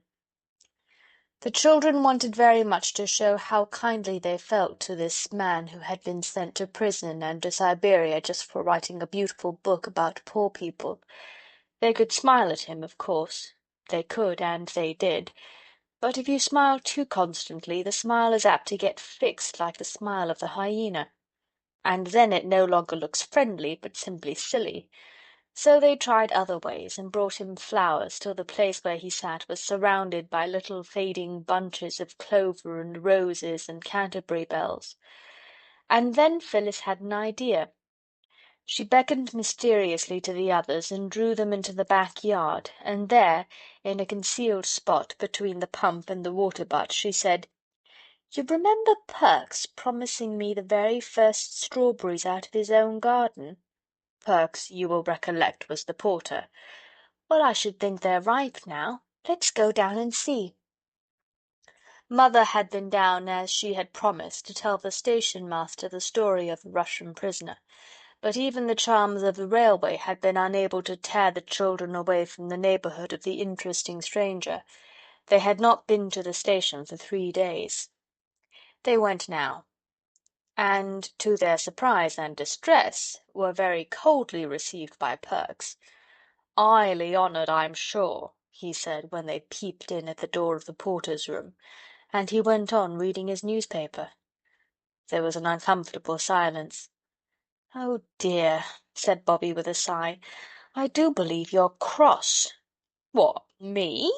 Not me," said Perks loftily. "It ain't nothing to me." "What ain't nothing to you?" said Peter, too anxious and alarmed to change the form of words. "Nothing ain't nothing. What happens either here or elsewhere," said Perks. "If you likes to have your secrets, have 'em and welcome. That's what I say." The secret chamber of each heart was rapidly examined during the pause that followed. 3 heads were shaken. "We haven't got any secrets from you," said Bobby at last. "Maybe you have, and maybe you haven't," said Perks. "It ain't nothing to me. I wish you all a very good afternoon." He held up the paper between him and them and went on reading. "Oh, don't!" said Phyllis in despair. "This is truly dreadful. Whatever it is, do tell us." "We didn't mean to do whatever it was." No answer. The paper was refolded, and Perks began on another column. "Look here," said Peter suddenly, "it's not fair. Even people who do crimes aren't punished without being told what it's for, as once they were in Russia." "I don't know nothing about Russia." "Oh, yes, you do, when Mother came down on purpose to tell you and Mr. Gills all about our Russian." "Can't you fancy it?" said Perks indignantly. "Don't you see him asking me to step into his room and take a chair and listen to what her ladyship has to say?" "Do you mean to say you've not heard?" "Not so much as a breath. I did go so far as to put a question, and he shuts me up like a rat trap. 'Affairs of state, Perks,' says he. But I did think one of you would nip down to tell me. Your ear sharp enough when you want to get anything out of old Perks." Phyllis flushed purple as she thought of the strawberries. "Information about locomotives or signals or the likes," said Perks. "We didn't know you didn't know. We thought Mother had told you." "We wanted to tell you, only we thought it would be stale news." The 3 spoke all at once. Perks said it was all very well, and still held up the paper. Then Phyllis suddenly snatched it away and threw her arms around his neck. "Oh, let's kiss and be friends," she said. "We'll say we're sorry first if you like, but we didn't really know that you didn't know." "We're so sorry," said the others. And Perks at last consented to accept their apologies. Then they got him to come out and sit in the sun on the green railway bank, where the grass was quite hot to touch, and there, sometimes speaking one at a time, and sometimes all together, they told the porter the story of the Russian prisoner. "Well, I must say," said Perks, but he did not say it, whatever it was. "Yes, it is pretty awful, isn't it?" said Peter, "and I don't wonder you were curious about who the Russian was." "I wasn't curious, not so much as interested," said the porter. "Well, I do think Mr. Gills might have told you about it. It was horrid of him." "I don't keep no down on him for that, missy," said the porter. "'Cause why? I see his reasons. He wouldn't want to give away his own side with a tale like that here. It ain't human nature. A man's got to stand up for his own side, whatever they does. That's what it means by party politics. I should have done the same myself if that long-haired chap had been a Jap." "But the Japs didn't do cruel, wicked things like that," said Bobby. "P'raps not," said Perks cautiously. "Still, you can't be sure with foreigners. My own belief is they're all tarred with the same brush." "Then why were you on the side of the Japs?" Peter asked. "Well, you see, you must take one side or the other, same as with Liberals and Conservatives. The great thing is to take your side and then stick to it, whatever happens." A signal sounded. "There's the 3:14 up," said Perks. "You lie low till she's through, and then we'll go up along to my place and see if there's any of them strawberries ripe what I told you about." "If there are any ripe, and you do give them to me," said Phyllis, "you won't mind if I give them to the poor Russian, will you?" Perks narrowed his eyes and then raised his eyebrows. "So it was them strawberries you come down for this afternoon, eh?" said he. This was an awkward moment for Phyllis. To say yes would seem rude and greedy and unkind to Perks, but she knew if she said no she would not be pleased with herself afterwards. So, "Yes," she said, "it was." "Well done," said the porter. "Speak the truth and shame the—" "But we'd have come down the very next day if we'd known you hadn't heard the story," Phyllis added hastily. "I believe you, missy," said Perks, and sprang across the line 6 feet in front of the advancing train. The girls hated to see him do this, but Peter liked it. It was so exciting. The Russian gentleman was so delighted with the strawberries that the three racked their brains to find some other surprise for him. But all the racking did not bring out any idea more novel than wild cherries, and this idea occurred to them next morning. They had seen the blossom on the trees in the spring, and they knew where to look for wild cherries now that cherry time was here. The trees grew all up and along the rocky face of the cliff out of which the mouth of the tunnel opened. There were all sorts of trees there, birches and beeches and baby oaks and hazels, and among them the cherry blossom had shone like snow and silver. The mouth of the tunnel was some way from Three Chimneys, so Mother let them take their lunch with them in a basket, and the basket would do to bring the cherries back in if they found any. She also lent them her silver watch, so that they should not be late for tea.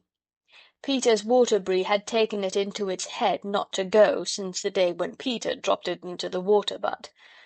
And they started. When they got to the top of the cutting, they leaned over the fence and looked down to where the railway lines lay at the bottom of what, as Phyllis said, was exactly like a mountain gorge. If it wasn't for the railway at the bottom, it would be as though the foot of man had never been there, wouldn't it? The sides of the cutting were of grey stone, very roughly hewn. Indeed, the top part of the cutting had been a little natural glen that had been cut deeper to bring it down to the level of the tunnel's mouth. Among the rocks grass and flowers grew, and seeds dropped by birds in the crannies of the stone had taken root and grown into bushes and trees that overhung the cutting. Near the tunnel was a flight of steps leading down to the line, just wooden bars roughly fixed into the earth, a very steep and narrow way, more like a ladder than a stair. "We'd better get down," said Peter. "I'm sure the cherries would be quite easy to get at from the side of the steps. You remember it was there we picked the cherry blossoms that we put on the rabbit's grave." So they went along the fence towards the little swing gate that is at the top of these steps, and they were almost at the gate when Bobby said, "Hush! Stop! What's that?" That was a very odd noise indeed, a soft noise, but quite plainly to be heard through the sound of the wind and tree branches, and the hum and whir of the telegraph wires. It was a sort of rustling, whispering sound. As they listened it stopped, and then it began again. And this time it did not stop, but it grew louder and more rustling and rumbling. "Look!" cried Peter suddenly. "The tree over there!" The tree he pointed at was one of those that have rough grey leaves and white flowers. The berries, when they come, are bright scarlet, but if you pick them they disappoint you by turning black before you get them home. And as Peter pointed, the tree was moving, not just the way trees ought to move when the wind blows through them, but all in one piece, as though it were a live creature and were walking down the side of the cutting. "It's moving!" cried Bobby. "Oh, look, and so are the others! It's like the woods in Macbeth." "It's magic," said Phyllis breathlessly. "I always knew this railway was enchanted." It really did seem a little like magic, for all the trees for about 20 yards of the opposite bank seemed to be slowly walking down towards the railway line, the tree with the grey leaves bringing up the rear like some old shepherd driving a flock of green sheep. "What is it? Oh, what is it?" said Phyllis. "It's too much magic for me. I don't like it. Let's go home." But Bobby and Peter clung fast to the rail and watched breathlessly, and Phyllis made no movement towards going home by herself. The trees moved on and on. Some stones and loose earth fell down and rattled on the railway metals far below. "It's all coming down," Peter tried to say, but he found there was hardly any voice to say it with. And indeed, just as he spoke, the great rock on the top of which the walking trees were leaned slightly forward. The trees, ceasing to walk, stood still and shivered. Leaning with the rock, they seemed to hesitate a moment, and then rock and trees and grass and bushes, with a rushing sound, slipped right away from the face of the cutting and fell on the line with a blundering crash that could have been heard half a mile off. A cloud of dust rose up. "Oh," said Peter in awestruck tones, "isn't it exactly like when coals come in? If there wasn't any roof to the cellar and you could see down." "What a great mound it's made," said Bobby.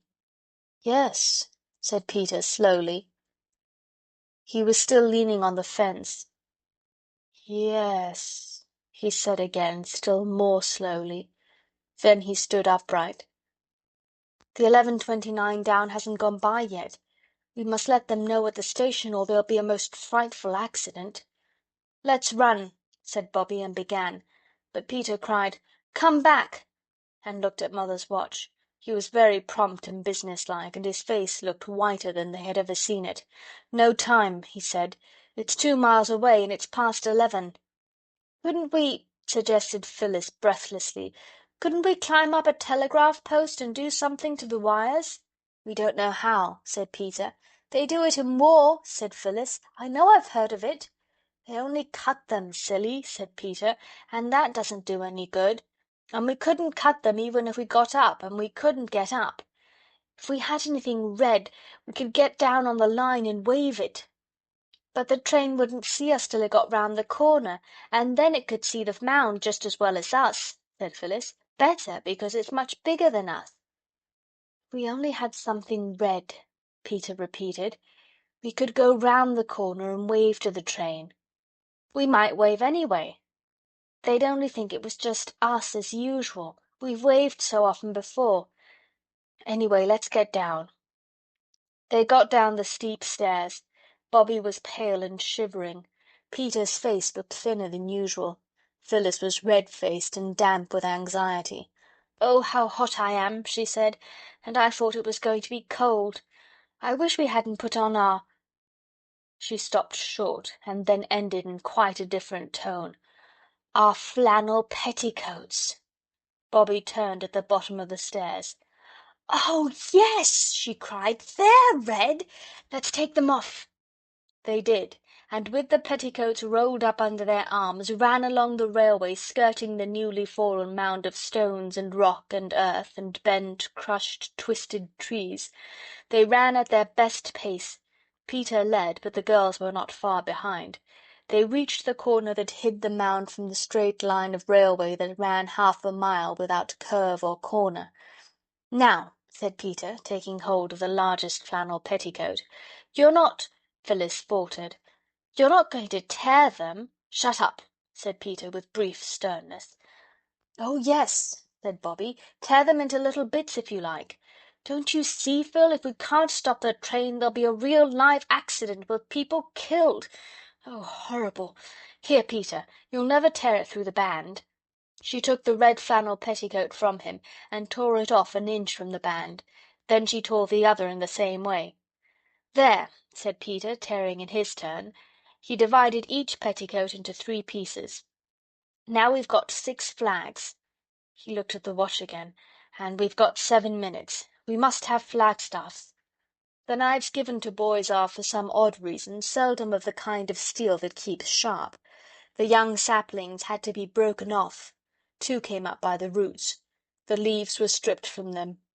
"We must cut holes in the flags and run the sticks through the holes," said Peter, and the holes were cut. The knife was sharp enough to cut flannel with. 2 of the flags were set up in heaps of loose stones between the sleepers of a down line.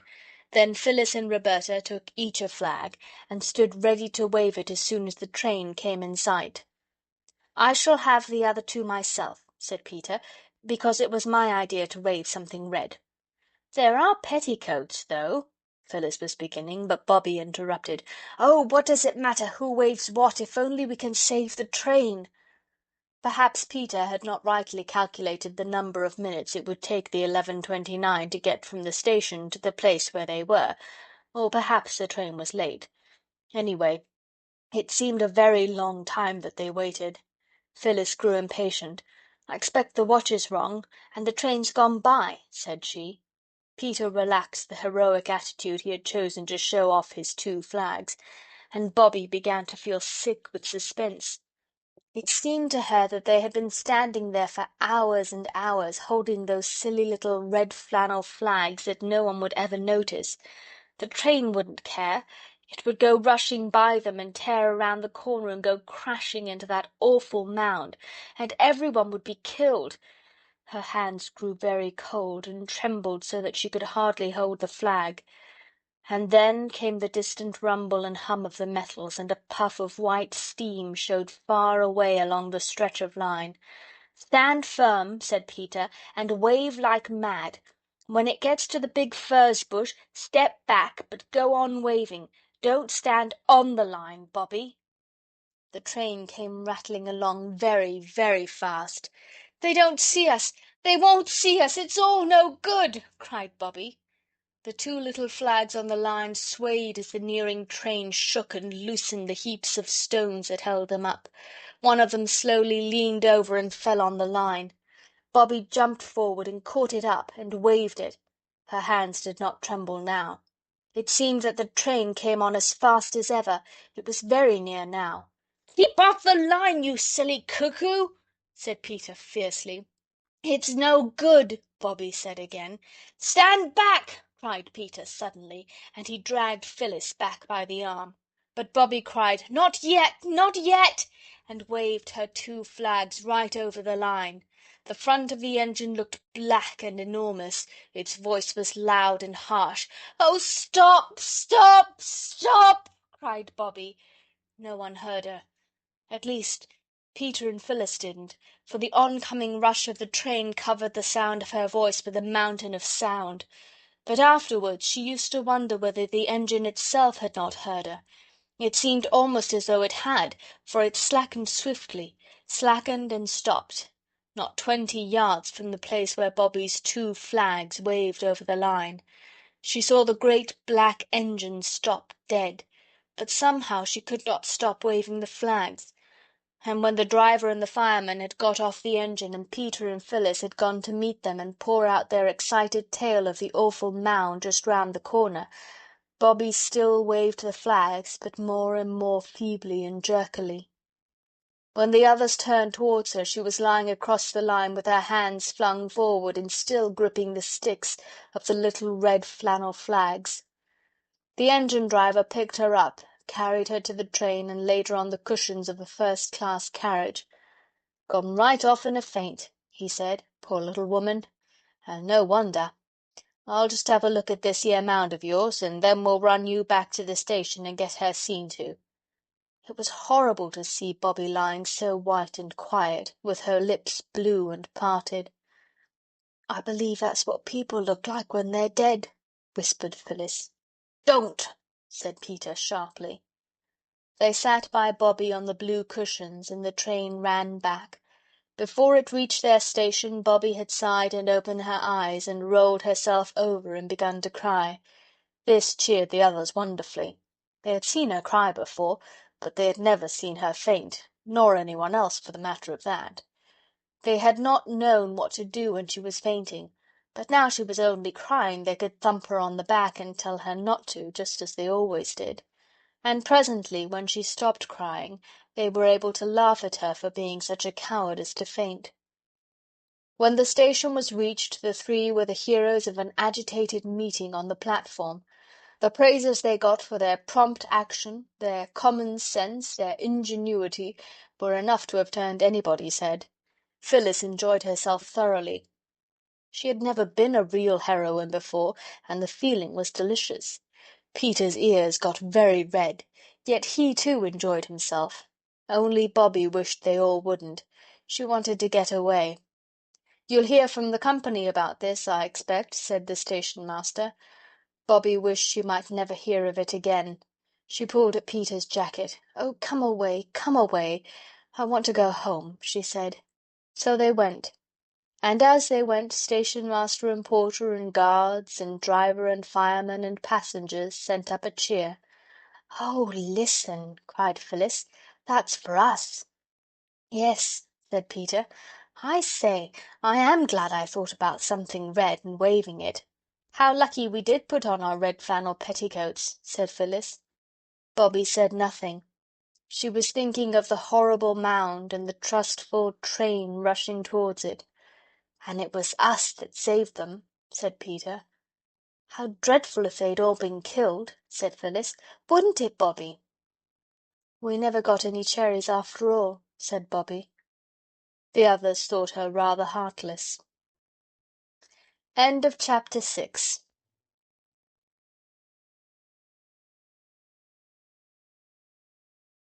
Waco, Texas, October 2006. The Railway Children by Edith Nesbit. Chapter 7. For Valor. I hope you don't mind me telling you a good deal about Roberta. The fact is, I'm growing very fond of her. The more I observe her, the more I love her. And I notice all sorts of things about her that I like. For instance, she was quite oddly anxious to make other people happy. And she could keep a secret, a tolerably rare accomplishment. Also, she had the power of silent sympathy. That sounds rather dull, I know, but it's not so dull as it sounds. It just means that a person is able to know that you are unhappy and to love you extra on that account without bothering you by telling you all the time how sorry she is for you. That was what Bobbie was like. She knew that Mother was unhappy, and that Mother had not told her the reason. So she just loved Mother more, and never said a single word that could let Mother know how earnestly her little girl wondered what Mother was unhappy about. This needs practice. It is not so easy as you might think. Whatever happened, and all sorts of nice, pleasant, ordinary things happened, such as picnics, games, and buns for tea, Bobbie always had these thoughts at the back of her mind. Mother's unhappy. Why? I don't know. She doesn't want me to know. I won't try to find out. But she is unhappy. Why? I don't know. She doesn't... and so on, repeating and repeating like a tune that you don't know the stopping part of. The Russian gentleman still took up a good deal of everybody's thoughts. All the editors and secretaries of societies and members of Parliament had answered Mother's letters as politely as they knew how, but none of them could tell where the wife and children of Mr. Shepansky would be likely to be. Did I tell you that the Russian's very Russian name was that? Bobbie had another quality which you will hear differently described by different people. Some of them call it interfering in other people's business, and some call it helping lame dogs over stiles, and some call it loving kindness. It just means trying to help people. She racked her brains to think of some way of helping the Russian gentleman to find his wife and children. He had learned a few words of English now. He could say "good morning" and "good night" and "please" and "thank you" and "pretty" when the children brought him flowers, and "very good" when they asked him how he had slept. The way he smiled when he said his English was, Bobbie felt, just too sweet for anything. She used to think of his face because she fancied it would help her to some way of helping him, but it did not. Yet his being there cheered her because she saw that it made Mother happier. "She likes to have someone to be good to, even beside us," said Bobbie, "and I know she hated to let him have Father's clothes, but I suppose it hurt nice, or she wouldn't have." For many and many a night after the day when she and Peter and Phyllis had saved the train from wreck by waving their little red flannel flags, Bobbie used to wake up screaming and shivering, seeing again that horrible mound and the poor dear trustful engine rushing on towards it, just thinking that it was doing its swift duty and that everything was clear and safe. And then a warm thrill of pleasure used to run through her at the remembrance of how she and Peter and Phyllis and the red flannel petticoats had really saved everybody. One morning a letter came. It was addressed to Peter and Bobby and Phyllis. They opened it with enthusiastic curiosity, for they did not often get letters.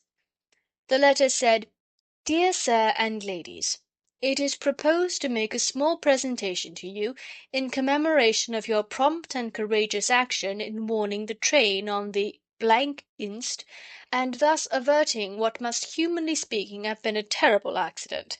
The presentation will take place at the station at 3 o'clock on the 30th inst, if this time and place will be convenient to you. Yours faithfully, Jabez Inglewood, Secretary, Great Northern and Southern Railway Company." There had never been a prouder moment in the lives of the three children. They rushed to Mother with the letter, and she also felt proud and said so, and this made the children happier than ever.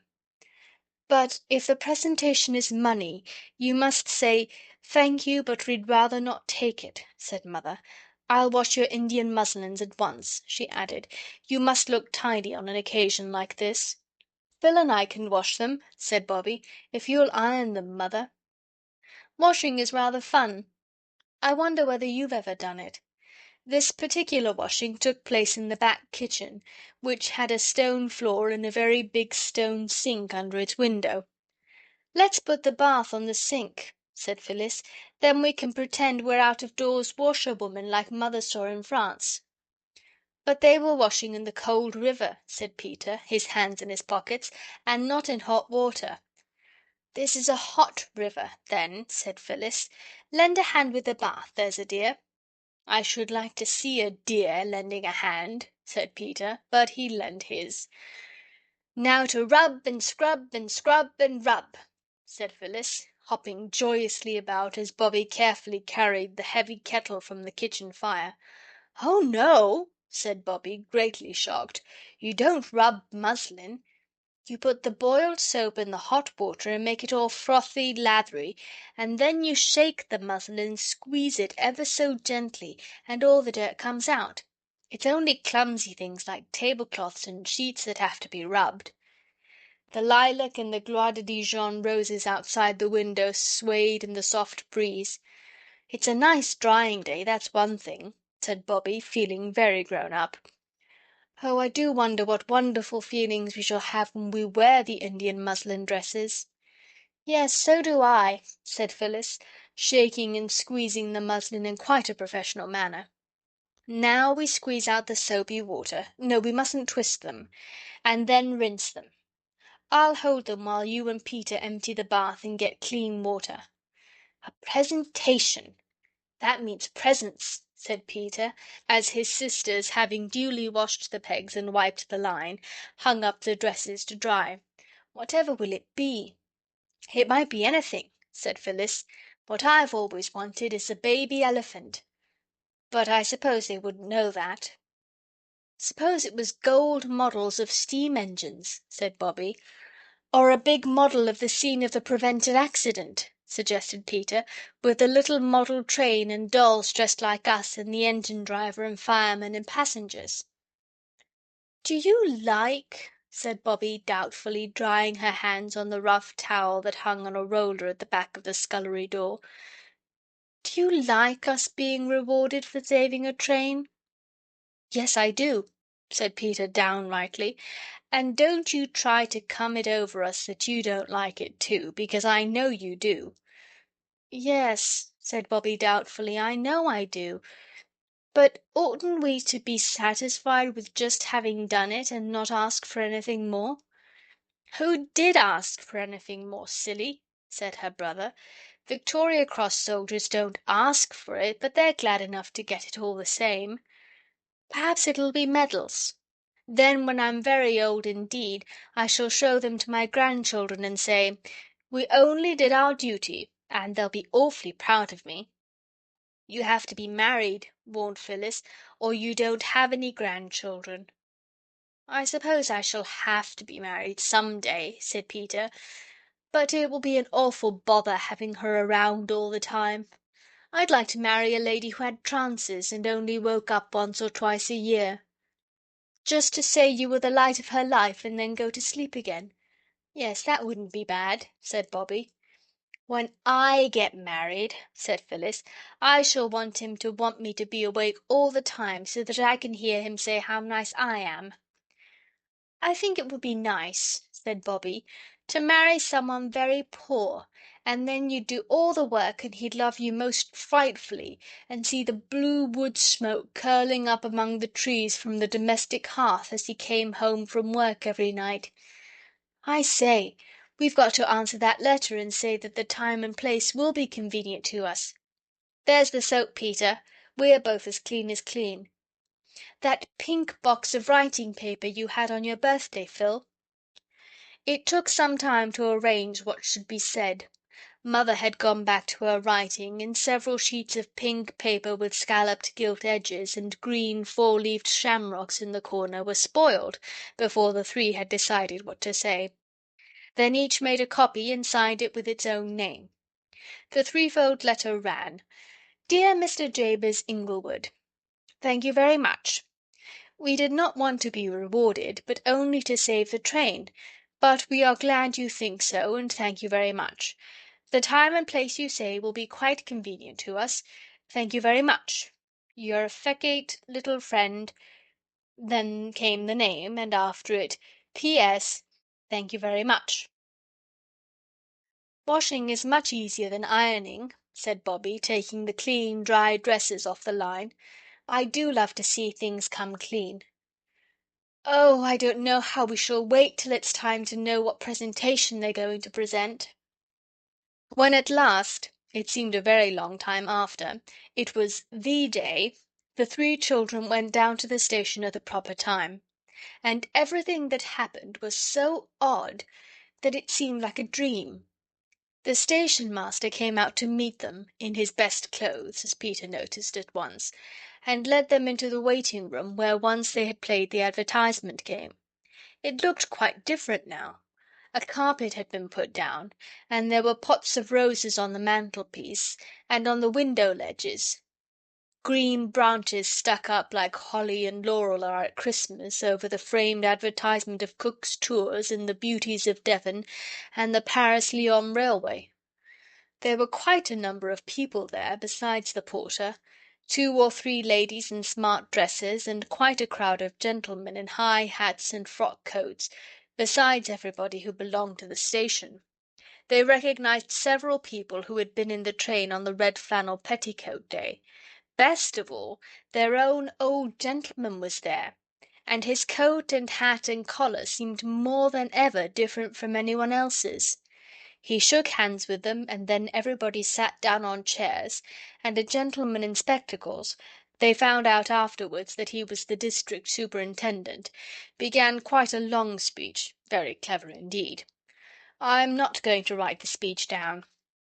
Firstly, because you would think it dull, and secondly, because it made all the children blush so, and get so hot about the ears, that I am quite anxious to get away from this part of the subject, and thirdly, because the gentleman took so many words to say what he had to say that I really haven't time to write them down.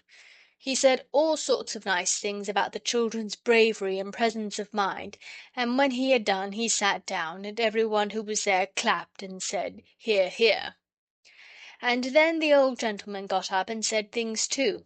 It was very like a prize-giving. And then he called the children one by their names, and gave each of them a beautiful gold watch and chain. And inside the watches were engraved, after the name of the watch's new owner, "From the directors of the Northern and Southern Railway, in grateful recognition of the courageous and prompt action which averted an accident on 1905." The watches were the most beautiful you can possibly imagine, and each one had a blue leather case to live in when it was at home. "You must make a speech now and thank everyone for their kindness," whispered the station master in Peter's ear, and pushed him forward. "Begin, ladies and gentlemen," he added. Each of the children had already said thank you quite properly. "Oh dear," said Peter, but he did not resist the push. "Ladies and gentlemen," he said in a rather husky voice. Then there was a pause, and he heard his heart beating in his throat. "Ladies and gentlemen," he went on with a rush, "it's most awfully good of you, and we shall treasure the watches all our lives, but we really don't deserve it because what we did wasn't anything really. At least, I mean it was awfully exciting, and what I mean to say, thank you all very much." The people clapped Peter more than they had done the district superintendent, and then everybody shook hands with them, and as soon as politeness would let them, they got away and tore up the hill to Three Chimneys with their watches in their hands. It was a wonderful day, the kind of day that very seldom happens to anybody, and to most of us not at all. "I did want to talk to the old gentleman about something else," said Bobby, "but it was so public, like being in church." "What did you want to say?" asked Phyllis. "I'll tell you when I've thought about it more," said Bobby. So when she had thought a little more she wrote a letter. "My dearest old gentleman," it said, "I want most awfully to ask you something. If you could get out of the train and go by the next, it would do. I do not want you to give me anything. Mother says we ought not to, and besides, we do not want any things. Only to talk to you about a prisoner and captive. Your loving little friend, Bobby."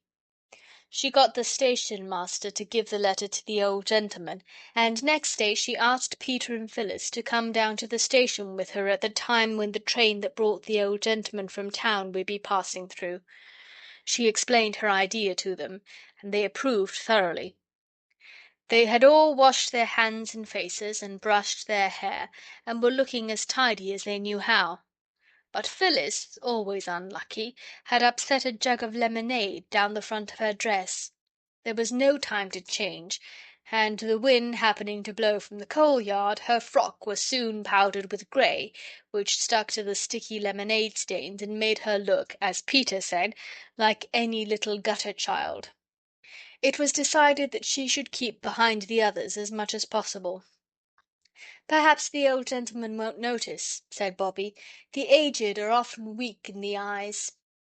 There was no sign of weakness, however, in the eyes or in any other part of the old gentleman as he stepped from the train and looked up and down the platform. The three children, now that it came to the point, suddenly felt that rush of deep shyness which makes your ears red and hot, your hands warm and wet, and the tip of your nose pink and shiny. "Oh," said Phyllis, "my heart's thumping like a steam engine, right under my sash, too." "Nonsense," said Peter. "People's hearts aren't under their sashes." "I don't care. Mine is," said Phyllis. "If you're going to talk like a poetry book," said Peter, "my heart's in my mouth." "My heart's in my boots, if you come to that," said Roberta. "But do come on. He'll think we're idiots." "He won't be far wrong," said Peter gloomily, and they went forward to meet the old gentleman. "Hullo," he said, shaking hands with them all in turn. "This is a very great pleasure." "It was good of you to get out," Bobby said, perspiring and polite. He took her arm and drew her into the waiting room, where she and the others had played the advertisement game the day they found the Russian. Phyllis and Peter followed. "Well?" said the old gentleman, giving Bobby's arm a kind little shake before he let it go. "Well, what is it?" "Oh, please," said Bobby. "Yes?" said the old gentleman. "What I mean to say," said Bobby. "Well?" said the old gentleman. "It's all very nice and kind," said she. "But," he said, "I wish I might say something," she said. "Say it," said he. "Well, then," said Bobby, and out came the story of the Russian who had written the beautiful book about poor people and had been sent to prison and to Siberia for just that. "And what we want more than anything in the world is to find his wife and children for him," said Bobby, "but we don't know how. And you must be most horribly clever, or you wouldn't be a direction of the railway. And if you knew how, and would, we'd rather have that than anything else in the world. We'd go without the watches even, if you could sell them and find his wife with the money. And the others said so too, though not with so much enthusiasm. "Hmm," said the old gentleman, pulling down the white waistcoat that had the big gilt buttons on it. "What did you say the name was? Frying Pansky?" "No, no," said Bobby earnestly. "I'll write it down for you. It doesn't really look at all like that except when you say it. Have you a bit of pencil in the back of an envelope?" she asked. The old gentleman got out a gold pencil case and a beautiful, sweet-smelling, green Russian leather notebook and opened it at a new page. "Here," he said, "right here." She wrote down Szezcpansky and said, "That's how you write it. You call it Shapansky." The old gentleman took out a pair of gold-rimmed spectacles and fitted them on his nose. When he had read the name he looked quite different. "That man? Bless my soul!" he said. "Why, I've read his book. It's translated into every European language. A fine book, a noble book. And so your mother took him in, like the Good Samaritan. Well, well! I'll tell you what, youngsters, your mother must be a very good woman." "Of course she is," said Phyllis in astonishment. "And you're a very good man," said Bobby, very shy, but firmly resolved to be polite. "You flatter me," said the old gentleman, taking off his hat with a flourish. "And now am I to tell you what I think of you?" "Oh, please don't," said Bobby hastily. "Why?" asked the old gentleman. "I don't exactly know," said Bobby. "Only if it's horrid, I don't want you to. And if it's nice, I'd rather you didn't." The old gentleman laughed. "Well, then," he said, "I'll only just say that I'm very glad you came to me about this, very glad indeed. And I shouldn't be surprised if I found out something very soon. I know a great many Russians in London, and every Russian knows his name. Now tell me all about yourselves." He turned to the others, but there was only one other, and that was Peter. Phyllis had disappeared. "Tell me all about yourself," said the old gentleman again, and quite naturally Peter was stricken dumb. "All right, we'll have an examination," said the old gentleman. "You two sit on the table, and I'll sit on the bench and ask questions." He did, and out came their names and ages, their father's name and business, how long they had lived at Three Chimneys, and a great deal more. The questions were beginning to turn on a herring and a half for 3 halfpence, and a pound of lead and a pound of feathers, when the door of the waiting-room was kicked open by a boot. As the boot entered everyone could see that its lace was coming undone, and in came Phyllis, very slowly and carefully. In one hand she carried a large tin can, and in the other a thick slice of bread and butter. "Afternoon tea," she announced proudly, and held the can and the bread and butter out to the old gentleman, who took them and said, "Bless my soul!" "Yes," said Phyllis. "It's very thoughtful of you," said the old gentleman. "Very." "But you might have got a cup," said Bobby, "and a plate." "Perks always drinks out of the can," said Phyllis, flushing red. "I think it was very nice of him to give it to me at all. Let alone cups and plates," she added. "So do I," said the old gentleman, and he drank some of the tea and tasted the bread and butter. And then it was time for the next train, and he got into it with many good-byes and kind last words. "Well," said Peter, when they were left on the platform, and the tail lights of the train disappeared round the corner, "it's my belief that we've lighted a candle to-day, like Latimer, you know, when he was being burned. And there'll be fireworks for our Russian before long." And so there were. It wasn't 10 days after the interview in the waiting-room that the 3 children were sitting on the top of the biggest rock in the field below their house, watching the 5:15 steam away from the station along the bottom of the valley. They saw, too, the few people who had got out at the station straggling up the road towards the village, and they saw one person leave the road and open the gate that led across the fields to Three Chimneys, and to nowhere else. "Who on earth?"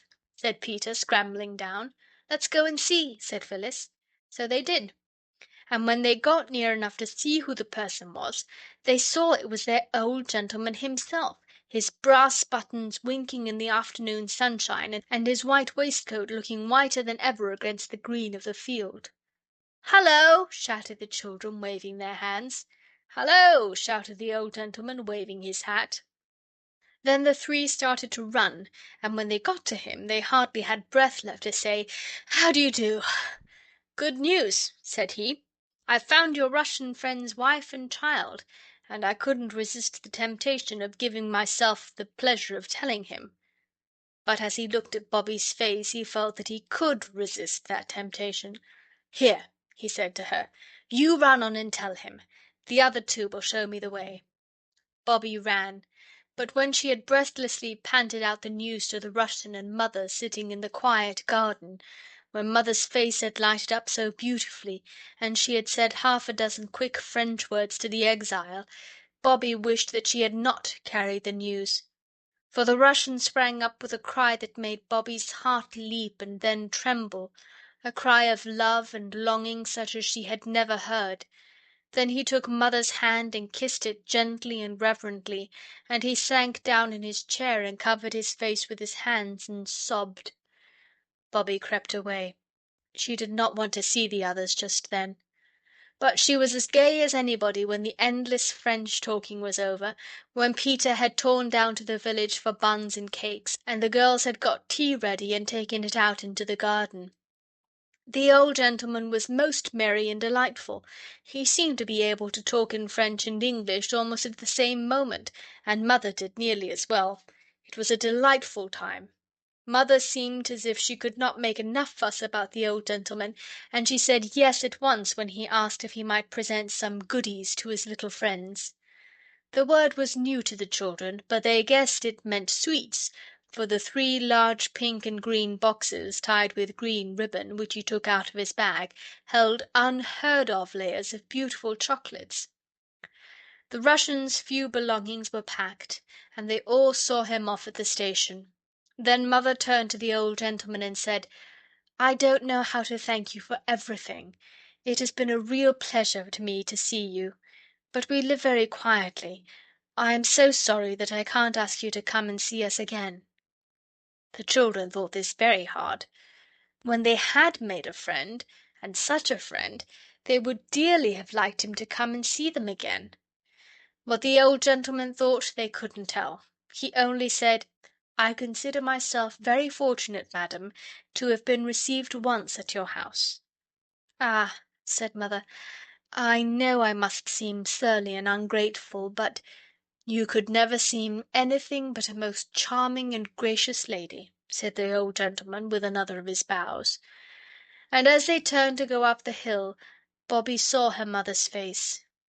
"How tired you look, Mummy," she said. "Lean on me." "It's my place to give Mother my arm," said Peter.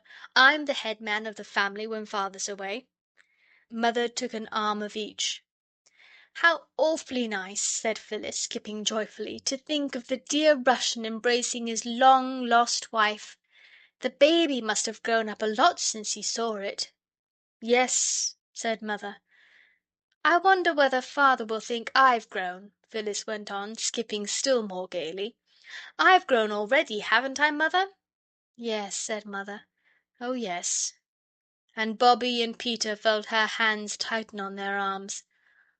"Poor old Mummy, you are tired," said Peter. Bobby said, "Come on, Phil, I'll race you to the gate." And she started the race, though she hated doing it. You know why Bobby did that. Mother only thought that Bobby was tired of walking slowly. Even mothers, who love you better than anyone else ever will, don't always understand. End of chapter 7.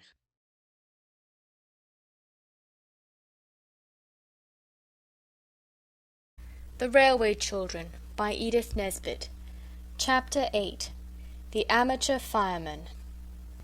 "That's a likely little brooch you've got on, miss," said Perks, the porter. I don't know as ever I see a thing more like a buttercup without it was a buttercup." "Yes," said Bobby, glad and flushed by this approval. "I always thought it was more like a buttercup almost than even a real one. And I never thought it would come to be mine, my very own. And then Mother gave it to me for my birthday."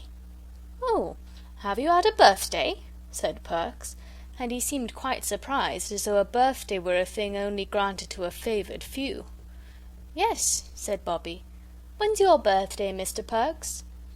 The children were taking tea with Mr. Perks in the porter's room among the lamps and the railway almanacs.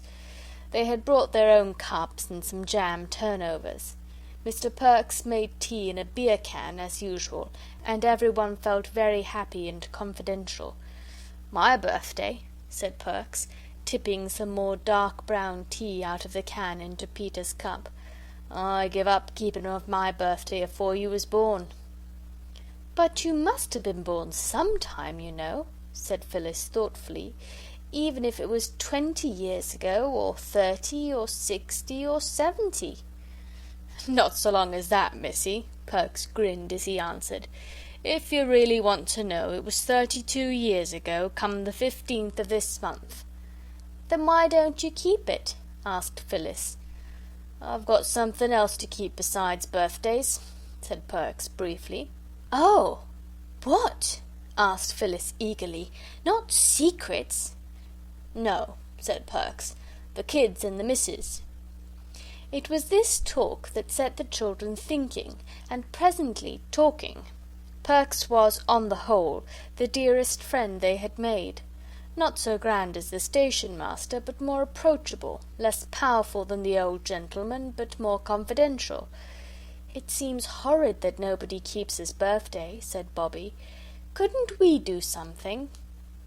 "Let's go up to the canal bridge and talk it over," said Peter. "I got a new gut line from the postman this morning. He gave it me for a bunch of roses that I gave him for his sweetheart. She's ill." "Then I do think you might have given her the roses for nothing," said Bobby indignantly. "Nyang, nyang," said Peter disagreeably, and put his hands in his pockets. "He did, of course," said Phyllis in haste. "Directly we heard she was ill we got the roses ready and waited by the gate. It was when you were making the brekker toast. And when he'd said thank you for the roses so many times, much more than he need have, he pulled out the line and gave it to Peter. It wasn't exchange, it was the grateful heart." "Oh, I beg your pardon, Peter," said Bobby. "I am so sorry." "Don't mention it," said Peter grandly. "I knew you would be." So then they all went up to the canal bridge. The idea was to fish from the bridge, but the line was not quite long enough. "Never mind," said Bobby. "Let's just stay here and look at things. Everything's so beautiful." It was. The sun was setting in red splendour over the grey and purple hills, and the canal lay smooth and shiny in the shadow.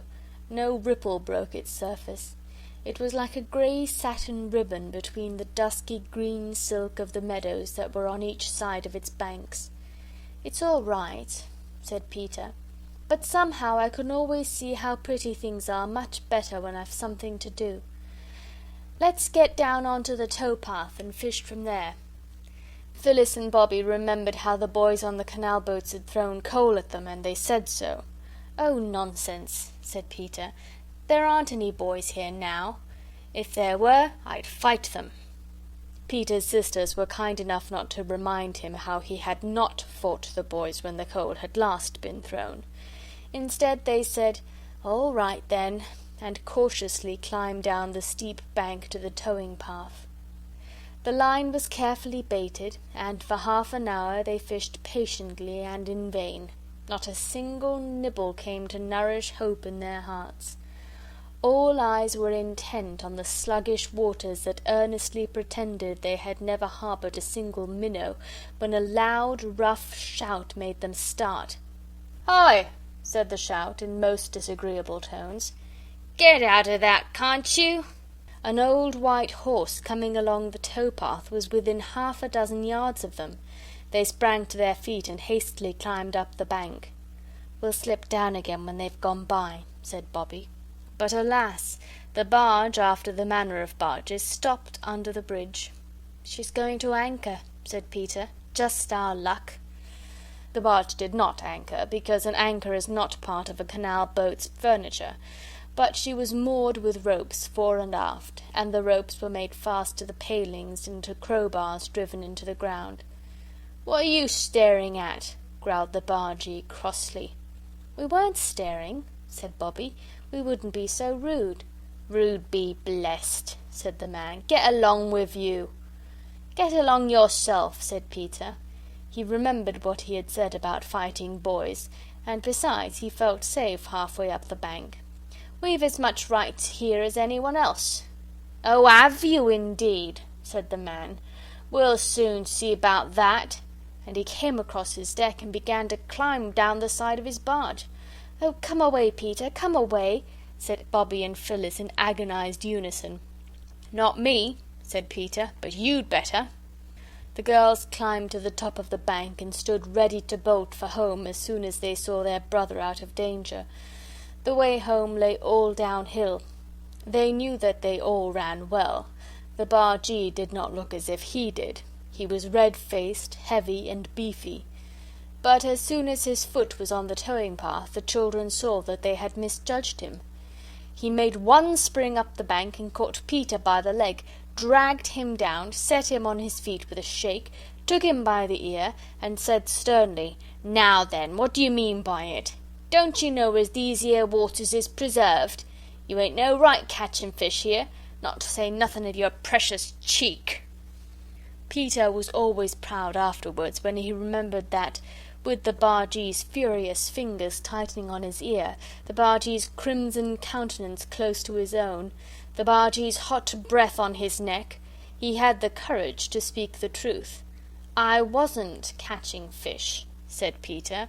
"It's not your fault, I'll be bound," said the man, giving Peter's ear a twist, not a hard one, but still a twist. Peter could not say that it was.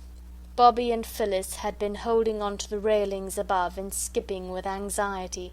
Now suddenly Bobbie slipped through the railings and rushed down the bank towards Peter, so impetuously that Phyllis, following more temperately, felt certain that her sister's descent would end in the waters of the canal. And so it would have done if the bargee hadn't let go of Peter's ear and caught her in his jerseyed arm. "Who are you a-shoving of?" he said, setting her on her feet. "Oh," said Bobbie, breathless, "I'm not shoving anybody, at least not on purpose. Please don't be cross with Peter. Of course, if it's your canal, we're sorry and we won't any more. But we didn't know it was yours." "Go along with you," said the bargee. "Yes, we will. Indeed we will," said Bobbie earnestly. "But we do beg your pardon, and really we haven't caught a single fish. I'd tell you directly if we had, honour bright I would." She held out her hands, and Phyllis turned out her little empty pocket to show that really they hadn't any fish concealed about them. "Well," said the bargee more gently, "cut along then, and don't you do it again, that's all." The children hurried up the bank. "Chuck us a coat, Maria," shouted the man, and a red-haired woman in a green plaid shawl came out from the cabin door with the baby in her arms and threw a coat to him. He put it on, climbed the bank, and slouched along across the bridge towards the village. "You'll find me up at the Rose and Crown when you've got the kid to sleep," he called to her from the bridge. When he was out of sight, the children slowly returned. Peter insisted on this. "The canal may belong to him," he said, "though I don't believe it does. But the bridge is everybody's. Dr. Forrest told me it's public property. I'm not going to be bounced off the bridge by him or anyone else, so I tell you." Peter's ear was still sore, and so were his feelings. The girls followed him as gallant soldiers might follow the leader of a forlorn hope. "I do wish you wouldn't," was all they said. "Go home if you're afraid," said Peter. "Leave me alone. I'm not afraid." The sound of the man's footsteps died away along the quiet road. The peace of the evening was not broken by the notes of the sedge warbler or by the voice of the woman in the barge singing her baby to sleep. It was a sad song she sang, Something about Bill Bailey and how she wanted him to come home. The children stood leaning their arms on the parapet of the bridge. They were glad to be quiet for a few minutes, because all three hearts were beating much more quickly. "I'm not going to be driven away by any old bargeman, I'm not," said Peter thickly. "Of course not," Phyllis said soothingly. "You didn't give in to him. So now we might go home, don't you think?" "No," said Peter. Nothing more was said till the woman got off the barge, climbed the bank, and came across the bridge. She hesitated, looking at the three backs of the children. Then she said, "Ahem." Peter stayed where he was, but the girls looked around. "You mustn't take no notice of my Bill," said the woman. "His bark's worse than his bite. Some of the kids down Farley way is fair terrors. It was them put his back up, calling out about who ate the puppy pie under Marlow Bridge." "Who did?" asked Phyllis.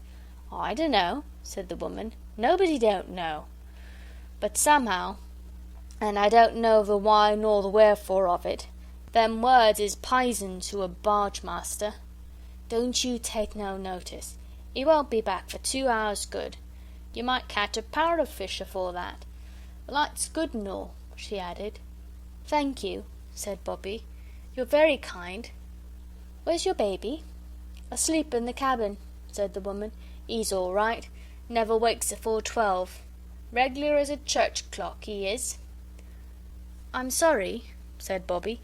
"I would have liked to see him close to." "And a finer you never did see, miss, though I says it." The woman's face brightened as she spoke. "Aren't you afraid to leave it?" said Peter. "Lor love you, no," said the woman. "Who'd hurt a little thing like him? Besides, Spot's there. So long." The woman went away. "Shall we go home?" said Phyllis. "You can. I'm going to fish," said Peter briefly. "I thought we came up here to talk about Perks's birthday," said Phyllis. "Perks's birthday'll keep." So they got down on the towing path again, and Peter fished. He did not catch anything. It was almost quite dark.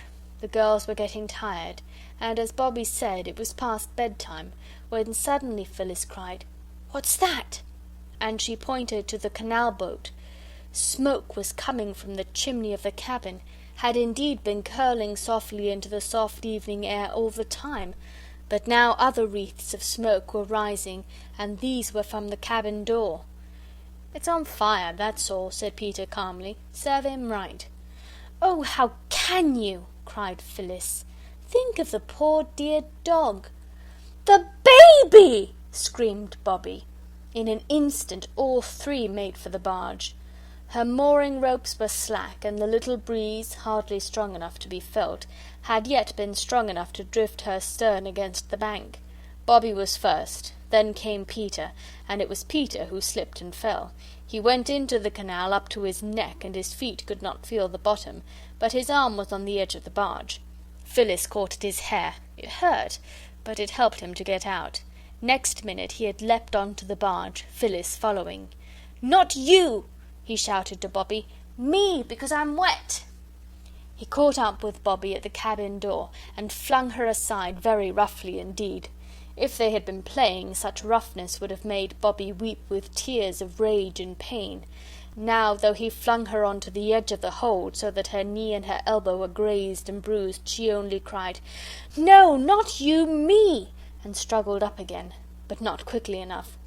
Peter had already gone down 2 of the cabin steps into the cloud of thick smoke. He stopped, remembering all he had ever heard of fires, pulled his soaked handkerchief out of his breast pocket, and tied it over his mouth. As he pulled it out, he said, "It's all right, hardly any fire at all." And this, though he thought it was a lie, was rather good of Peter. It was meant to keep Bobbie from rushing after him into danger. Of course it didn't. The cabin glowed red. A paraffin lamp was burning calmly in an orange mist. "Hi," said Peter, lifting the handkerchief from his mouth for a moment. "Hi, baby! Where are you?" he choked. "Oh, let me go!" cried Bobbie close behind him. Peter pushed her back more roughly than before, and went on. Now what would have happened if the baby hadn't cried, I don't know, but just at that moment it did cry. Peter felt his way through the dark smoke, found something small and soft and warm and alive, picked it up and backed out, nearly tumbling over Bobby, who was close behind. A dog snapped at his leg, tried to bark, choked. "I've got the kid," said Peter, tearing off the handkerchief and staggering on to the deck. Bobby caught at the place where the bark came from, and her hands met on the fat back of a smooth-haired dog. It turned and fastened its teeth on her hand, but very gently, as much as to say, "I'm bound to bark and bite if strangers come into my master's cabin, but I know you mean well, so I won't really bite." Bobby dropped the dog. "All right, old man. Good dog," said she. "Here, give me the baby, Peter. You're so wet you'll give it cold." Peter was only too glad to hand over the strange little bundle that squirmed and whimpered in his arms. "Now," said Bobby quickly, "you run straight into the Rose and Crown and tell them. Phil and I will stay here with the precious." "Hush, then, a dear, a duck, a darling." "Go now, Peter! Run!" "I can't run in these things," said Peter firmly. "They're as heavy as lead." "I'll walk." "Then I'll run," said Bobby. "Get on the bank, Phil, and I'll hand you the deer." The baby was carefully handed. Phyllis sat down on the bank and tried to hush the baby. Peter wrung the water from his sleeves and knickerbocker legs as well as he could, and it was Bobby who ran like the wind across the bridge and up the long, white, quiet twilight road towards the Rose and Crown.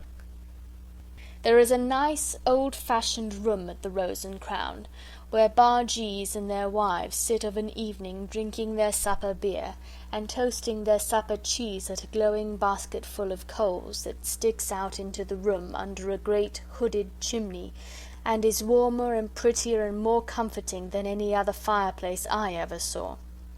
There was a pleasant party of barge people around the fire.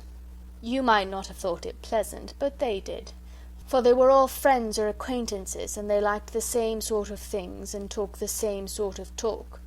This is the real secret of pleasant society. The bargee Bill, whom the children had found so disagreeable, was considered excellent company by his mates.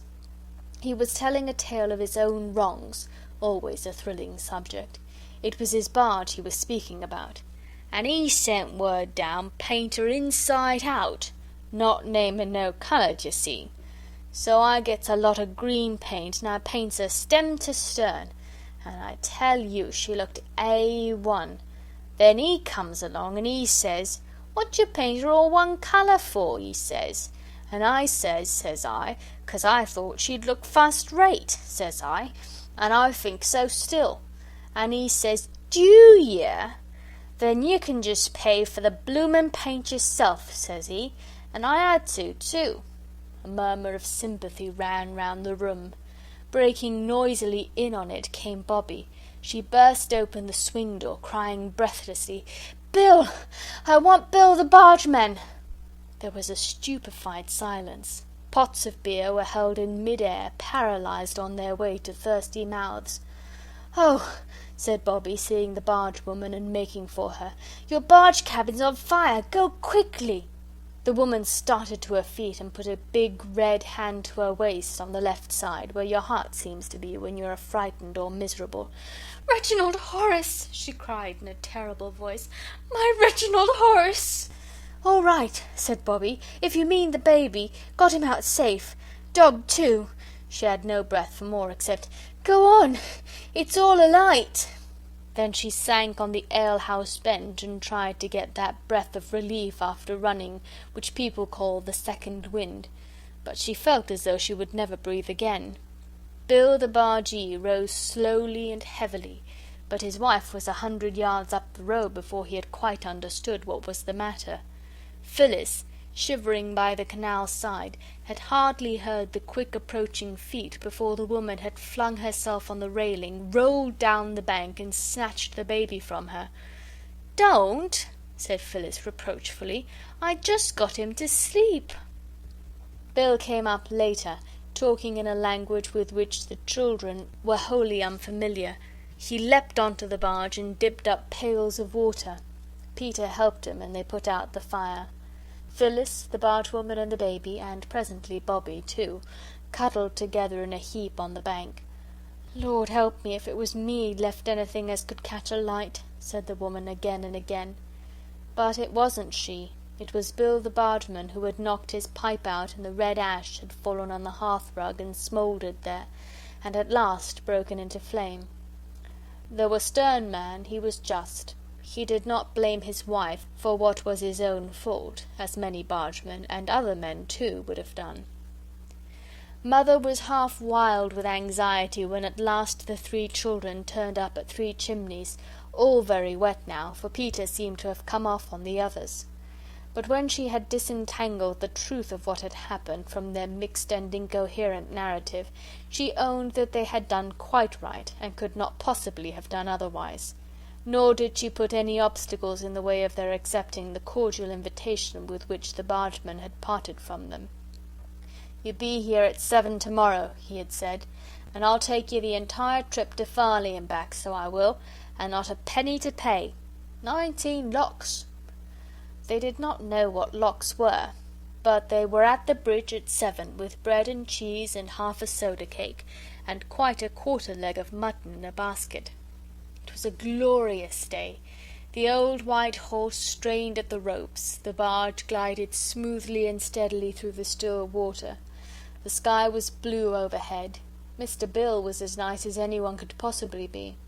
No one would have thought that he could be the same man who had held Peter by the ear.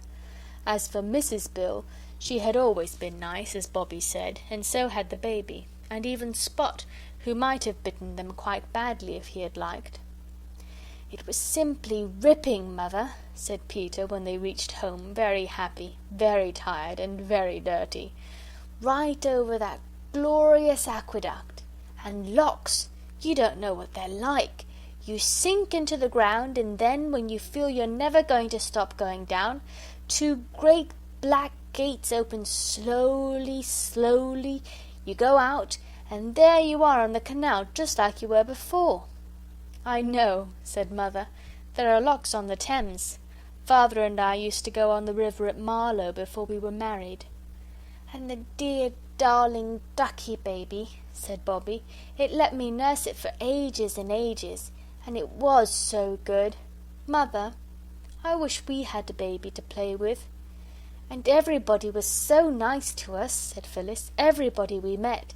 And they say we may fish whenever we like. And Bill is going to show us the way next time he's in these parts. He says we don't know, really."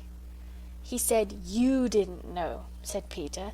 "But, Mother, he said he'd tell all the bargees up and down the canal that we were the real right sort, and they were to treat us like good pals as we were."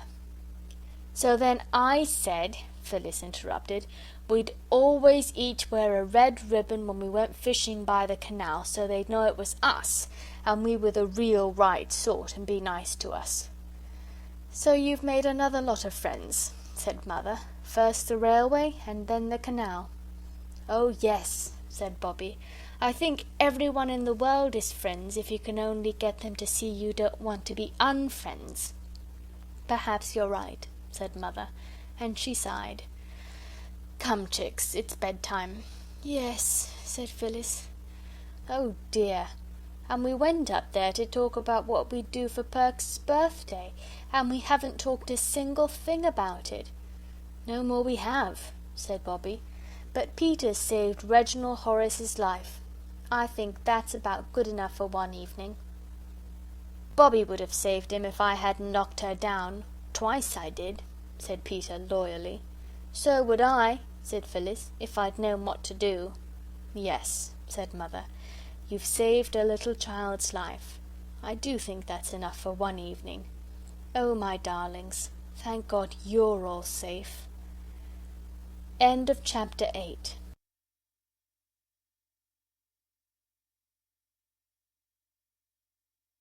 Waco, Texas, October 2006.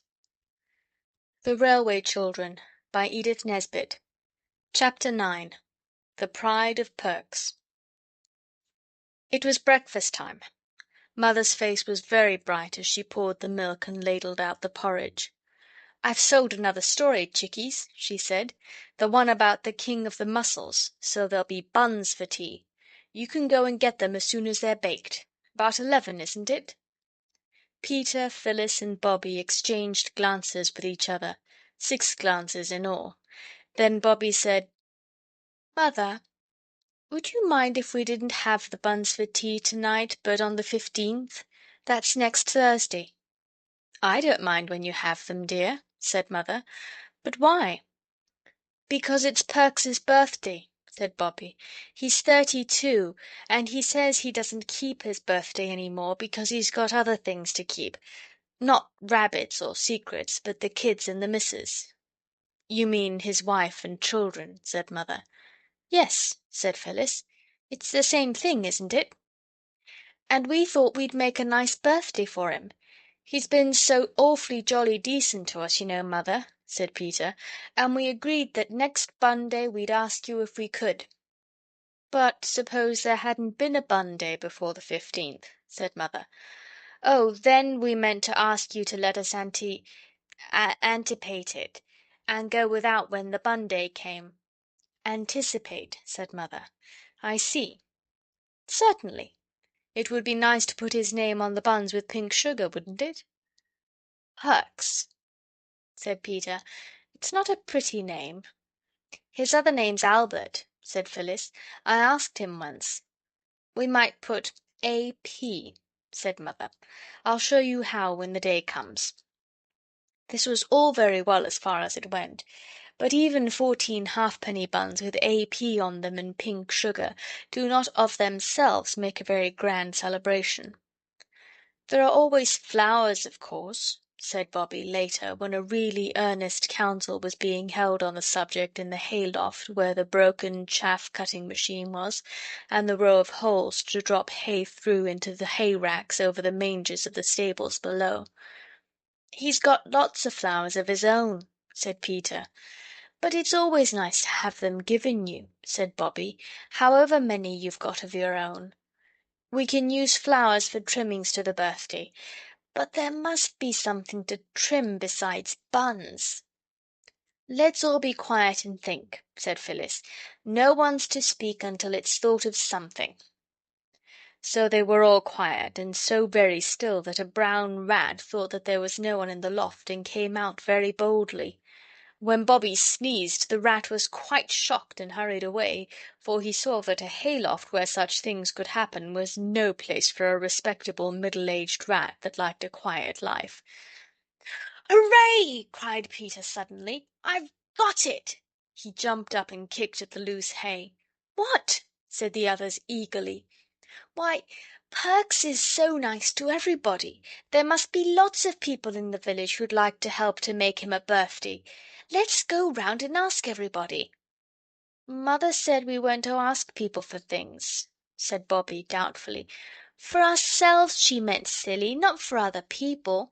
I'll ask the old gentleman too. You see if I don't," said Peter.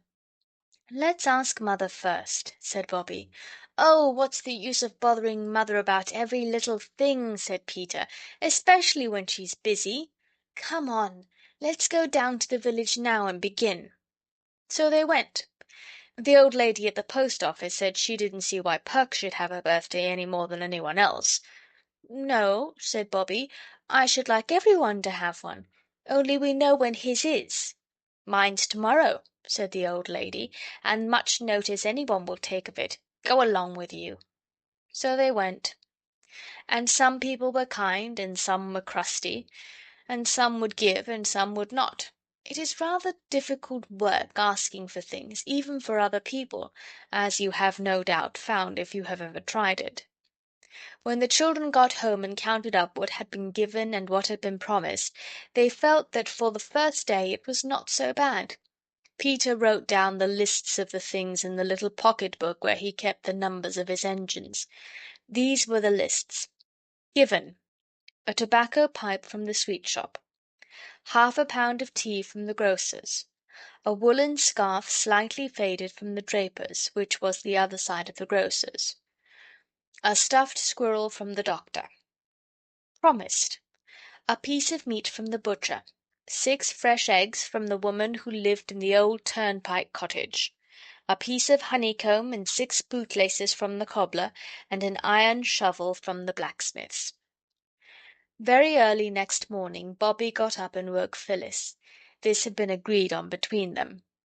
They had not told Peter because they thought he would think it silly, but they told him afterwards when it had turned out all right. They cut a big bunch of roses and put it in a basket with the needle-book that Phyllis had made for Bobby on her birthday, and a very pretty blue necktie of Phyllis's. Then they wrote on a paper, "For Mrs. Ransom, with our best love, because it is her birthday," and they put the paper in the basket, and they took it to the post-office, and went in and put it on the counter and ran away before the old woman at the post-office had time to get into her shop. When they got home Peter had grown confidential over helping Mother to get the breakfast, and had told her their plans. "There's no harm in it," said Mother, "but it depends how you do it. I only hope he won't be offended and think it's charity. Poor people are very proud, you know." "It isn't because he's poor," said Phyllis. "It's because we're fond of him." "I'll find some things that Phyllis has outgrown," said Mother, "if you're quite sure you can give them to him without his being offended. I should like to do some little thing for him because he's been so kind to you. I can't do much because we're poor ourselves. What are you writing, Bobby?" "Nothing particular," said Bobby, who had suddenly begun to scribble. "I'm sure he'd like the things, Mother." The morning of the 15th was spent very happily in getting the buns and watching Mother make A.P. on them with pink sugar. You know how it's done, of course. You beat up whites of eggs and mix powdered sugar with them and put in a few drops of cochineal. And then you make a cone of clean white paper with a little hole at the pointed end, and put the pink egg sugar in at the big end. It runs slowly out at the pointed end, and you write the letters with it just as though it were a great fat penful of pink sugar ink.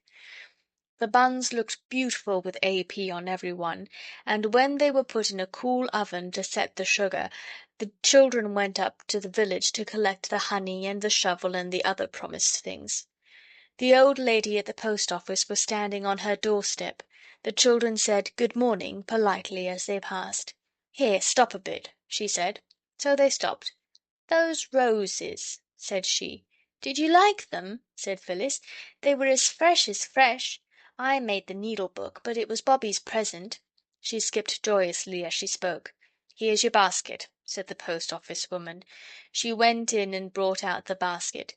It was full of fat, red gooseberries. "I dare say Perks's children would like them," said she. "You are an old dear," said Phyllis, throwing her arms around the old lady's fat waist. "Perks will be pleased." "He won't be half so pleased as I was with your needle-book and the tie and the pretty flowers and all," said the old lady, patting Phyllis's shoulder. "You're good little souls, that you are. Look here, I've got a pram round the back in the wood lodge. It was got for my Emmy's first, that didn't live but 6 months, and she never had but that one. I'd like Mrs. Perks to have it. It'd be a help to her with that great boy of hers. Will you take it along?" "Oh!" said all the children together. When Mrs. Ransom had got out the perambulator and taken off the careful papers that covered it, and dusted it all over, she said, "Well, there it is. I don't know but what I'd have given it to her before if I'd thought of it. Only I didn't quite know if she'd accept of it from me. You tell her it was my Emmy's little one's pram. Oh, isn't it nice to think that there is going to be a real live baby in it again?" "Yes," said Mrs. Ransom, sighing, and then laughing. "Here, I'll give you some peppermint cushions for the little ones, and then you run along before I give you the roof off my head and the clothes off my back." All the things that had been collected for Perks were packed into the perambulator, and at 3:30 Peter and Bobby and Phyllis wheeled it down to the little yellow house where Perks lived. The house was very tidy. On the window ledge was a jug of wildflowers, big daisies and red sorrel and feathery flowery grasses. There was a sound of splashing from the wash-house, and a partly washed boy put his head round the door. "Mother's a-changin' of herself," he said. "Down in a minute," a voice sounded from the narrow, freshly scrubbed stairs. The children waited. Next moment the stairs creaked and Mrs. Perks came down buttoning her bodice. Her hair was brushed very smooth and tight, and her face shone with soap and water. "I'm a bit late changing, miss," she said to Bobby, "owing to me having had a extra clean up today, along o' Perks happening to name its being his birthday. I don't know what put it into his head to think o' such a thing. We keeps the children's birthdays, of course, but him and me, we're too old for such like, as a general rule." "We knew it was his birthday," said Peter, "and we've got some presents for him outside in the perambulator." As the presents were being unpacked, Mrs. Perks gasped. When they were all unpacked, she surprised and horrified the children by sitting suddenly down on a wooden chair and bursting into tears. "Oh, don't!" said everybody. "Oh, please don't!" And Peter added, perhaps a little impatiently, "What on earth is the matter? You don't mean to say you don't like it?" Mrs. Perks only sobbed. The Perks children, now as shiny-faced as anyone could wish, stood at the wash-house door and scowled at the intruders. There was a silence, an awkward silence. "Don't you like it?" said Peter again, while his sisters patted Mrs. Perks on the back. She stopped crying as suddenly as she had begun. "There, there, don't mind me. I'm all right," she said. "Like it? Why, it's a birthday such as Perks never had, not even when he was a boy and stayed with his uncle, who was a corn chandler on his own account. He failed afterwards. Like it? Oh!" And then she went on and said all sorts of things that I won't write down, because I am sure that Peter and Bobby and Phyllis would not like me to. Their ears got hotter and hotter, and their faces redder and redder at the kind things Mrs. Perks said. They felt they had done nothing to deserve all this praise. At last Peter said, "Look here, we're glad you're pleased, but if you go on saying things like that we must go home. And we did want to stay and see if Mr. Perks is pleased too, but we can't stand this." "I won't say another single word," said Mrs. Perks with a beaming face, "but that needn't stop me thinking, need it? For if ever—" "Can we have a plate for the buns?" Bobby asked abruptly, and then Mrs. Perks hastily laid the table for tea, and the buns and the honey and the gooseberries were displayed on plates, and the roses were put in 2 glass jam jars, and the tea table looked, as Mrs. Perks said, fit for a prince. "To think," she said, "me getting the place tidy early, and the little uns getting the wildflowers and all, and never did I think there'd be anything more for him except the ounce of his pet particular that I got him a Saturday and been saving up for him ever since. Bless us, he is early." Perks had indeed unlatched the latch of the little front gate.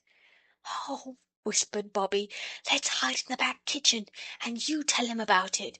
But give him the tobacco first, because you got it for him, and when you've told him we'll all come in and shout 'Many happy returns.'" It was a very nice plan, but it did not quite come off. To begin with, there was only just time for Peter and Bobby and Phyllis to rush into the wash-house, pushing the young and open-mouthed Perks children in front of them. There was not time to shut the door, so that without at all meaning it, they had to listen to what went on in the kitchen. The wash-house was a tight fit for the Perks children and the Three Chimneys children, as well as all the wash-house's proper furniture, including the mangle and the copper. "Hallo, old woman," they heard Mr. Perks's voice say. "Here's a pretty set-out." "It's your birthday tea, Bert," said Mrs. Perks, "and there's a ounce o' your extry particular. I got it a Saturday along o' your happening to remember it was your birthday today." "Good old girl," said Mr. Perks, and there was a sound of a kiss. "But what's that pram doing here? And what's all these bundles? Where did you get the sweet stuff and—" The children did not hear what Mrs. Perks replied, because just then Bobby gave a start, put her hand in her pocket, and all her body grew stiff with horror. "Oh," she whispered to the others, "whatever shall we do? I forgot to put the labels on any of the things. He won't know what's from who. He'll think it's all from us, and that we're trying to be grand or charitable or something horrid." "Hush!" said Peter. And then they heard the voice of Mr. Perks, loud and rather angry. "I don't care," he said. "I won't stand it, and so I tell you straight." "But," said Mrs. Perks, "it's them children you make such a fuss about. The children from the Three Chimneys." "I don't care," said Perks firmly. "Not if it was an angel from heaven. We've got on all right all these years, and no favours asked. I'm not going to begin these sort of charity goings on at my time of life, so don't you think it, Nell." "Oh, hush!" said poor Mrs. Perks. "Bert, shut your silly tongue, for goodness' sake. The all three of them's in the wash-house are listening to every word you speaks." "Then I'll give them something to listen to," said the angry Perks. "I've spoke my mind to 'em afore now, and I'll do it again," he added, and he took 2 strides to the wash-house door and flung it wide open, as wide, that is, as it would go, with the tightly packed children behind it. "Come out," said Perks. "Come out and tell me what you mean by it. Have I ever complained to you of being short, as you comes this charity lay over me?" "Oh," said Phyllis, "I thought you'd be so pleased. I'll never try to be kind to anyone else as long as I live. No, I won't. Not never."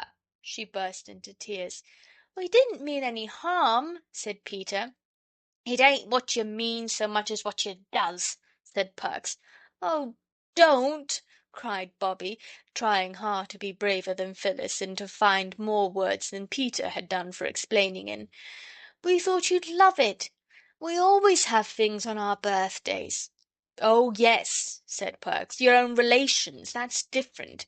"Oh, no," Bobbie answered, "not our own relations. All the servants always gave us things at home, and us to them when it was their birthdays. And when it was mine, and Mother gave me the brooch like a buttercup, Mrs. Viney gave me 2 lovely glass pots, and nobody thought she was coming the charity lay over us." "If it had been glass pots here," said Perks, "I wouldn't have said so much. It's there being all this heaps and heaps of things I can't stand.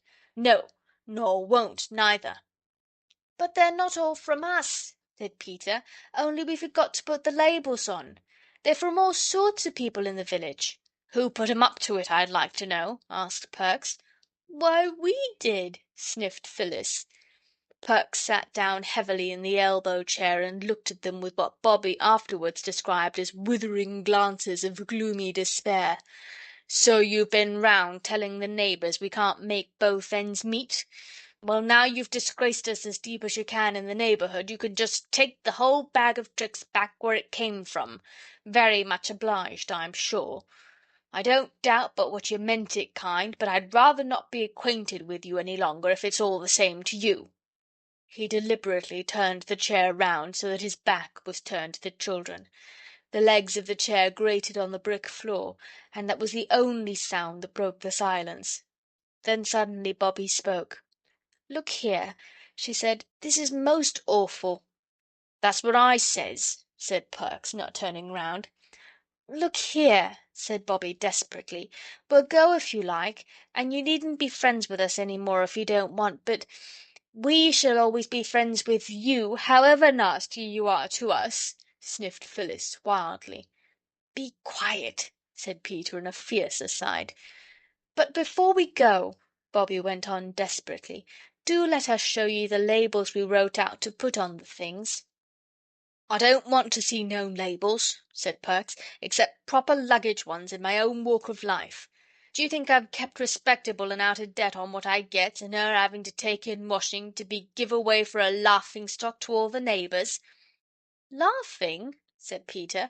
"You don't know." "You're a very hasty gentleman," whined Phyllis. "You know you were wrong once before about us not telling you the secret about the Russian. Do let Bobbie tell you about the labels."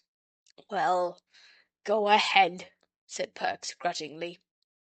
"Well, then," said Bobbie, fumbling miserably, yet not without hope, in her tightly stuffed pocket. We wrote down all the things everybody said when they gave us the things, with the people's names, because Mother said we ought to be careful, but I wrote down what she said, and you'll see." But Bobby could not read the labels just at once. She had to swallow once or twice before she could begin. Mrs. Perks had been crying steadily ever since her husband had opened the wash-house door. Now she caught her breath, choked, and said, "Don't you upset yourself, Missy. I know you meant it kind if he doesn't."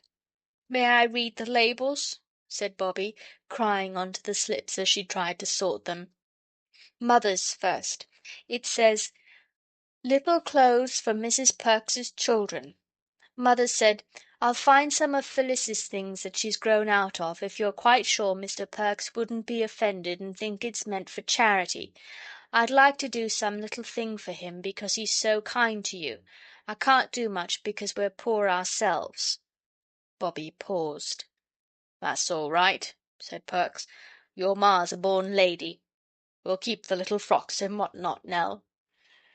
"Then there's the perambulator and the gooseberries and the sweets," said Bobby.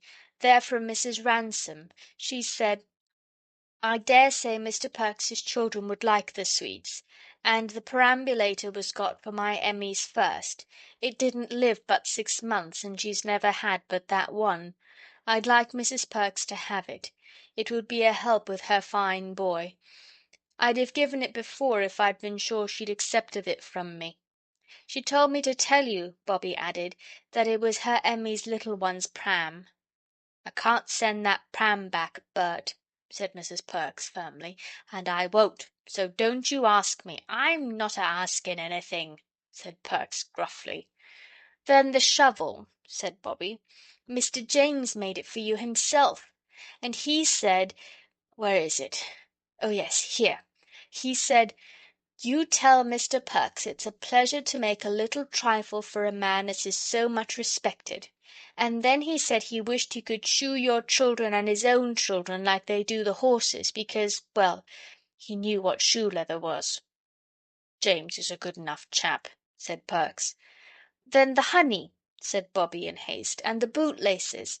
He said he respected a man that paid his way, and the butcher said the same.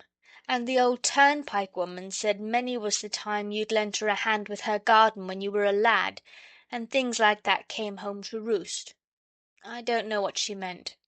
And everybody who gave anything said they liked you, and it was a very good idea of ours, and nobody said anything about charity or anything horrid like that. And the old gentleman gave Peter a gold pound for you, and said you were a man who knew your work. And I thought you'd love to know how fond people are of you, and I never was so unhappy in my life. Good-bye. I hope you'll forgive us some day." She could say no more, and she turned to go. "Stop," said Perks, still with his back to them. "I take back every word I've said contrary to what you'd wish. Nell, set on the kettle." "We'll take the things away if you're unhappy about them," said Peter. "But I think everybody'll be most awfully disappointed as well as us." "I'm not unhappy about them," said Perks. "I don't know," he added, suddenly wheeling the chair around and showing a very odd-looking, screwed-up face.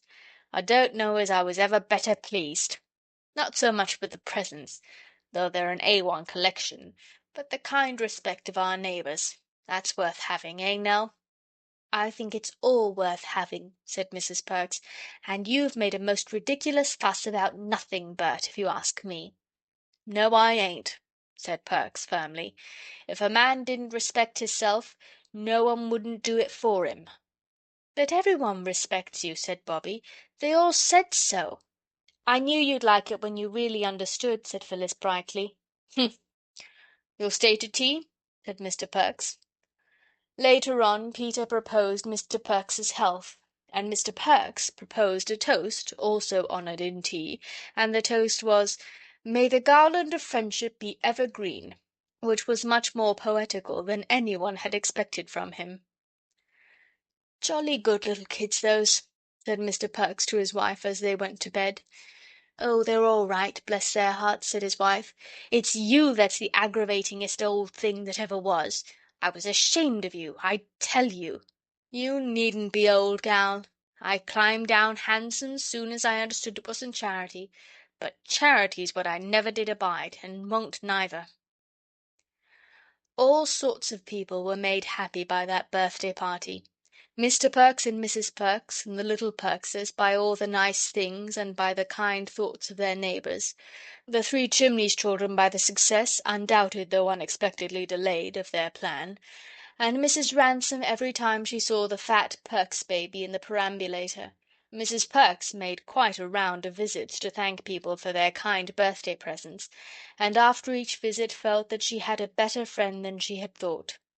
"Yes," said Perks reflectively, "it's not so much what you does as what you means, that's what I say. Now if it had been charity—" "Oh, drat charity!" said Mrs. Perks. "Nobody won't offer you charity, but however much you was to want it, I lay. That was just friendliness, that was." When the clergyman called on Mrs. Perks, she told him all about it. "It was friendliness, wasn't it, sir?" said she.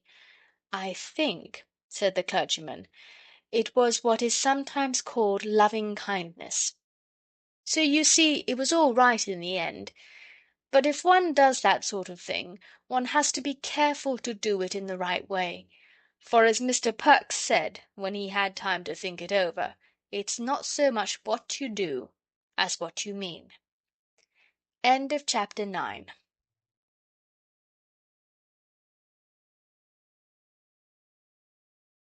Waco, Texas, October 2006.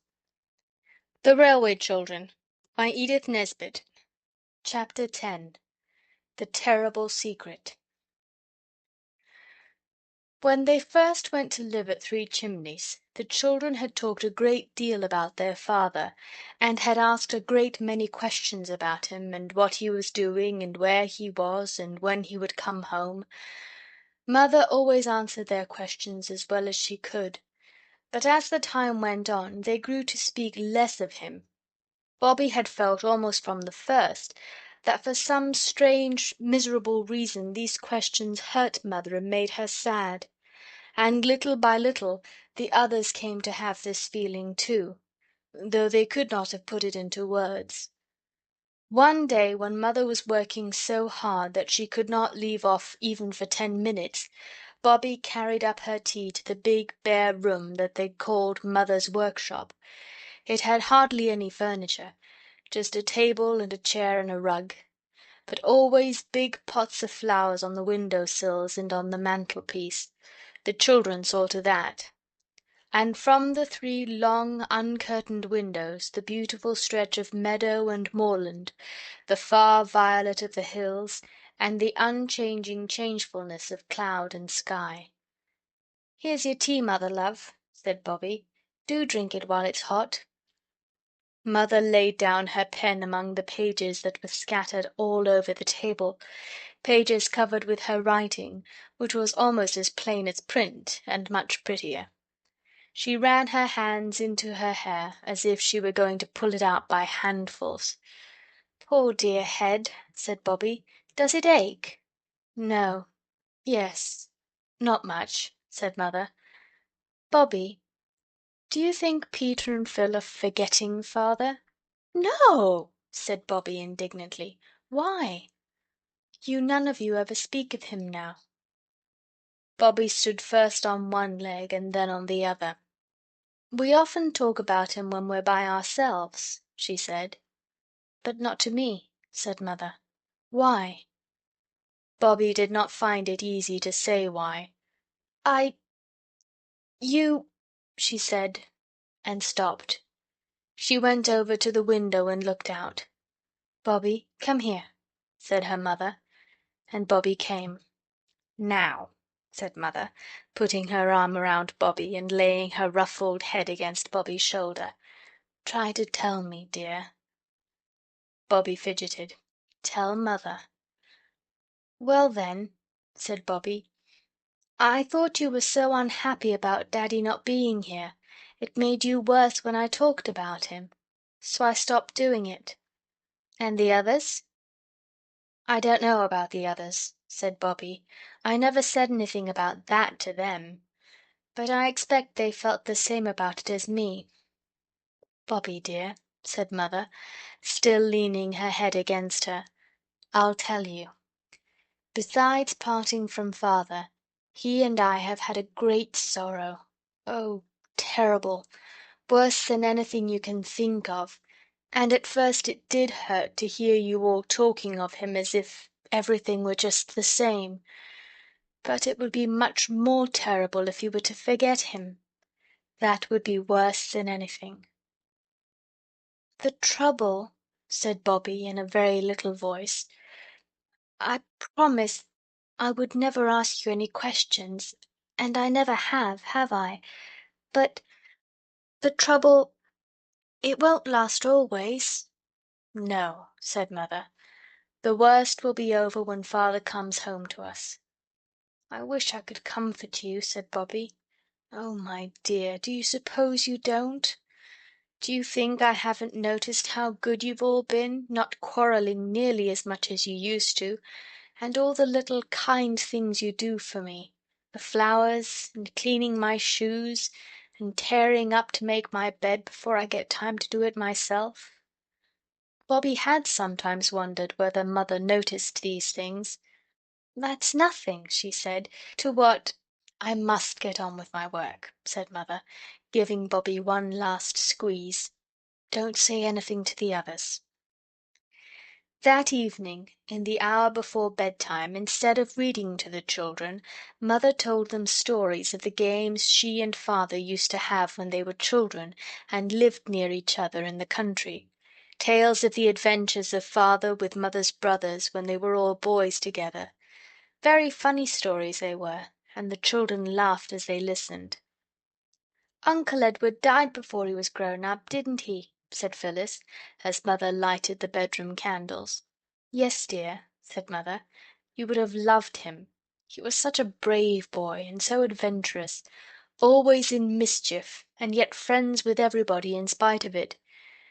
And your Uncle Reggie's in Ceylon. Yes, and Father's away too. But I think they'd all like to think we'd enjoyed talking about the things they used to do. Don't you think so?" "Not Uncle Edward," said Phyllis in a shocked tone. "He's in heaven." "You don't suppose he's forgotten us and all the old times because God has taken him, any more than I forget him? Oh, no. He remembers. He's only away for a little time. We shall see him some day." "And Uncle Reggie? And Father too?" said Peter. "Yes," said Mother. "Uncle Reggie and Father too. Good night, my darlings." "Good night," said everyone. Bobby hugged her mother more closely even than usual and whispered in her ear, "Oh, I do love you so, Mummy, I do, I do." When Bobby came to think it all over, she tried not to wonder what the great trouble was. But she could not always help it. Father was not dead, like poor Uncle Edward. Mother had said so. And he was not ill, or Mother would have been with him. Being poor wasn't the trouble. Bobby knew it was something nearer the heart than money could be. "I mustn't try to think what it is," she told herself. "No, I mustn't. I am glad Mother noticed about us not quarrelling so much. We'll keep that up." And alas, that very afternoon she and Peter had what Peter called a first-class shindy. They had not been a week at Three Chimneys before they had asked Mother to let them have a piece of garden each for their very own, and she had agreed, and the south border under the peach trees had been divided into 3 pieces, and they were allowed to plant whatever they liked there. Phyllis had planted mignonette and nasturtium and Virginia stock in hers. The seeds came up, and though they looked just like weeds, Phyllis believed that they would bear flowers some day. The Virginia stock justified her faith quite soon, and her garden was gay with a band of bright little flowers, pink and white and red and mauve. "I can't weed for fear I pull up the wrong things," she used to say comfortably. "It saves such a lot of work." Peter sowed vegetable seeds in his, carrots and onions and turnips. The seed was given to him by the farmer who lived in the nice black and white wood and plaster house just beyond the bridge. He kept turkeys and guinea fowls, and was a most amiable man. But Peter's vegetables never had much of a chance, because he liked to use the earth of his garden for digging canals and making forts and earthworks for his toy soldiers, and the seeds of vegetables rarely come to much in a soil that is constantly disturbed for the purposes of war and irrigation.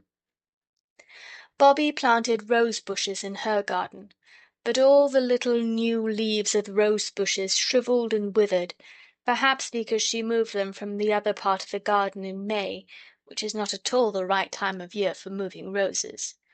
But she would not own that they were dead, and hoped on against hope, until the day when Perks came up to see the garden and told her quite plainly that all her roses were as dead as doornails.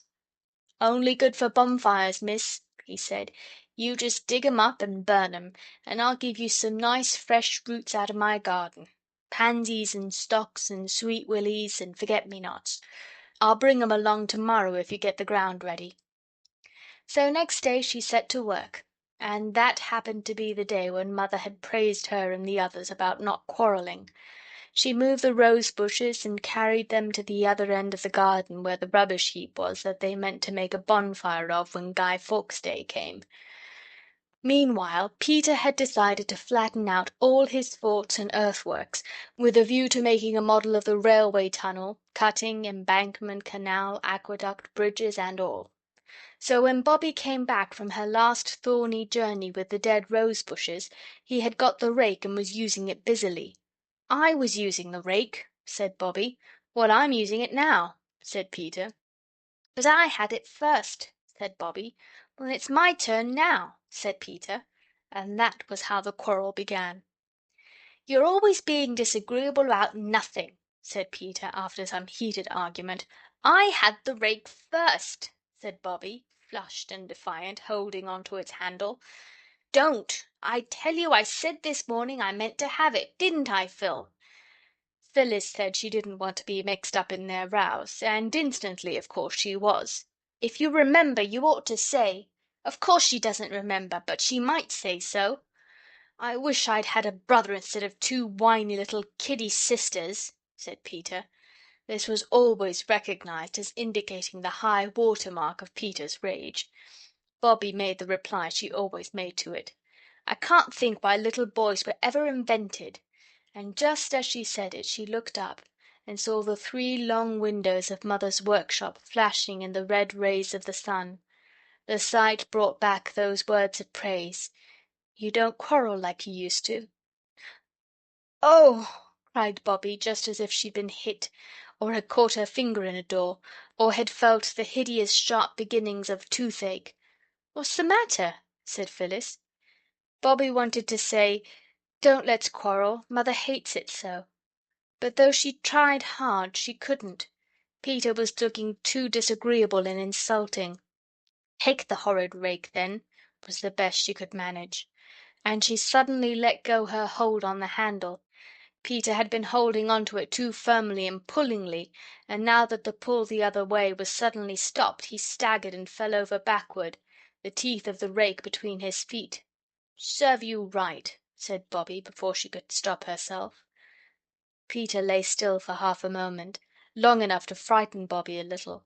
Then he frightened her a little more, for he sat up, screamed once, turned rather pale, and then lay back and began to shriek, faintly but steadily. It sounded exactly like a pig being killed a quarter of a mile off. Mother put her head out of the window, and it wasn't half a minute after that she was in the garden kneeling by the side of Peter, who never for an instant ceased to squeal. "What happened, Bobby?" Mother asked. "It was the rake," said Phyllis. "Peter was pulling at it, so was Bobby, and she let go and he went over." "Stop that noise, Peter," said Mother. "Come, stop at once." Peter used up what breath he had left in a last squeal and stopped. "Now," said Mother, "are you hurt?" "If he was really hurt he wouldn't make such a fuss," said Bobby, still trembling with fury. "He's not a coward." "I think my foot's broken off, that's all," said Peter huffily, and sat up. Then he turned quite white. Mother put her arm around him. "He is hurt," she said. "He's fainted." Here, Bobby, sit down and take his head on your lap." Then Mother undid Peter's boots. As she took the right one off, something dripped from his foot onto the ground. It was red blood. And when the stocking came off, there were 3 red wounds in Peter's foot and ankle, where the teeth of the rake had bitten him, and his foot was covered with red smears. "Run for water, a basinful," said Mother, and Phyllis ran. She upset most of the water out of the basin in her haste, and had to fetch more in a jug. Peter did not open his eyes again till Mother had tied her handkerchief round his foot, and she and Bobby had carried him in and laid him on the brown wooden settle in the dining-room. By this time Phyllis was halfway to the doctor's. Mother sat by Peter and bathed his foot and talked to him, and Bobby went out and got tea ready and put on the kettle. "It's all I can do," she told herself. "Oh, suppose Peter should die, or be a helpless cripple for life, or have to walk with crutches, or wear a boot with a sole like a log of wood." She stood by the back door reflecting on these gloomy possibilities, her eyes fixed on the water-butt. "I wish I'd never been born," she said, and she said it out loud. "Why, lawk-a-mercy, what's that for?" asked a voice, and Perks stood before her with a wooden trug-basket full of green-leaved things and soft, loose earth. "Oh, it's you," she said. "Peter's hurt his foot with a rake. 3 great gaping wounds like soldiers get, and it was partly my fault." "That it wasn't, I'll go bail," said Perks. "Doctor seen him?" "Phyllis has gone for the doctor." "He'll be all right, you see if he isn't," said Perks. "Why, my father's second cousin had a hay-fork run into him, right into his inside, and he was right as ever in a few weeks, all except his being a bit weak in the head afterwards, and they did say that it was along of his getting a touch of the sun in the hay-field, and not the fork at all. I remember him well. A kind-hearted chap, but soft, as you might say." Bobby tried to let herself be cheered by this heartening reminiscence. "Well," said Perks, "you won't want to be bothered with gardening just this minute, I dare say. You show me where your garden is, and I'll pop the bits of stuff in for you. And I'll hang about, if I may make so free, to see the doctor as he comes out and hear what he says. You cheer up, missy. I lay a pound he ain't hurt, not to speak of." But he was. The doctor came and looked at the foot and bandaged it beautifully, and said that Peter must not put it to the ground for at least a week. "He won't be lame, or have to wear crutches or a lump in his foot, will he?" whispered Bobby breathlessly at the door. "I aren't. No," said Dr. Forrest. "He'll be as nimble as ever on his pins in a fortnight. Don't you worry, little Mother Goose." It was when Mother had gone to the gate with the doctor to take his last instructions, and Phyllis was filling the kettle for tea, that Peter and Bobby found themselves alone. "He says you won't be lame or anything," said Bobby. "Of course I shan't, silly," said Peter, very much relieved all the same. "Oh, Peter, I am so sorry," said Bobby after a pause. "That's all right," said Peter gruffly. "It was all my fault," said Bobby. "Rot," said Peter. "If we hadn't quarrelled it wouldn't have happened. I knew it was wrong to quarrel. I wanted to say so, but somehow I couldn't." "Don't drivel," said Peter. "I shouldn't have stopped if you had said it. Not likely. And besides, us rowing hadn't anything to do with it. I might have caught my foot in the hoe, or taken off my fingers in the chaff-cutting machine, or blown my nose off with fireworks. It would have been hurt just the same whether we'd been rowing or not." "But I knew it was wrong to quarrel," said Bobby in tears. "And now you're hurt and—" "Now look here," said Peter firmly, "you just dry up. If you're not careful you'll turn into a beastly little Sunday school prig, so I tell you." "I don't mean to be a prig, but it's so hard not to be when you're really trying to be good." The gentle reader may perhaps have suffered from this difficulty. "Not it," said Peter. "It's a jolly good thing it wasn't you was hurt. I'm glad it was me. There! If it had been you, you'd have been lying on the sofa looking like a suffering angel and being the light of the anxious household and all that, and I couldn't have stood it." "No, I shouldn't," said Bobby. "Yes, you would." said Peter. "I tell you I shouldn't. I tell you you would." "Oh, children," said Mother's voice at the door. "Quarrelling again? Already?" "We aren't quarrelling, not really," said Peter. "I wish you wouldn't think it's rows every time we don't agree." When Mother had gone out again, Bobbie broke out, "Peter, I am sorry you're hurt, but you are a beast to say I'm a prig." "Well," said Peter unexpectedly, "perhaps I am. You did say I wasn't a coward, even when you were in such a wax. The only thing is, don't you be a prig, that's all. You keep your eyes open, and if you feel priggishness coming on, just stop in time. See?" "Yes," said Bobbie, "I see." "Then let's call it Pax," said Peter magnanimously. "Bury the hatchet in the fathoms of the past. Shake hands on it. I say, Bobbie, old chap, I am tired." He was tired for many days after that, and the settle seemed hard and uncomfortable in spite of all the pillows and bolsters and soft folded rugs. It was terrible not to be able to go out. They moved the settle to the window, and from there Peter could see the smoke of the trains winding along the valley. But he could not see the trains. At first Bobbie found it quite hard to be as nice to him as she wanted to be, for fear he should think her priggish. But that soon wore off, and both she and Phyllis were, as he observed, jolly good sorts. Mother sat with him when his sisters were out, and the words "he's not a coward" made Peter determined not to make any fuss about the pain in his foot, though it was rather bad, especially at night. Praise helps people very much sometimes. There were visitors, too. Mrs. Perks came up to ask how he was, and so did the station master and several of the village people. But the time went slowly, slowly. "I do wish there was something to read," said Peter. "I've read all our books 50 times over." "I'll go to the doctor's," said Phyllis. "He's sure to have some." "Only about how to be ill and about people's nasty insides, I expect," said Peter. "Perks has a whole heap of magazines that came out of trains when people are tired of them," said Bobbie. "I'll run down and ask him." So the girls went their two ways. Bobbie found Perks busy cleaning lamps. "And how's the young gent?" said he. "Better, thanks," said Bobbie, "but he's most frightfully bored. I came to ask if you'd got any magazines you could lend him." "There now," said Perks regretfully, rubbing his ear with a black and oily lump of cotton waste. "Why didn't I think of that now? I was trying to think of something as'd amuse him only this morning, and I couldn't think of anything better than a guinea pig.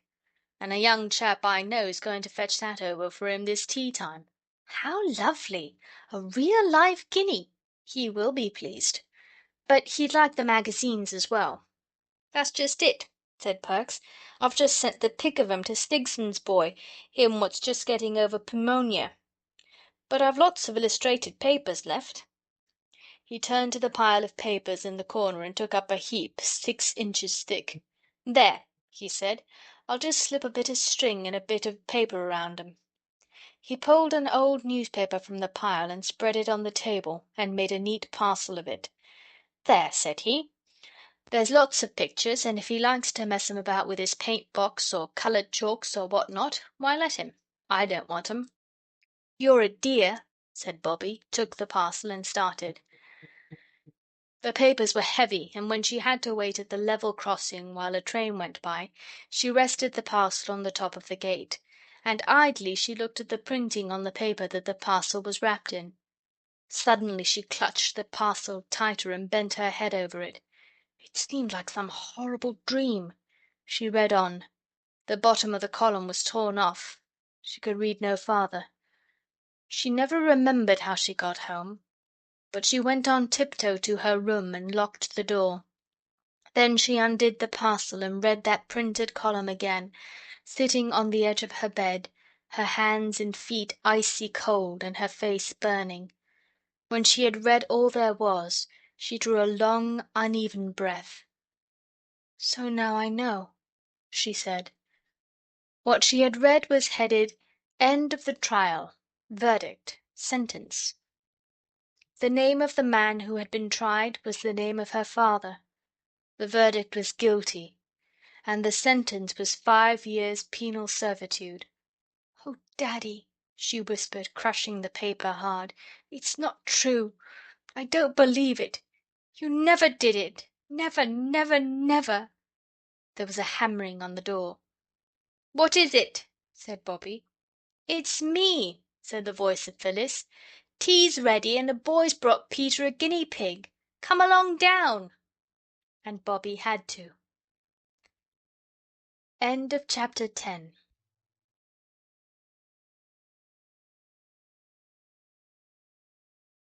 Waco, Texas, October 2006. The Railway Children by Edith Nesbit. Chapter 11. The Hound in the Red Jersey.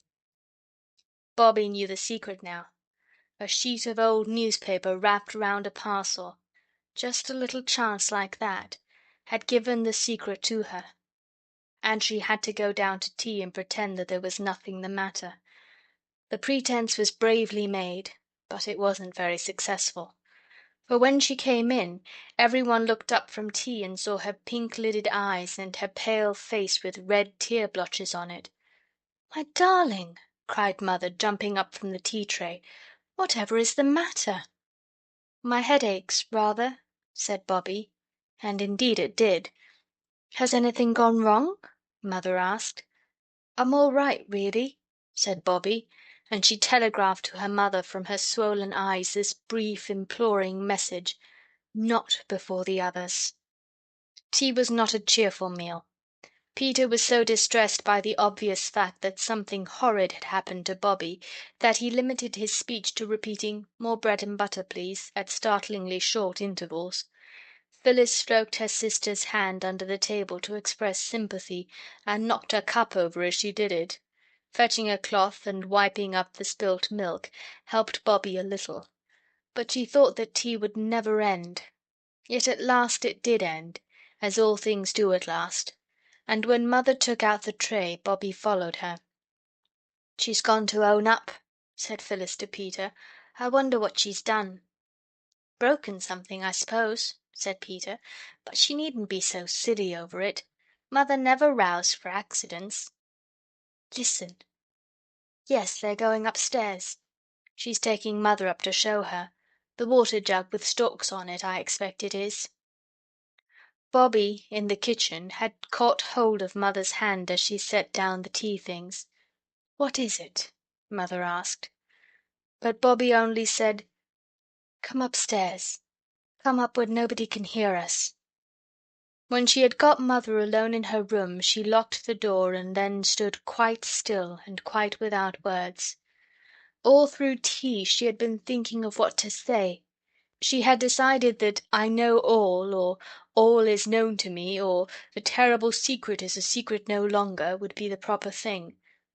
But now that she and her mother and that awful sheet of newspaper were alone in the room together, she found that she could say nothing. Suddenly she went to Mother and put her arms around her and began to cry again. And still she could find no words, only "Oh, Mummy, oh, Mummy, oh, Mummy," over and over again. Mother held her very close and waited. Suddenly Bobby broke away from her and went to her bed. From under her mattress she pulled out the paper she had hidden there and held it out, pointing to her father's name with a finger that shook. "Oh, Bobby," Mother cried when one little quick look had shown her what it was. "You don't believe it? You don't believe Daddy did it?" "No!" Bobby almost shouted. She had stopped crying. "That's all right," said Mother. "It's not true. And they've shut him up in prison. But he's done nothing wrong. He's good and noble and honourable, and he belongs to us. We have to think of that and be proud of him and wait." Again Bobby clung to her mother, and again only one word came to her. But now that word was Daddy, and "Oh, Daddy, oh, Daddy, oh, Daddy," again and again. "Why didn't you tell me, Mummy?" she asked presently. "Are you going to tell the others?" Mother asked. "No." "Why?" "Because—" "Exactly," said Mother. "So you understand why I didn't tell you. We two must help each other to be brave." "Yes," said Bobby. "Mother, will it make you more unhappy if you tell me all about it? I want to understand." So then, sitting cuddled up close to her mother, Bobby heard all about it. She heard how those men who had asked to see father on that remembered last night when the engine was being mended had come to arrest him, charging him with selling state secrets to the Russians, with being, in fact, a spy and a traitor. She heard about the trial and about the evidence, letters found in father's desk at the office, letters that convinced the jury that father was guilty. "Oh, how could they look at him and believe it?" cried Bobby. "And how could anyone do such a thing?" "Someone did it," said Mother, "and all the evidence was against father. Those letters—" "Yes! How did the letters get into his desk?" "Someone put them there, and the person who put them there was the person who was really guilty. He must be feeling pretty awful all this time," said Bobby, thoughtfully. "I don't believe he had any feelings," said Mother hotly.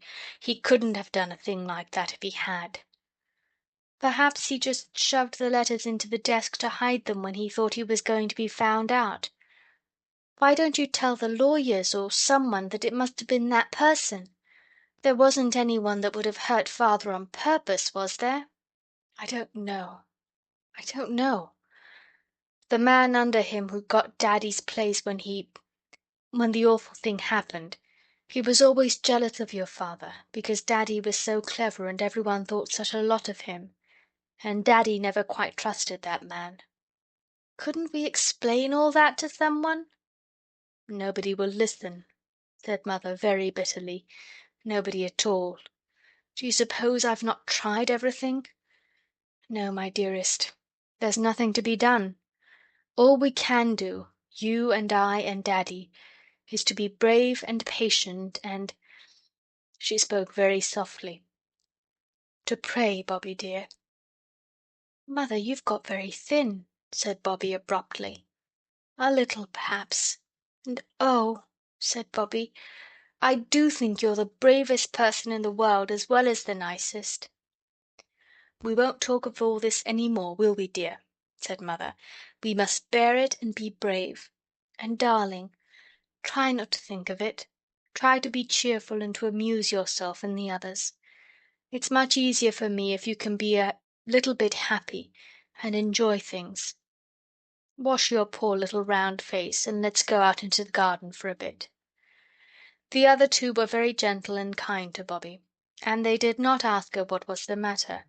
This was Peter's idea, and he had drilled Phyllis, who would have asked 100 questions if she had been left to herself.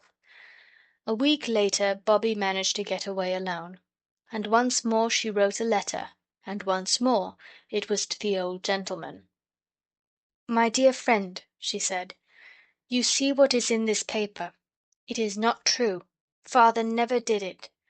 Mother says someone put the papers in father's desk, and she says the man under him that got father's place afterwards was jealous of father, and father suspected him a long time. But nobody listens to a word she says. But you are so good and clever, and you found out about the Russian gentleman's wife directly. Can't you find out who did the treason, because he wasn't father, upon my honour. He is an Englishman and incapable to do such things. And then they would let father out of prison. It is dreadful, and mother is getting so thin. She told us once to pray for all prisoners and captives. I see now. Oh, do help me. There is only just mother and me know, and we can't do anything. Peter and Phil don't know. I'll pray for you twice every day as long as I live if you'll only try, just try to find out. Think if it was your Daddy what you would feel. Oh, do help me. With love, I remain your affectionately little friend, Roberta. P.S. Mother would send her kind regards if she knew I am writing, but it is no use telling her I am, in case you can't do anything, but I know you will. Bobby with best love. She cut the account of her father's trial out of the newspaper with Mother's big cutting-out scissors, and put it in the envelope with her letter. Then she took it down to the station, going out the back way and round by the road, so that the others should not see her, and offered to come with her, and she gave the letter to the station-master to give to the old gentleman next morning.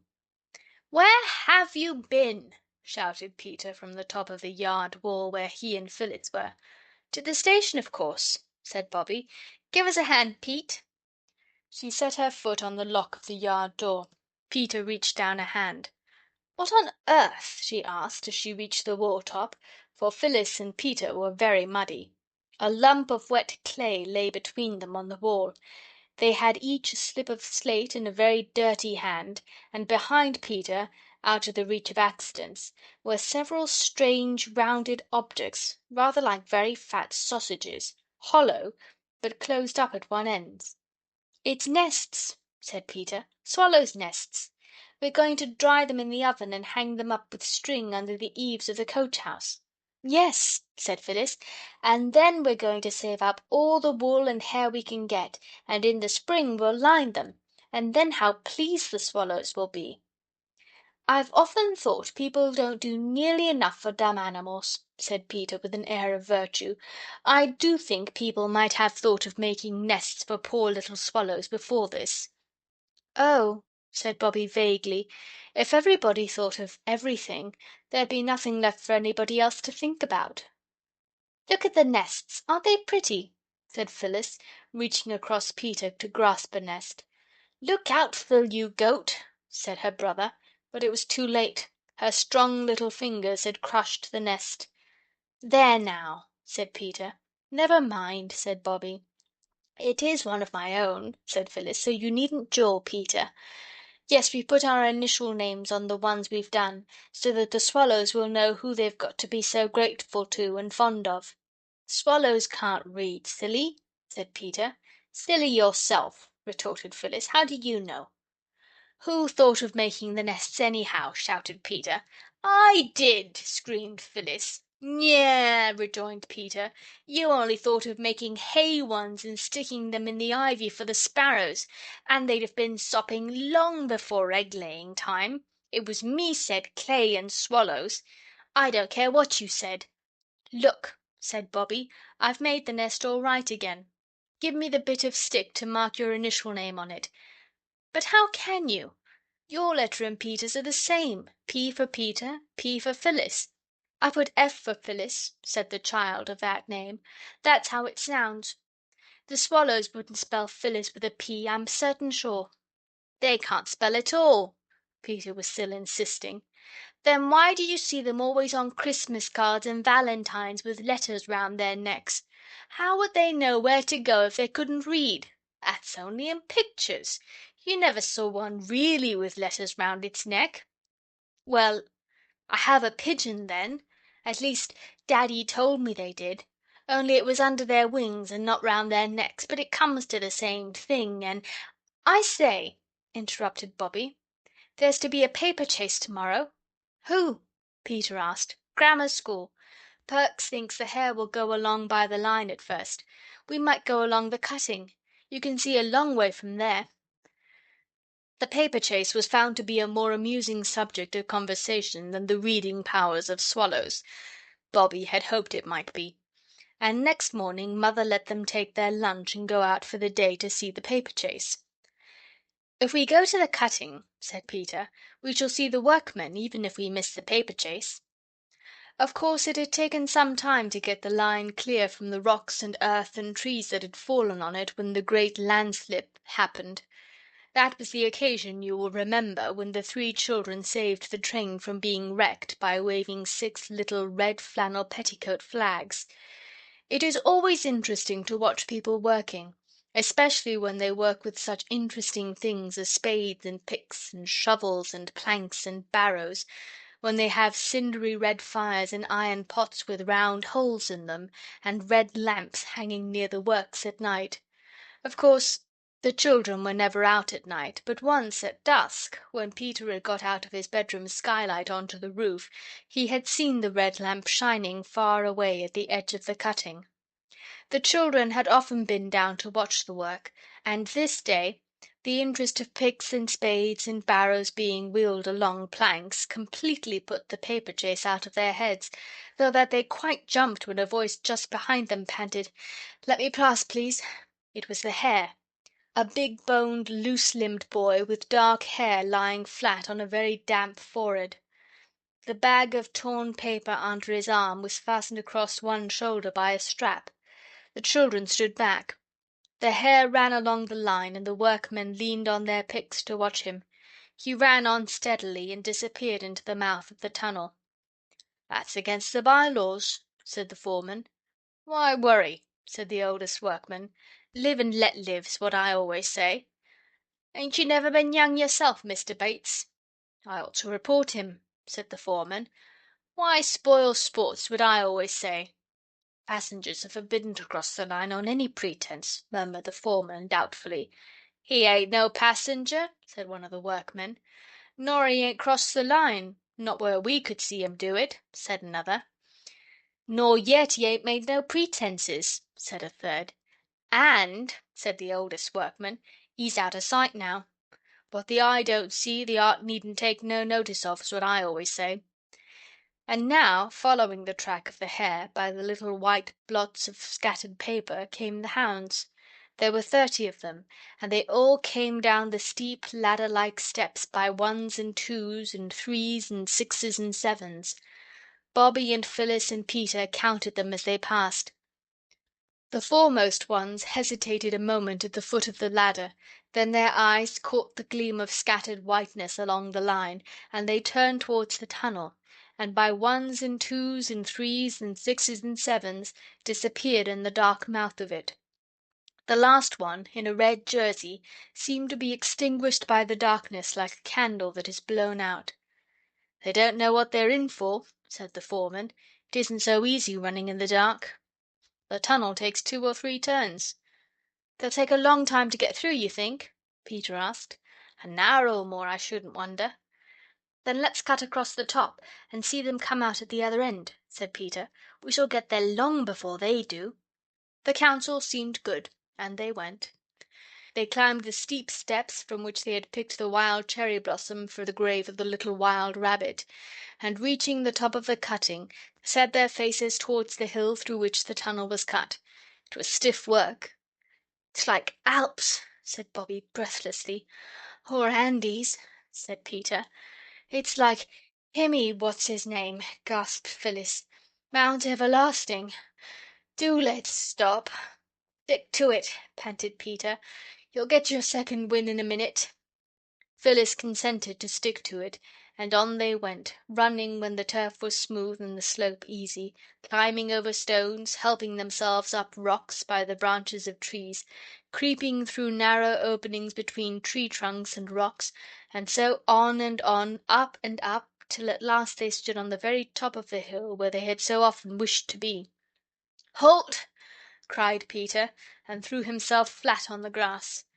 For the very top of the hill was a smooth turf tableland, dotted with mossy rocks and little mountain ash trees. The girls also threw themselves down flat. "Plenty of time," Peter panted. "The rest's all downhill."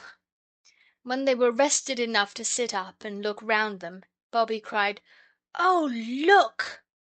"What at?" said Phyllis. "The view," said Bobby. "I hate views," said Phyllis. "Don't you, Peter?" "Let's get on," said Peter. "But this isn't like a view they take you to in carriages when you're at the seaside, all sea and sand and bare hills. It's like the coloured counties in one of Mother's poetry books." "It's not so dusty," said Peter. "Look at the aqueduct straddling slap across the valley like a giant centipede, and then the towns sticking their church spires up out of the trees like pens out of an inkstand.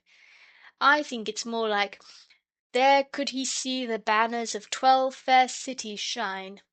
"I love it," said Bobby. "It's worth the climb." "The paper chase is worth the climb," said Phyllis, "if we don't lose it. Let's get on. It's all downhill now." "I said that 10 minutes ago," said Peter. "Well, I've said it now," said Phyllis. "Come on." "Loads of time," said Peter, and there was. For when they had got down to a level with the top of the tunnel's mouth, they were a couple of 100 yards out of their reckoning and had to creep along the face of the hill. There was no sign of the hare or the hounds. "They've gone long ago, of course," said Phyllis, as they leaned on the brick parapet above the tunnel. "I don't think so," said Bobbie. "But even if they had, it's ripping here, and we shall see the trains come out of the tunnel like dragons out of lairs. We've never seen that from the top side before." "No more we have," said Phyllis, partially appeased. It was really a most exciting place to be in. The top of the tunnel seemed ever so much farther from the line than they had expected, and it was like being on a bridge, but a bridge overgrown with bushes and creepers and grass and wildflowers.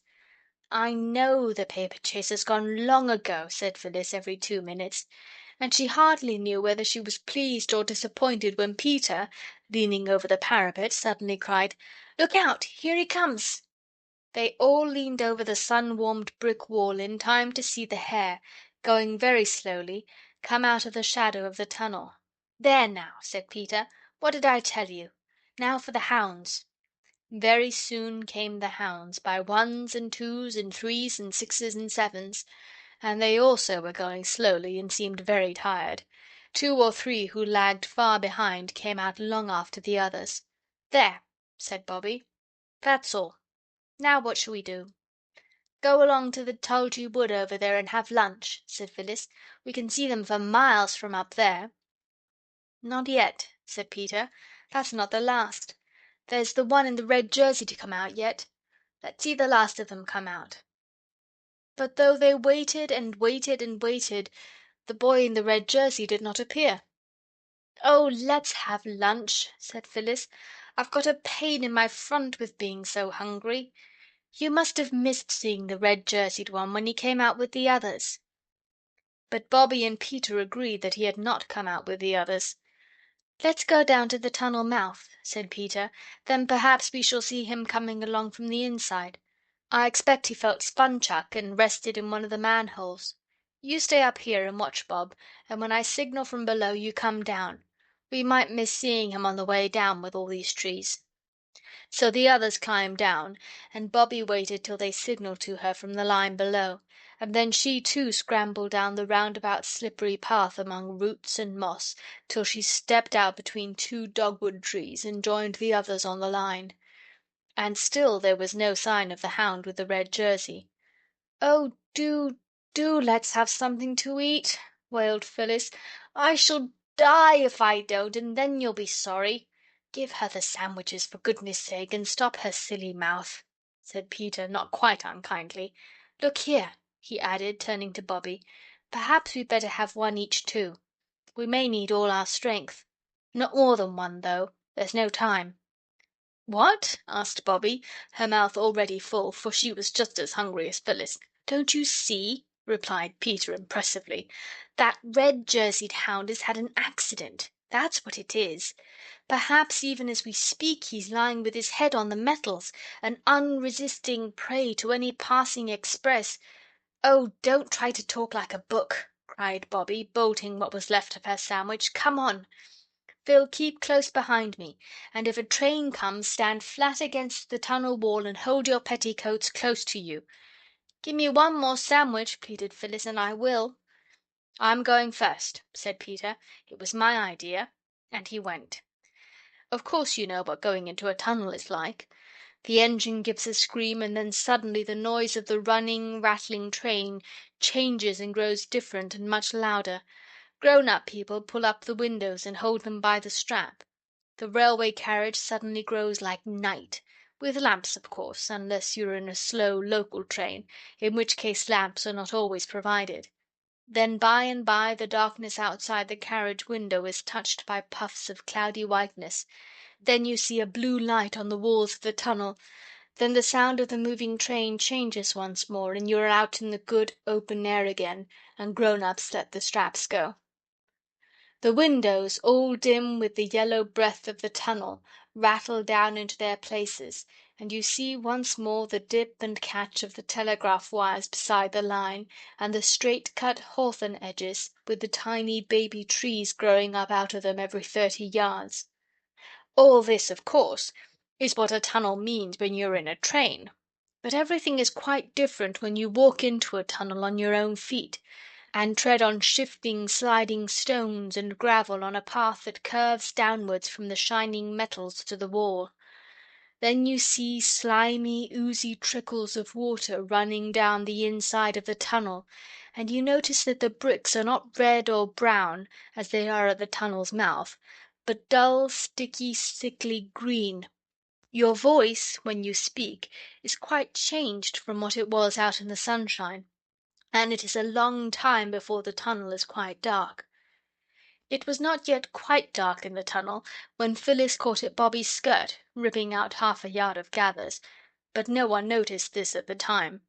"I want to go back," she said. "I don't like it. It'll be pitch dark in a minute. I won't go on in the dark. I don't care what you say, I won't." "Don't be a silly cuckoo," said Peter. "I've got a candle end and matches and what's that?" That was a low humming sound on the railway line, a trembling of the wires beside it, a buzzing, humming sound that grew louder and louder as they listened. "The train," said Bobby. "Which line?" "Let me go back," cried Phyllis, struggling to get away from the hand by which Bobby held her. "Don't be a coward," said Bobby. "It's quite safe. Stand back." "Come on," shouted Peter, who was a few yards ahead. "Quick! Manhole!" The roar of the advancing train was now louder than the noise you hear when your head is under water in the bath, and both taps are running, and you are kicking with your heels against the bath's tin sides. But Peter had shouted for all he was worth, and Bobby heard him. She dragged Phyllis along to the manhole. Phyllis, of course, stumbled over the wires and grazed both her legs, but they dragged her in, and all three stood in the dark, damp, arched recess, while the train roared louder and louder. It seemed as if it would deafen them, and in the distance they could see its eyes of fire growing bigger and brighter every instant. "It is a dragon! I always knew it was! It takes its own shape in here, in the dark!" shouted Phyllis. But nobody heard her. You see, the train was shouting too, and its voice was bigger than hers. And now, with a rush and a roar and a rattle and a long dazzling flash of lighted carriage windows, a smell of smoke and blast of hot air, the train hurtled by, clanging and jangling and echoing in the vaulted roof of the tunnel. Phyllis and Bobby clung to each other. Even Peter caught hold of Bobby's arm, in case she should be frightened, as he explained afterwards. And now, slowly and gradually, the tail lights grew smaller and smaller, and so did the noise, till with one last whizz the train got itself out of the tunnel, and silence settled again on its damp walls and dripping roof. "Oh!" said the children, all together in a whisper.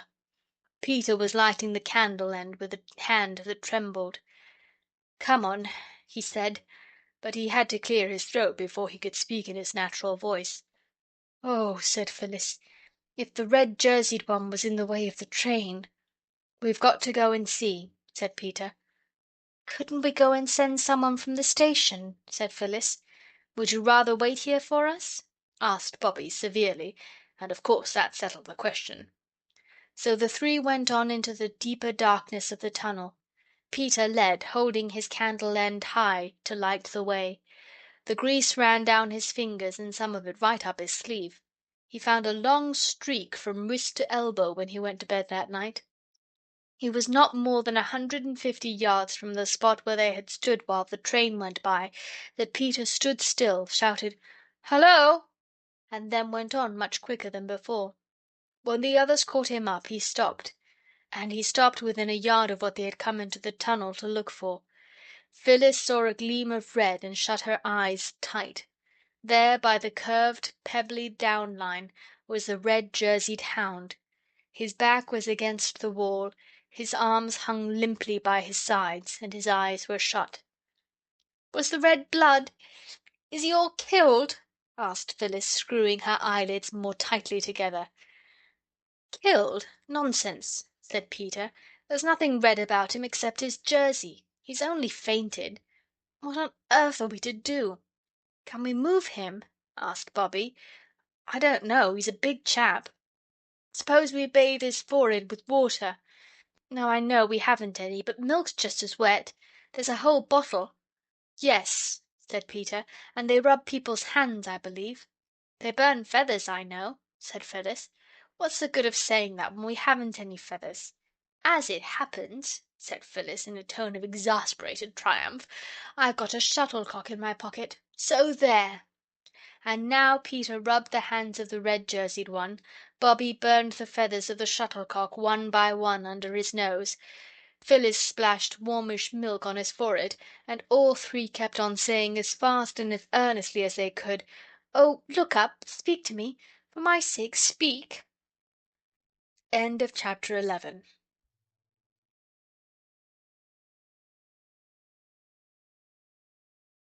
Waco, Texas, October 2006. The Railway Children by Edith Nesbit. Chapter 12. What Bobbie Brought Home. "Oh, look up! Speak to me! For my sake, speak!"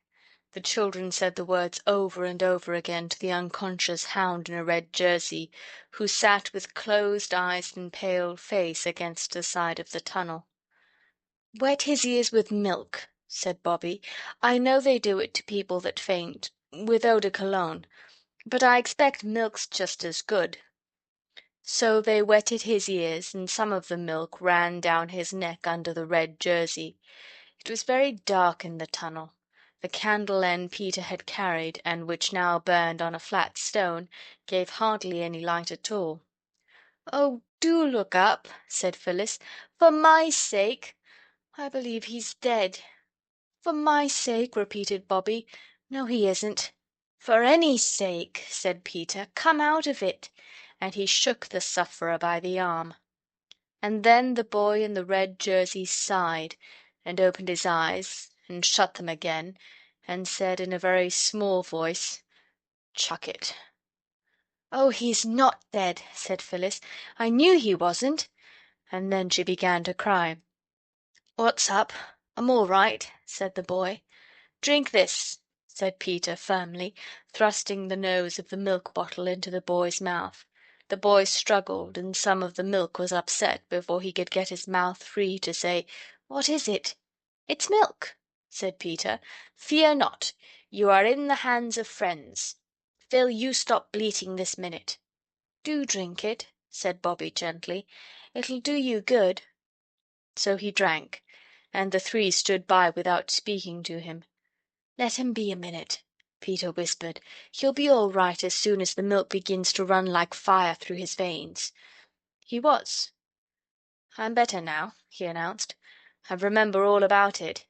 He tried to move, but the movement ended in a groan. "Bother! I believe I've broken my leg," he said. "Did you tumble down?" asked Phyllis, sniffing. "Course not. I'm not a kiddie," said the boy indignantly. "It was one of those beastly wires tripped me up, and when I tried to get up again I couldn't stand, so I sat down. Gee willikins! It does hurt, though. How did you get here?" "We saw you all go into the tunnel, and then we went across the hill to see you all come out, and the others did, all but you, and you didn't. So we are a rescue party," said Peter with pride. "You've got some pluck, I will say," remarked the boy. "Oh, that's nothing," said Peter with modesty. "Do you think you could walk if we helped you?" "I could try," said the boy. He did try, but he could only stand on one foot. The other dragged in a very nasty way. "Here, let me sit down. I feel like dying," said the boy. "Let go of me. Let go, quick." He lay down and closed his eyes. The others looked at each other by the dim light of the little candle. "What on earth?" said Peter. "Look here," said Bobbie quickly. "You must go and get help. Go to the nearest house." "Yes, that's the only thing," said Peter. "Come on." If you take his feet and Phil and I take his head, we could carry him to the manhole." They did it. It was perhaps as well for the sufferer that he had fainted again. "Now," said Bobby, "I'll stay with him. You take the longest bit of candle, and oh, be quick, for this bit won't burn long." "I don't think mother would like me leaving you," said Peter doubtfully. "Let me stay and you and Phil go." "No, no," said Bobby. "You and Phil go. And lend me your knife. I'll try to get his boot off before he wakes up again." "I hope it's all right what we're doing," said Peter. "Of course it's right," said Bobby impatiently. "What else would you do? Leave him here all alone because it's dark? Nonsense. Hurry up, that's all." So they hurried up. Bobby watched their dark figures in the little light of the little candle with an odd feeling of having come to the end of everything. She knew now, she thought, what nuns who were bricked up alive in convent walls felt like. Suddenly she gave herself a little shake. "Don't be a silly little girl," she said. She was always very angry when anyone else called her a little girl, even if the adjective that went first was not silly, but nice or good or clever. And it was only when she was very angry with herself that she allowed Roberta to use that expression to Bobby. She fixed the little candle end on a broken brick near the red jerseyed boy's feet. Then she opened Peter's knife. It was always hard to manage. A halfpenny was generally needed to get it open at all. This time Bobby somehow got it open with her thumbnail. She broke the nail, and it hurt horribly. Then she cut the boy's bootlace and got the boot off. She tried to pull off his stocking, but his leg was dreadfully swollen, and it did not seem to be the proper shape. So she cut the stocking down very slowly and carefully. It was a brown knitted stocking, and she wondered who had knitted it, and whether it was the boy's mother, and whether she was feeling anxious about him, and how she would feel when he was brought home with his leg broken. When Bobby had got the stocking off and saw the poor leg, she felt as though the tunnel was growing darker, and the ground felt unsteady, and nothing seemed quite real. "Silly little girl," said Roberta to Bobby, and felt better. "The poor leg," she told herself. "It ought to have a cushion. Ah!" She remembered the day when she and Phyllis had torn up their red flannel petticoats to make danger signals to stop the train and prevent an accident. Her flannel petticoat to-day was white, but it would be quite as soft as a red one. She took it off. "Oh, what useful things flannel petticoats are," she said. "The man who invented them ought to have a statue erected to him." And she said it aloud, because it seemed that any voice, even her own, would be a comfort in that darkness. "What ought to be directed? Who to?" asked the boy, suddenly and very feebly. "Oh," said Bobby, "now you're better. Hold your teeth and don't let it hurt too much. Now." She had folded the petticoat, and lifting his leg, laid it on the cushion of folded flannel. "Don't faint again. Please don't," said Bobby as he groaned. She hastily wetted her handkerchief with milk and spread it over the poor leg. "Oh, that hurts!" cried the boy, shrinking. "Oh, no, it doesn't. It's nice, really." "What's your name?" said Bobby. "Jim." "Mine's Bobby." "But you're a girl, aren't you?" "Yes, my long name's Roberta." "I say, Bobby." "Yes?" "Wasn't there some more of you just now?" "Yes, Peter and Phil. That's my brother and sister. They've gone to get someone to carry you out." "What rum names. All boys?" "Yes. I wish I was a boy, don't you?" "I think you're all right as you are." "I didn't mean that. I meant, don't you wish you were a boy? But of course you are without wishing." "You're just as brave as a boy. Why didn't you go with the others?" "Somebody had to stay with you," said Bobby. "Tell you what, Bobby," said Jim, "you're a brick. Shake." He reached out a red jerseyed arm, and Bobby squeezed his hand. "I won't shake it," she explained, "because it would shake you, and that would shake your poor leg, and that would hurt. Have you got a hanky?" "I don't expect I have." He felt in his pocket. "Yes, I have." "What for?" She took it and wetted it with milk and put it on his forehead. "That's jolly," he said. "What is it?" "Milk," said Bobby. "We haven't any water." "You're a jolly good little nurse," said Jim. "I do it for mother sometimes," said Bobby. "Not milk, of course, but scent or vinegar and water. I say, I must put the candle out now because there mayn't be enough of the other one to get you out by." "By George," said he, "you think of everything." Bobby blew. Out went the candle. You have no idea how black velvety the darkness was. "I say, Bobby," said a voice through the blackness, "aren't you afraid of the dark?" "Not not very, that is." "Let's hold hands," said the boy.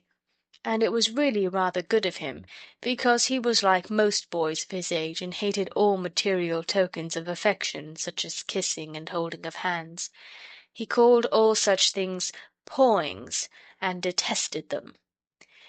The darkness was more bearable to Bobby now that her hand was held in the large rough hand of the red-jerseyed sufferer, and he, holding her little smooth hot paw, was surprised to find that he did not mind it so much as he expected. She tried to talk, to amuse him, and take his mind off his sufferings, but it is very difficult to go on talking in the dark, and presently they found themselves in a silence, only broken now and then by a "You all right, Bobby?" or an "I'm afraid it's hurting you most awfully, Jim. I am so sorry." And it was very cold. Peter and Phyllis tramped down the long way of the tunnel towards daylight, the candle grease dripping over Peter's fingers. There were no accidents, unless you count Phyllis's catching her frock on a wire and tearing a long jagged slit in it, and tripping over her bootlace when it came undone, or going down on her hands and knees, all four of which were grazed. "There's no end to this tunnel," said Phyllis, and indeed it did seem very, very long. "Stick to it," said Peter. "Everything has an end, and you get to it if you only keep all on." Which is quite true, if you come to think of it, and a useful thing to remember in seasons of trouble, such as measles, arithmetic, impositions, and those times when you are in disgrace and feel as though no one would ever love you again, and you could never, never again love anybody. "Hooray!" said Peter suddenly. "There's the end of the tunnel. Looks just like a pinhole in a bit of black paper, doesn't it?" The pinhole got larger. Blue lights lay along the sides of the tunnel. The children could see the gravel way that lay in front of them. The air grew warmer and sweeter. Another 20 steps and they were out in the good, glad sunshine with the green trees on both sides. Phyllis drew a long breath. "I'll never go into a tunnel again as long as ever I live," said she. "Not if there are 20,000,000,000,000 hounds inside with red jerseys and their legs broken." "Don't be a silly cuckoo," said Peter as usual. "You'd have to." "I think it was very brave and good of me," said Phyllis.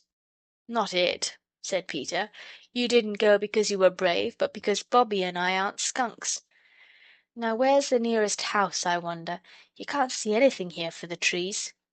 "There's a roof over there," said Phyllis, pointing down the line. "That's the signal box," said Peter. "And you know you're not allowed to speak to signalmen on duty. It's wrong." "I'm not near so afraid of doing wrong as I was of going into that tunnel," said Phyllis. "Come on." And she started to run along the line. So Peter ran too. It was very hot in the sunshine, and both children were hot and breathless by the time they stopped, and bending their heads back to look up at the open windows of the signal box, shouted "Hi!" as loud as their breathless state allowed. But no one answered. The signal box stood quiet as an empty nursery, and the handrail of its steps was hot to the hands of the children as they climbed softly up. They peeped in at the open door.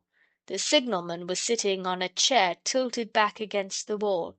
His head leaned sideways and his mouth was open. He was fast asleep. "My hat!" cried Peter. "Wake up!"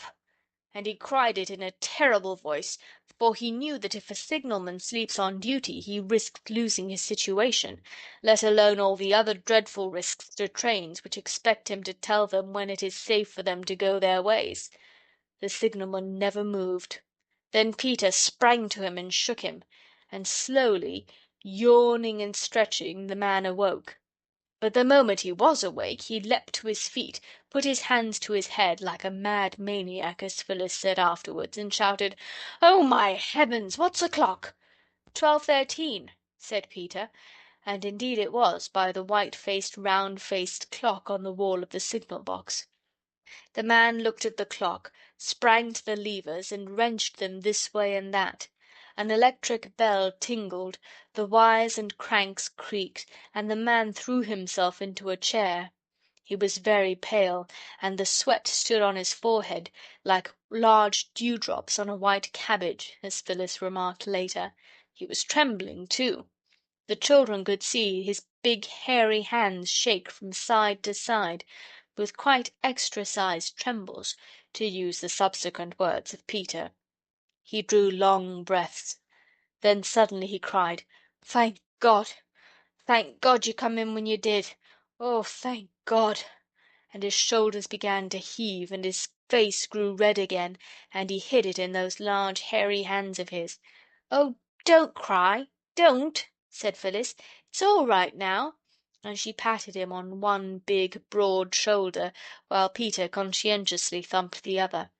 But the signalman seemed quite broken down, and the children had to pat him and thump him for quite a long time before he found his handkerchief, a red one with mauve and white horseshoes on it, and mopped his face and spoke.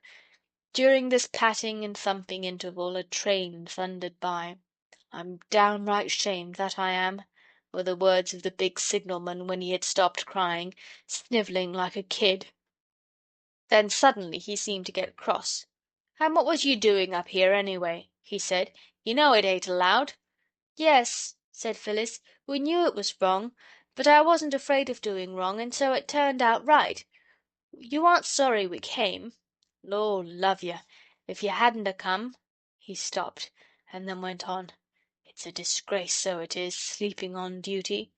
If it was to come to be known, even as it is, when no harm's come of it." "It won't come to be known," said Peter. "We aren't sneaks. All the same, you oughtn't to sleep on duty. It's dangerous." "Tell me something I don't know," said the man, "but I can't help it. I knowed well enough just how it'd be, but I couldn't get off. They couldn't get no one to take on my duty. I tell you I ain't had 10 minutes sleep this last 5 days. My little chap's ill. Pneumonia, the doctor says, and there's no one but me and his little sister to do for him. That's where it is.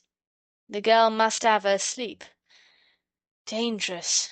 Yes, I believe you. Now go and split on me if you like."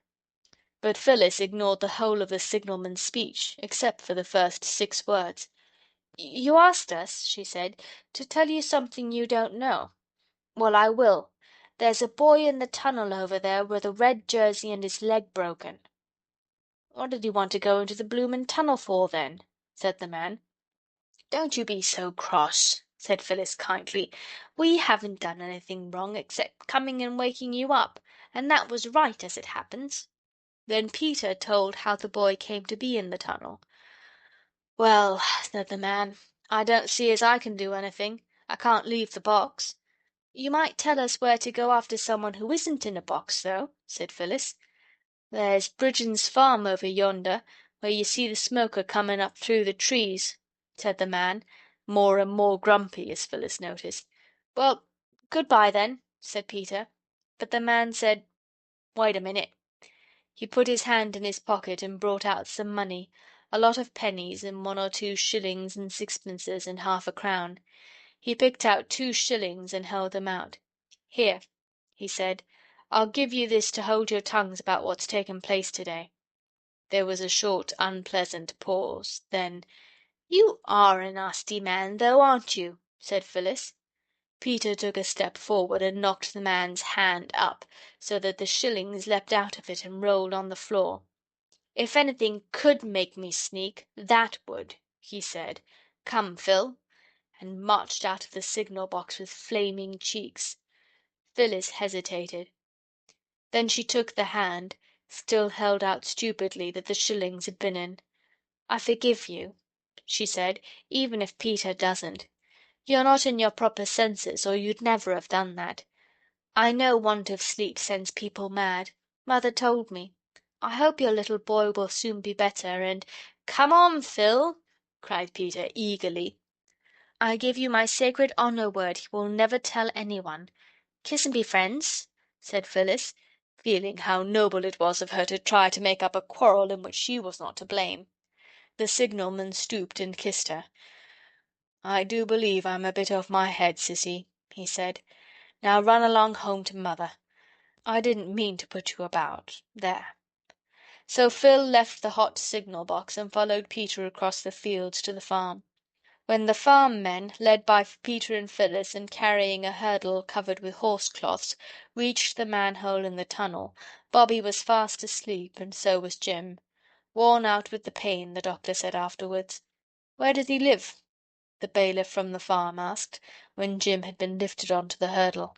"In Northumberland," answered Bobby. "I'm at school at Maidbridge," said Jim. "I suppose I've got to get back there somehow." "Seems to me the doctor ought to have a look in first," said the bailiff. "Oh, bring him up to our house," said Bobby. "It's only a little way by the road. I'm sure mother would say we ought to." "Will your ma like you bringing home strangers with broken legs?" "She took the poor Russian home herself," said Bobby. "I know she'd say we ought." "All right," said the bailiff. "You ought to know what your ma 'd like. I wouldn't take it upon me to fetch him up to our place without I asked the missus first, and they call me the master too." "Are you sure your mother won't mind?" whispered Jim. "Certain," said Bobby. "Then we're to take him up to Three Chimneys?" said the bailiff. "Of course," said Peter. "Then my lad shall nip up to the doctor's on his bike and tell him to come down there. Now, lads, lift him quiet and steady. 1, 2, 3." Thus it happened that mother, writing away for dear life at a story about a duchess, a designing villain, a secret passage, and a missing will, dropped her pen as her workroom door burst open, and turned to see Bobby, hatless and red with running. "Oh, mother," she cried, "do come down. We found a hound in a red jersey in the tunnel, and he's broken his leg, and they're bringing him home." "They ought to take him to the vet," said mother, with a worried frown. "I really can't have a lame dog here." "He's not a dog, really, he's a boy," said Bobby, between laughing and choking. "Then he ought to be taken home to his mother." "His mother's dead," said Bobby, "and his father's in Northumberland. Oh, mother, you will be nice to him. I told him I was sure you'd want us to bring him home. You always want to help everybody." Mother smiled, but she sighed too. It is nice that your children should believe you willing to open house and heart to any and everyone who needs help, but it is rather embarrassing sometimes too when they act on their belief. "Oh, well," said mother, "we must make the best of it." When Jim was carried in, dreadfully white and with set lips whose red had faded to a horrid bluey violet colour, mother said, "I am glad you brought him here. Now, Jim, let's get you comfortable in bed before the doctor comes." And Jim, looking at her kind eyes, felt a little warm, comforting flush of new courage. "It'll hurt rather, won't it?" he said. "I don't mean to be a coward. You won't think I'm a coward if I faint again, will you? I really and truly don't do it on purpose, and I do hate to give you all this trouble." "Don't you worry," said mother. "It's you that have the trouble, you poor dear, not us." And she kissed him just as if he had been Peter. "We love to have you here, don't we, Bobby?" "Yes," said Bobby, and she saw by her mother's face how right she had been to bring home the wounded hound in the red jersey. End of chapter 12.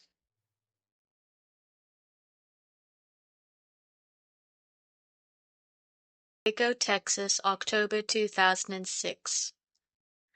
The Railway Children by Edith Nesbit. Chapter 13. THE HOUND'S grandfather. Mother did not get back to her writing all that day, for the red-jerseyed hound whom the children had brought to Three Chimneys had to be put to bed, and then the doctor came, and hurt him most horribly. Mother was with him all through it, and that made it a little better than it would have been, but bad was the best, as Mrs. Viney said. The children sat in the parlour downstairs and heard the sound of the doctor's boots going backwards and forwards over the bedroom floor, and once or twice there was a groan. "It's horrible," said Bobby. "Oh, I wish Dr. Forrest would make haste. Oh, poor Jim!" "It is horrible," said Peter, "but it's very exciting. I wish doctors weren't so stuck up about who they'll have in the room when they're doing things. I should most awfully like to see a leg set. I believe the bones crunch like anything." "Don't!" said the two girls at once. "Rubbish!" said Peter. "How are you going to be Red Cross nurses, like you were talking of, coming home, if you can't even stand hearing me say about bones crunching? You'd have to hear them crunch on the field of battle, and be steeped in gore up to the elbows as likely as not, and—" "Stop it!" cried Bobby with a white face. "You don't know how funny you're making me feel." "Me too," said Phyllis, whose face was pink. "Cowards," said Peter. "I'm not," said Bobby. "I helped Mother with your rake-wounded foot, and so did Phil. You know we did." "Well then," said Peter. "Now look here. It would be a jolly good thing for you if I were to talk to you every day for half an hour about broken bones and people's insides, so as to get you used to it." A chair was moved above. "Listen," said Peter. "That's the bone crunching." "I do wish you wouldn't," said Phyllis. "Bobby doesn't like it." "I'll tell you what they do," said Peter. I can't think what made him so horrid. Perhaps it was because he had been so very nice and kind all the earlier part of the day, and now he had to have a change. This is called reaction. One notices it now and then in oneself. Sometimes when one has been extra good for a longer time than usual, one is suddenly attacked by a violent fit of not being good at all. "I'll tell you what they do," said Peter. "They strap the broken man down so that he can't resist or interfere with their doctorish designs, and then someone holds his head and someone holds his leg, the broken one, and pulls it till the bones fit in, with a crunch, mind you. Then they strap it up and— Let's play at bone setting." "Oh, no," said Phyllis.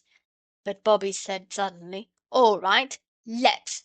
I'll be the doctor and Phil can be the nurse. You can be the broken boner. We can get at your legs more easily because you don't wear petticoats." "I'll get the splints and bandages," said Peter. "You get the couch of suffering ready." The ropes that had tied up the boxes that had come from home were all in a wooden packing-case in the cellar. When Peter brought in a trailing tangle of them and 2 boards for splints, Phyllis was excitedly giggling. "Now then," he said, and lay down on the settle, groaning most grievously. "Not so loud," said Bobby, beginning to wind the rope around him in the settle. "You pull, Phil." "Not so tight," moaned Peter. "You'll break my other leg." Bobby worked on in silence, winding more and more rope around him. "That's enough," said Peter. "I can't move at all." "Oh, my poor leg," he groaned again. "Sure you can't move?" asked Bobby in a rather strange tone. "Quite sure," replied Peter. "Shall we play it's bleeding freely or not?" he asked cheerfully. "You can play what you like," said Bobby sternly, folding her arms and looking down at him where he lay all wound round and round with cord. "Phil and I are going away, and we shan't untie you till you promise never, never to talk to us about blood and wounds unless we say you may. Come, Phil." "You beast!" said Peter, writhing. "I'll never promise. Never! I'll yell and Mother will come." "Do," said Bobby, "and tell her why we tied you up. Come on, Phil." "No, I'm not a beast, Peter. But you wouldn't stop when we asked you, and—" "Yah!" said Peter. "It wasn't even your own idea. You got it out of Stalky." Bobby and Phil, retiring in silent dignity, were met at the door by the doctor. He came in rubbing his hands and looking pleased with himself. "Well," he said, "that job's done. It's a nice clean fracture, and it'll go on all right, I've no doubt. Plucky young chap, too. Hullo, what's all this?" His eye had fallen on Peter, who lay mousy still in his bonds on the settle. "Playing at prisoners, eh?" he said, but his eyebrows had gone up a little. Somehow he had not thought that Bobby would be playing while in the room above someone was having a broken bone set. "Oh, no," said Bobby, "not at prisoners. We were playing at setting bones. Peter's the broken boner and I was the doctor." The doctor frowned. "Then I must say," he said, and he said it rather sternly, "that it's a very heartless game. Haven't you enough imagination even to faintly picture what's been going on upstairs? That poor chap with the drops of sweat on his forehead and biting his lips so as not to cry out, and every touch on his leg agony, and—" "You ought to be tied up," said Phyllis. "You're as bad as—" "Hush!" said Bobby. "I'm sorry, but we weren't heartless, really."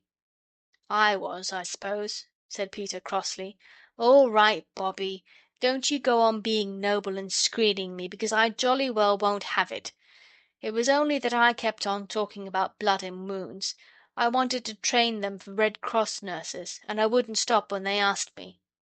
"Well?" said Dr. Forrest, sitting down. "Well, then I said, 'Let's play at setting bones.' It was all rot. I knew Bobby wouldn't. I only said it to tease her, and then when she said yes, of course I had to go through with it. And they tied me up. They got it out of Stalky. And I think it's a beastly shame." He managed to writhe over and hide his face against the wooden back of the settle. "I didn't think that anyone would know but us," said Bobby, indignantly answering Peter's unspoken reproach. "I never thought of your coming in, and hearing about blood and wounds does really make me feel most awfully funny. It was only a joke, our tying him up. Let me untie you, Pete." "I don't care if you never untie me," said Peter, "and if that's your idea of a joke—" "If I were you," said the doctor, though really he did not quite know what to say, "I should be untied before your mother comes down. You don't want to worry her just now, do you?" "I don't promise anything about not saying about wounds, mind," said Peter in very surly tones, as Bobby and Phyllis began to untie the knots. "I'm very sorry, Pete," Bobby whispered, leaning close to him as she fumbled with the big knot under the settle. "But if you only knew how sick you made me feel." "You've made me feel pretty sick, I can tell you," Peter rejoined. Then he shook off the loose cords and stood up. "I looked in," said Dr. Forrest, "to see if one of you would come along to the surgery. There are some things that your mother will want at once, and I've given my man a day off to go and see the circus. Will you come, Peter?" Peter went without a word or a look to his sisters. The two walked in silence up to the gate that led from the Three Chimneys field to the road. Then Peter said, "Let me carry your bag. I say, it is heavy. What's in it?" "Oh, knives and lancets and different instruments for hurting people. And the ether bottle. I had to give him ether, you know. The agony was so intense." Peter was silent. "Tell me all about how you found that chap," said Dr. Forrest. Peter told. And then Dr. Forrest told him stories of brave rescues. He was a most interesting man to talk to, as Peter had often remarked.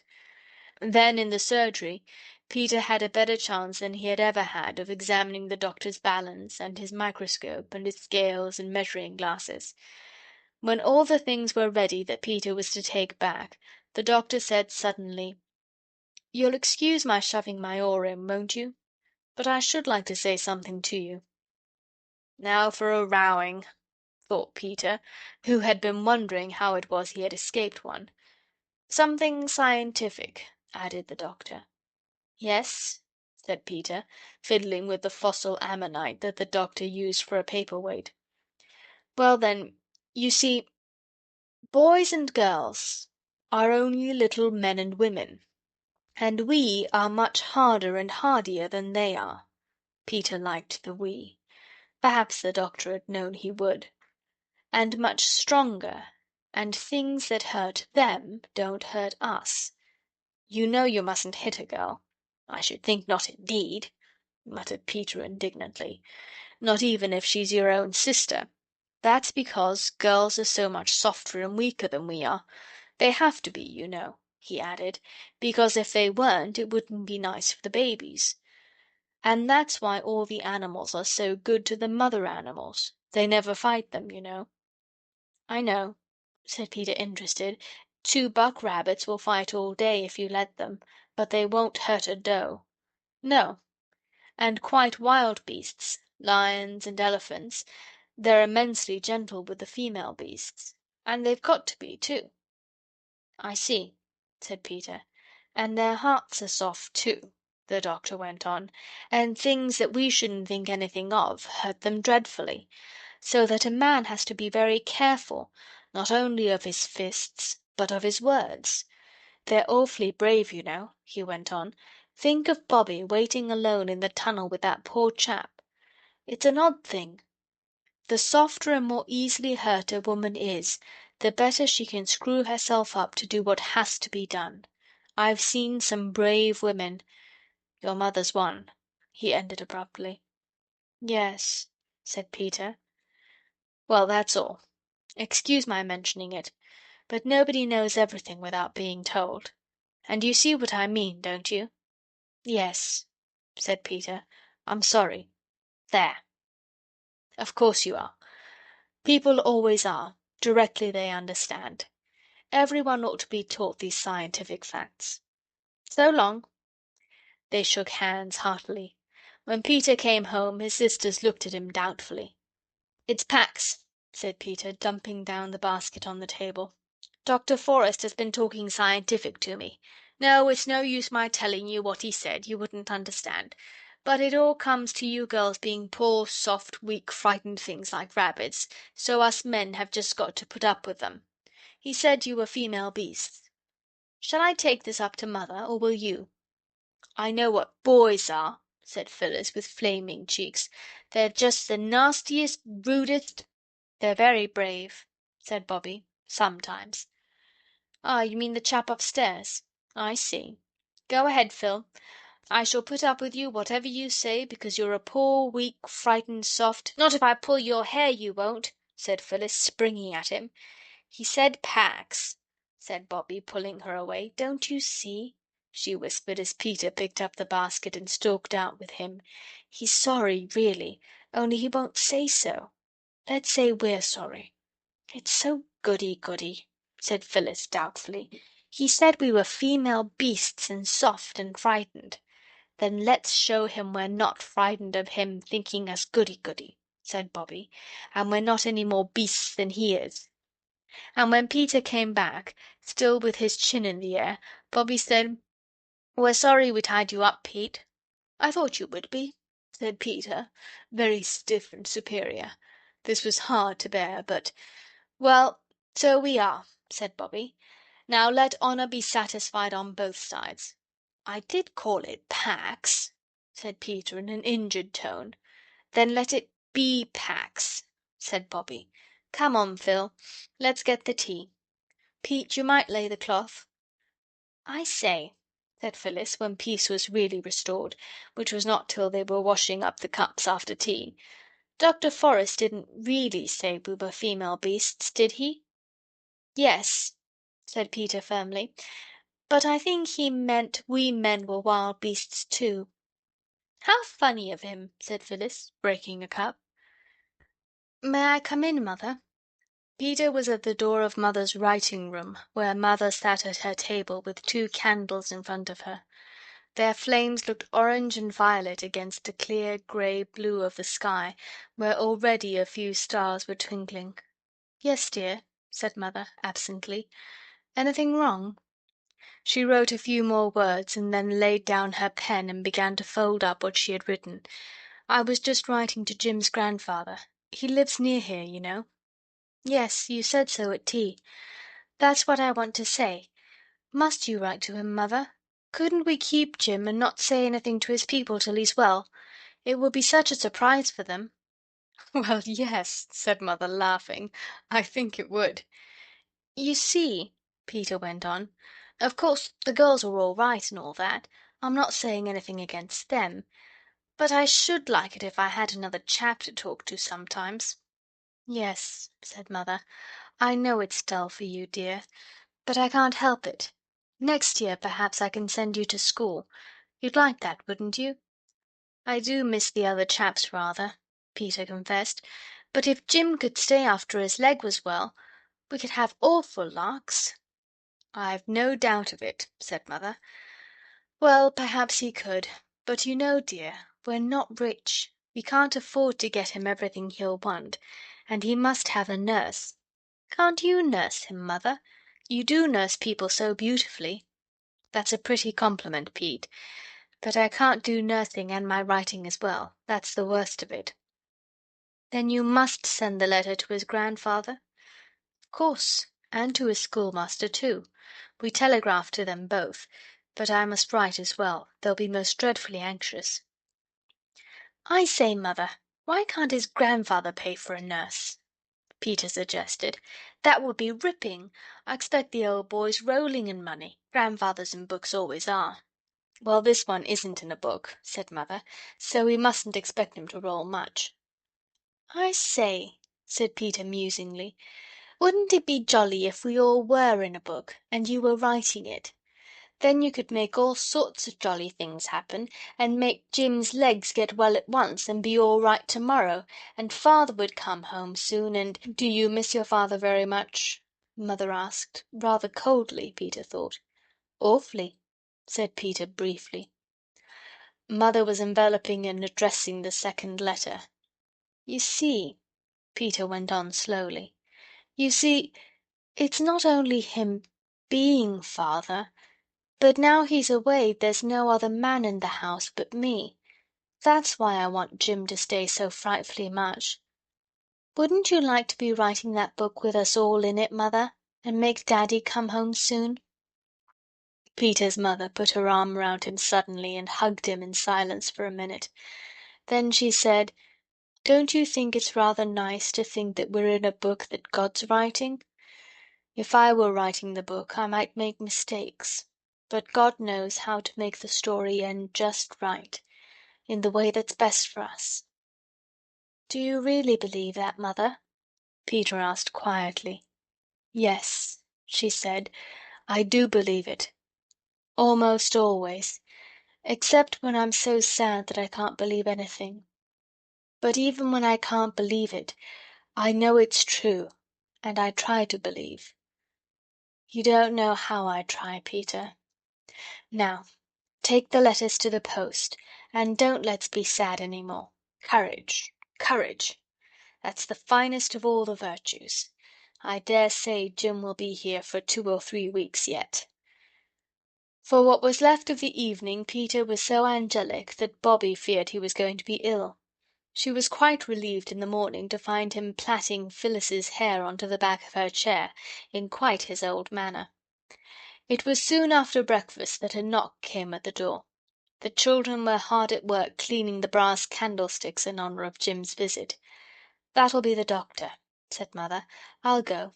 Shut the kitchen door. You're not fit to be seen." But it wasn't the doctor. They knew that by the voice and by the sound of the boots that went upstairs. They did not recognize the sound of the boots, but everyone was certain that they had heard the voice before. There was a longish interval. The boots and the voice did not come down again. "Who can it possibly be?" they kept on asking themselves and each other. "Perhaps," said Peter at last, "Dr. Forrest has been attacked by highwaymen and left for dead, and this is the man he's telegraphed for to take his place. Mrs. Viney said he had a local tenant to do his work when he went for a holiday. Didn't you, Mrs. Viney?" "I did so, my dear," said Mrs. Viney from the back kitchen. "He's fallen down in a fit, more likely," said Phyllis. "All human aid despaired of. And this is his man come to break the news to Mother." "Nonsense," said Peter briskly. "Mother wouldn't have taken the man up into Jim's bedroom. Why should she? Listen, the door's opening. Now they'll come down. I'll open the door a crack." He did. "It's not listening," he replied indignantly to Bobby's scandalized remarks. "Nobody in their senses would talk secrets on the stairs, and Mother can't have secrets to talk with Dr. Forrest's stableman, and you said it was him." "Bobby," called Mother's voice. They opened the kitchen door, and Mother leaned over the stair railing. "Jim's grandfather has come," she said. "Wash your hands and faces, and then you can see him. He wants to see you." The bedroom door shut again. "There now," said Peter. "Fancy us not even thinking of that. Let's have some hot water, Mrs. Viney. I'm as black as your hat." The three were indeed dirty, for the stuff you clean brass candlesticks with is very far from cleaning to the cleaner. They were still busy with soap and flannel when they heard the boots and the voice come down the stairs and go into the dining room. And when they were clean, though still damp, because it takes such a long time to dry your hands properly, and they were very impatient to see the grandfather, they filed into the dining room. Mother was sitting in the window seat, and in the leather-covered armchair that Father always used to sit in at the other house sat their own old gentleman. "Well, I never did," said Peter, even before he said "How do you do?" He was, as he explained afterwards, too much surprised even to remember that there was such a thing as politeness, much less to practice it. "It's our own old gentleman," said Phyllis. "Oh, it's you," said Bobby, and then they remembered themselves and their manners and said, "How do you do?" very nicely. "This is Jim's grandfather, Mr. said Mother, naming the old gentleman's name. "How splendid!" said Peter. "That's just exactly like a book, isn't it, Mother?" "It is rather," said Mother, smiling. "Things do happen in real life that are rather like books sometimes." "I am so awfully glad it is you," said Phyllis. "When you think of the tons of old gentlemen there are in the world, it might have been almost anyone." "I say, though," said Peter, "you're not going to take Jim away, though, are you?" "Not at present," said the old gentleman. "Your mother has most kindly consented to let him stay here. I thought of sending a nurse, but your mother is good enough to say that she will nurse him herself." "But what about her writing?" said Peter, before anyone could stop him. "There won't be anything for him to eat if Mother doesn't write." "That's all right," said Mother hastily. The old gentleman looked very kindly at Mother. "I see," he said. "You trust your children and confide in them." "Of course," said Mother. "Then I may tell them of our little arrangement," he said. "Your mother, my dears, has consented to give up writing for a little while and to become a matron of my hospital." "Oh!" said Phyllis blankly. "And shall we have to go away from Three Chimneys and the railway and everything?" "No, no, darling," said Mother hurriedly. "The hospital is called Three Chimneys Hospital," said the old gentleman, "and my unlucky Jim's the only patient. And I hope he'll continue to be so. Your mother will be matron, and there'll be a hospital staff of a housemaid and a cook till Jim's well." "And then will Mother go on writing again?" asked Peter. "We shall see," said the old gentleman, with a slight, swift glance at Bobby. "Perhaps something nice may happen and she won't have to." "I love my writing," said Mother very quickly. "I know," said the old gentleman. "Don't be afraid that I am going to try to interfere. But one never knows. Very wonderful and beautiful things do happen, don't they? And we live most of our lives in the hope of them. I may come again to see the boy?" "Surely," said Mother. "And I don't know how to thank you for making it possible for me to nurse him. Dear boy." "He kept calling Mother, Mother in the night," said Phyllis. "I woke up twice and heard him." "He didn't mean me," said Mother in a low voice to the old gentleman. "That's why I wanted so much to keep him." The old gentleman rose. "I'm so glad," said Peter, "that you're going to keep him, Mother." "Take care of your mother, my dears," said the old gentleman. "She's a woman in a million." "Yes, isn't she?" whispered Bobby. "God bless her," said the old gentleman, taking both Mother's hands. "God bless her. Aye, and she shall be blessed. Dear me, where's my hat? Will Bobby come with me to the gate?" At the gate he stopped and said, You're a good child, my dear. I got your letter, but it wasn't needed. When I read about your father's case in the papers at the time, I had my doubts, and ever since I've known who you were, I've been trying to find out things. I haven't done very much yet, but I have hopes, my dear. I have hopes." "Oh," said Bobby, choking a little. "Yes, I may say great hopes. But keep your secret a little longer. Wouldn't do to upset your mother with a false hope, would it?" "Oh, but it isn't false," said Bobby. "I know you can do it. I knew you could when I wrote. It isn't a false hope, is it?"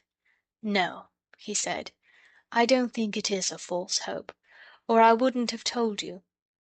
And I think you deserve to be told that there is a hope. And you don't think father did it, do you? Oh, say you don't think he did." "My dear," he said, "I'm perfectly certain he didn't." If it was a false hope, it was none the less a very radiant one that lay warm at Bobby's heart, and through the days that followed lighted her little face as a Japanese lantern is lighted by the candle within. End of chapter 13.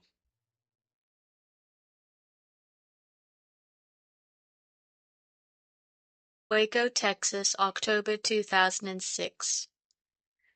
The Railway Children by Edith Nesbit. Chapter 14. The End. Life at the Three Chimneys was never quite the same after the old gentleman came to see his grandson.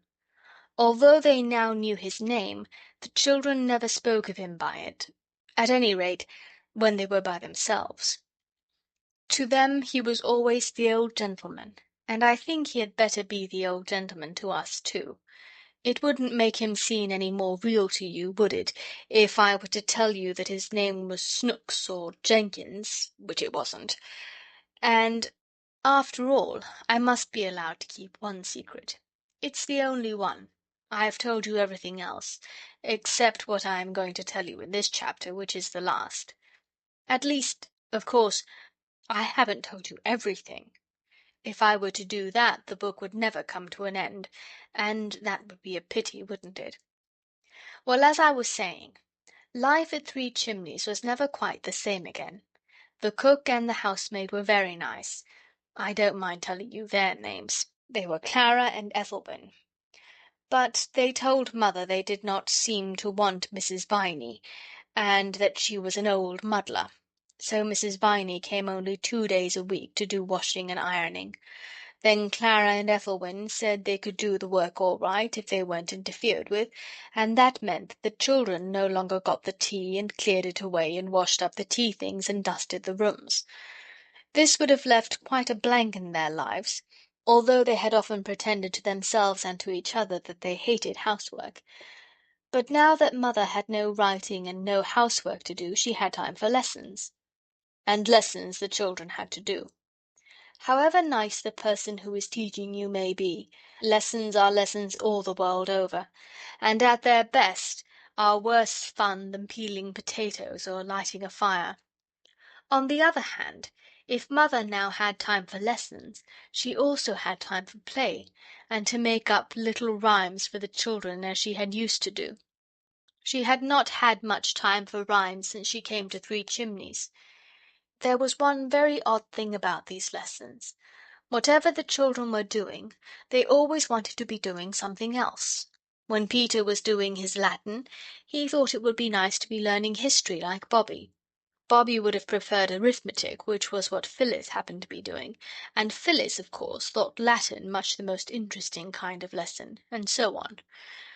So one day, when they sat down to lessons, each of them found a little rhyme at its place. I put the rhymes in to show you that their mother really did understand a little how children feel about things, and also the kind of words they use, which is the case with very few grown-up people. I suppose most grown-ups have very bad memories, and have forgotten how they felt when they were little. Of course, the verses are supposed to be spoken by the children.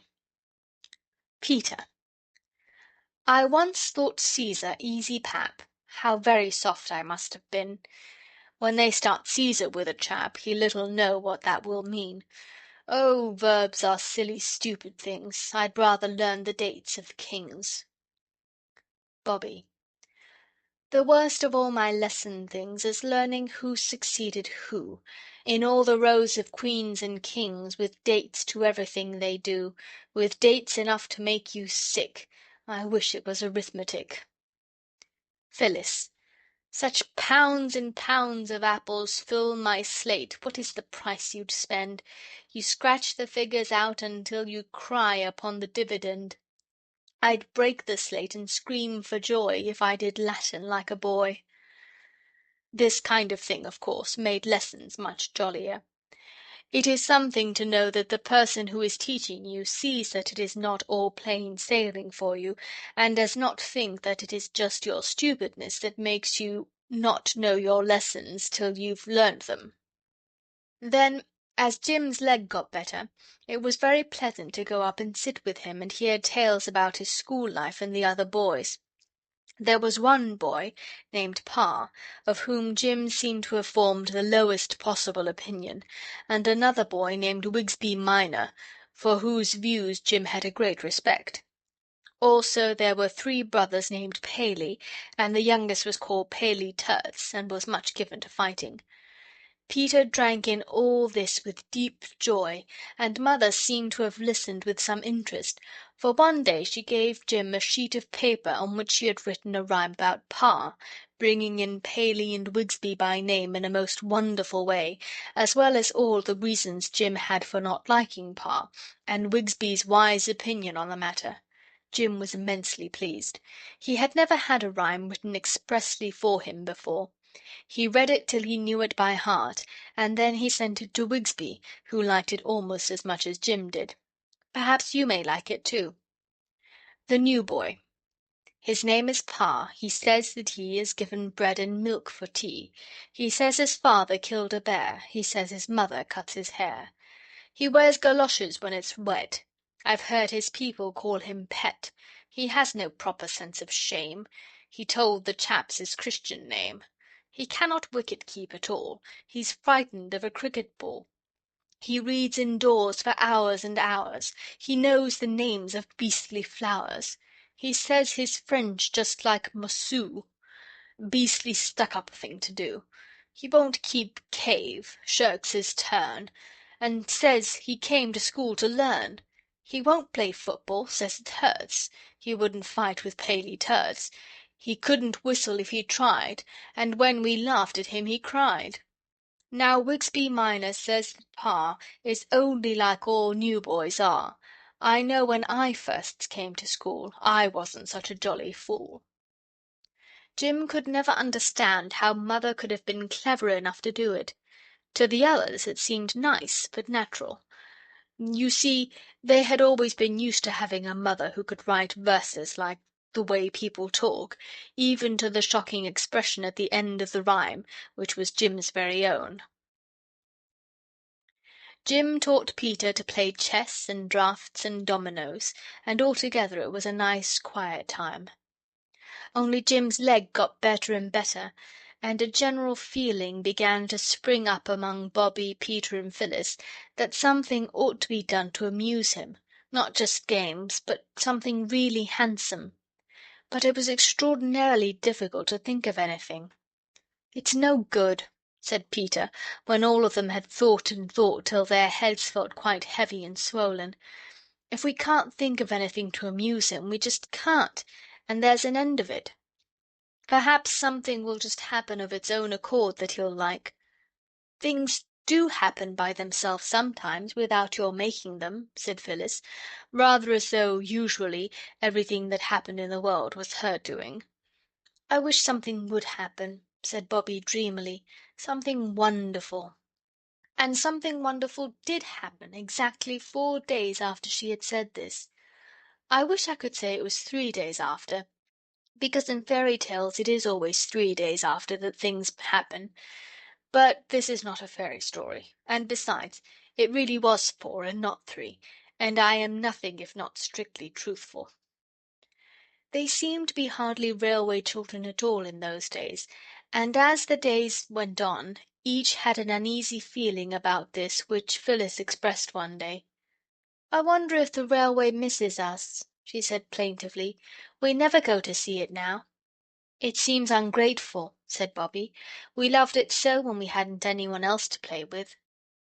"Perks is always coming up to ask after Jim," said Peter, "and the signalman's little boy is better. He told me so." "I didn't mean the people," explained Phyllis.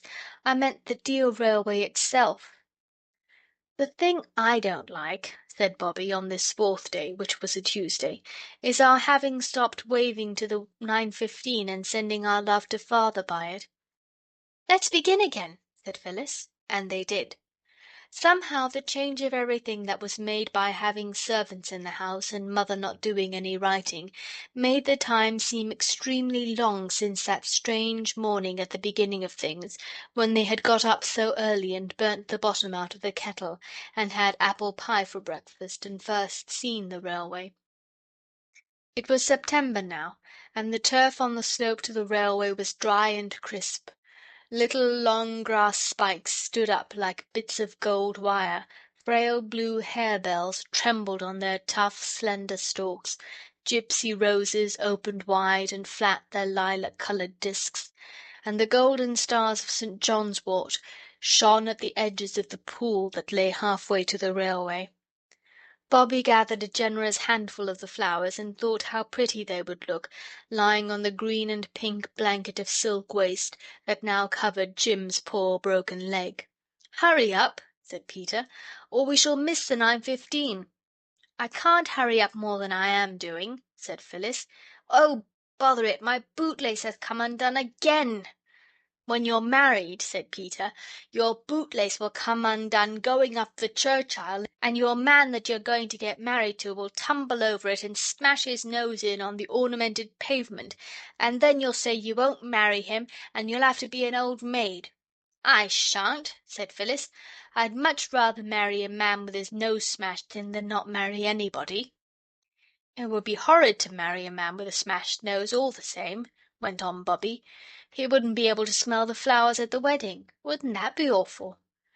"Bother the flowers at the wedding!" cried Peter. "Look, the signal's down. We must run." They ran, and once more they waved their handkerchiefs, without at all minding whether the handkerchiefs were clean or not, to the 9:15. "Take our love to Father!" cried Bobby, and the others too shouted, "Take our love to Father!" The old gentleman waved from his first-class carriage window. Quite violently he waved. And there was nothing odd in that, for he always had waved. But what was really remarkable was that from every window handkerchiefs fluttered, newspapers signalled, hands waved wildly. The train swept by with a rustle and a roar. The little pebbles jumped and danced under it as it passed, and the children were left looking at each other. "Well," said Peter. "Well," said Bobby. "Well," said Phyllis. "What on earth does that mean?" asked Peter, but he did not expect any answer. "I don't know," said Bobby. "Perhaps the old gentleman told the people at his station to look out for us and wave. He knew we should like it." Now, curiously enough, this was just what had happened. The old gentleman, who was very well known and respected at his particular station, had got there early that morning, and had waited at the door where the young man stands holding the interesting machine that clips the tickets, and he had said something to every single passenger who passed through that door. And after nodding to what the old gentleman had said, and the nods expressed every shade of surprise, interest, doubt, cheerful pleasure and grumpy agreement, each passenger had gone on to the platform and read one certain part of his newspaper.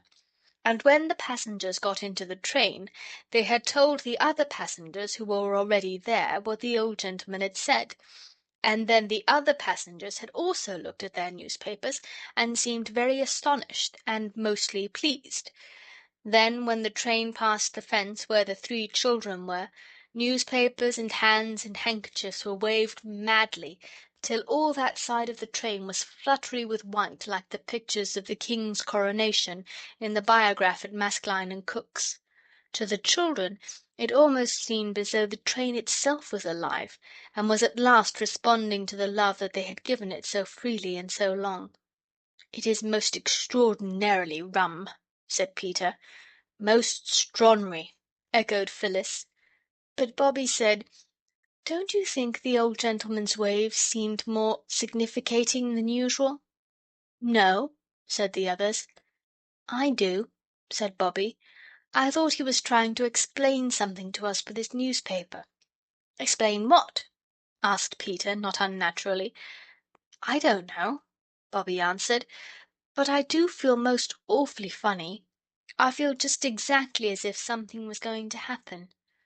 "What is going to happen," said Peter, "is that Phyllis's stocking is going to come down." This was but too true. The suspender had given way in the agitation of the waves to the 9:15. Bobby's handkerchief served as first aid to the injured, and they all went home. Lessons were more than usually difficult to Bobby that day. Indeed, she disgraced herself so deeply over a quite simple sum about the division of 48 pounds of meat and 36 pounds of bread among 144 hungry children that Mother looked at her anxiously. "Don't you feel quite well, dear?" she asked. "I don't know," was Bobby's unexpected answer. "I don't know how I feel. It isn't that I'm lazy. Mother, will you let me off lessons today? I feel as if I wanted to be quite alone by myself." "Yes, of course I'll let you off," said Mother, "but—" Bobby dropped her slate.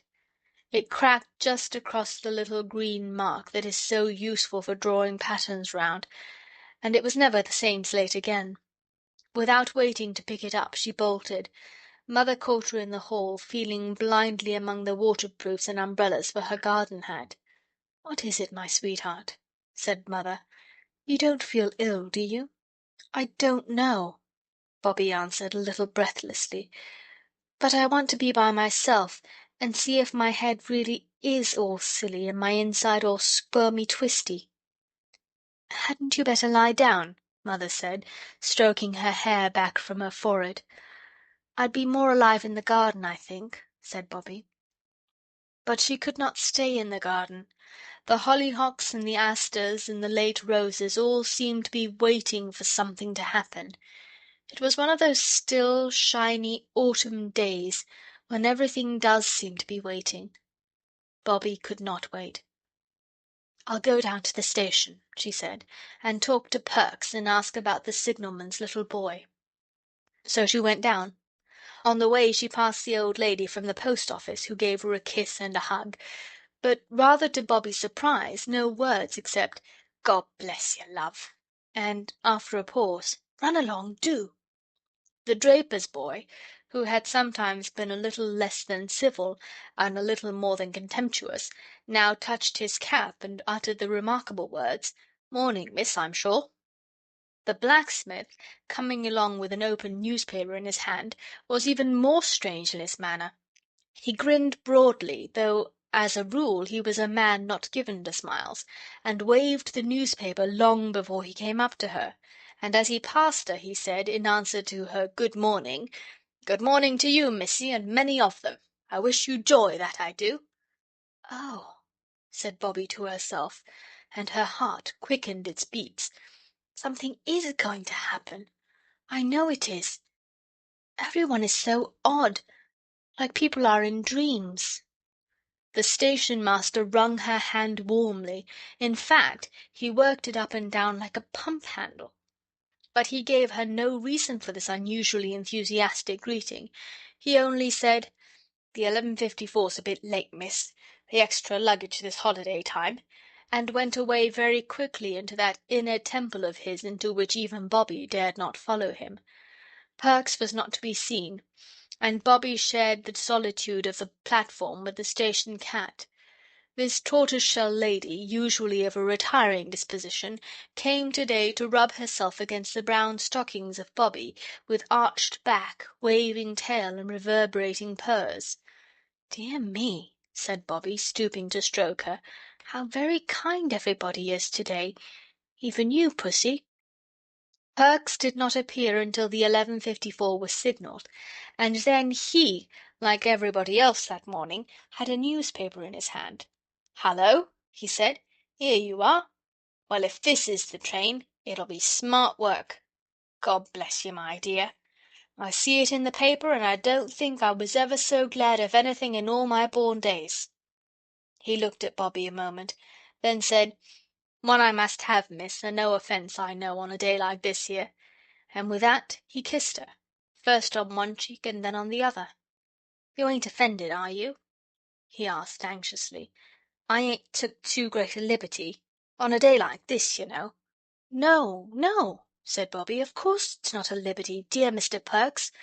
We love you quite as much as if you were an uncle of ours. But on a day like what?" "Like this here," said Perks. "Don't I tell you I see it in the paper?"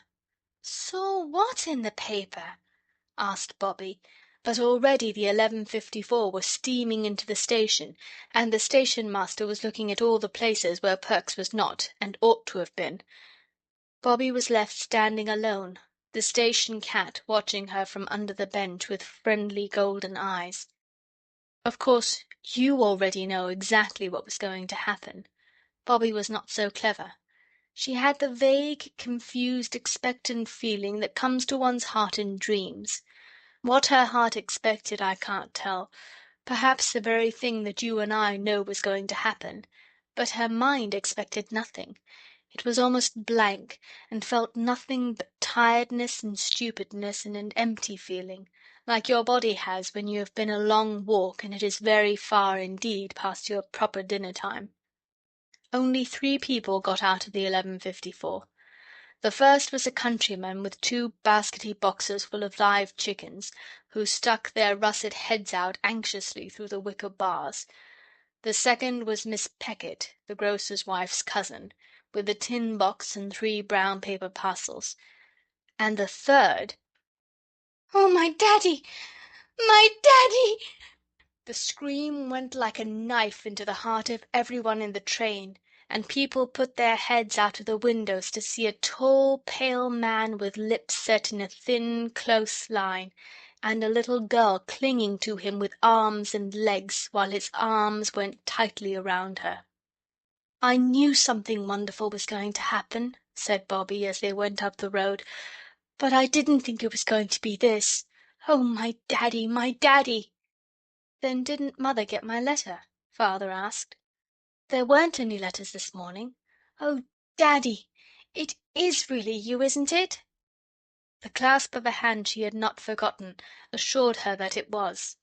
"You must go in by yourself, Bobbie, and tell Mother quite quietly that it's all right. They've caught the man who did it. Everyone knows now that it wasn't your Daddy." "I always knew it wasn't," said Bobbie. "Me and Mother and our old gentleman." "Yes," he said, "it's all his doing. Mother wrote and told me you had found out. And she told me what you'd been to her. My own little girl." They stopped a minute then. And now I see them crossing the field. Bobbie goes into the house, trying to keep her eyes from speaking before her lips have found the right words to tell Mother quite quietly that the sorrow and struggle and the parting are over and done, and that Father has come home. I see Father walking in the garden, waiting, waiting. He is looking at the flowers, and each flower is a miracle to eyes that all these months of spring and summer have seen only flagstones and gravel and a little grudging grass. But his eyes keep turning towards the house, and presently he leaves the garden and goes to stand outside the nearest door. It is the back door, and across the yard the swallows are circling. They are getting ready to fly away from cold winds and keen frost to the land where it is always summer. They're the same swallows that the children built the little clay nests for. Now the house door opens. Bobbie's voice calls, "Come in, Daddy, come in." He goes in, and the door is shut. I think we will not open the door or follow him. I think that just now we are not wanted there. I think it will be best for us to go quickly and quietly away. At the end of the field among the thin gold spikes of grass and the harebells and gypsy roses in St. John's Wort, we may just take one last look over our shoulders at the white house where neither we nor anyone else is wanted now. End of chapter 14. End of The Railway Children.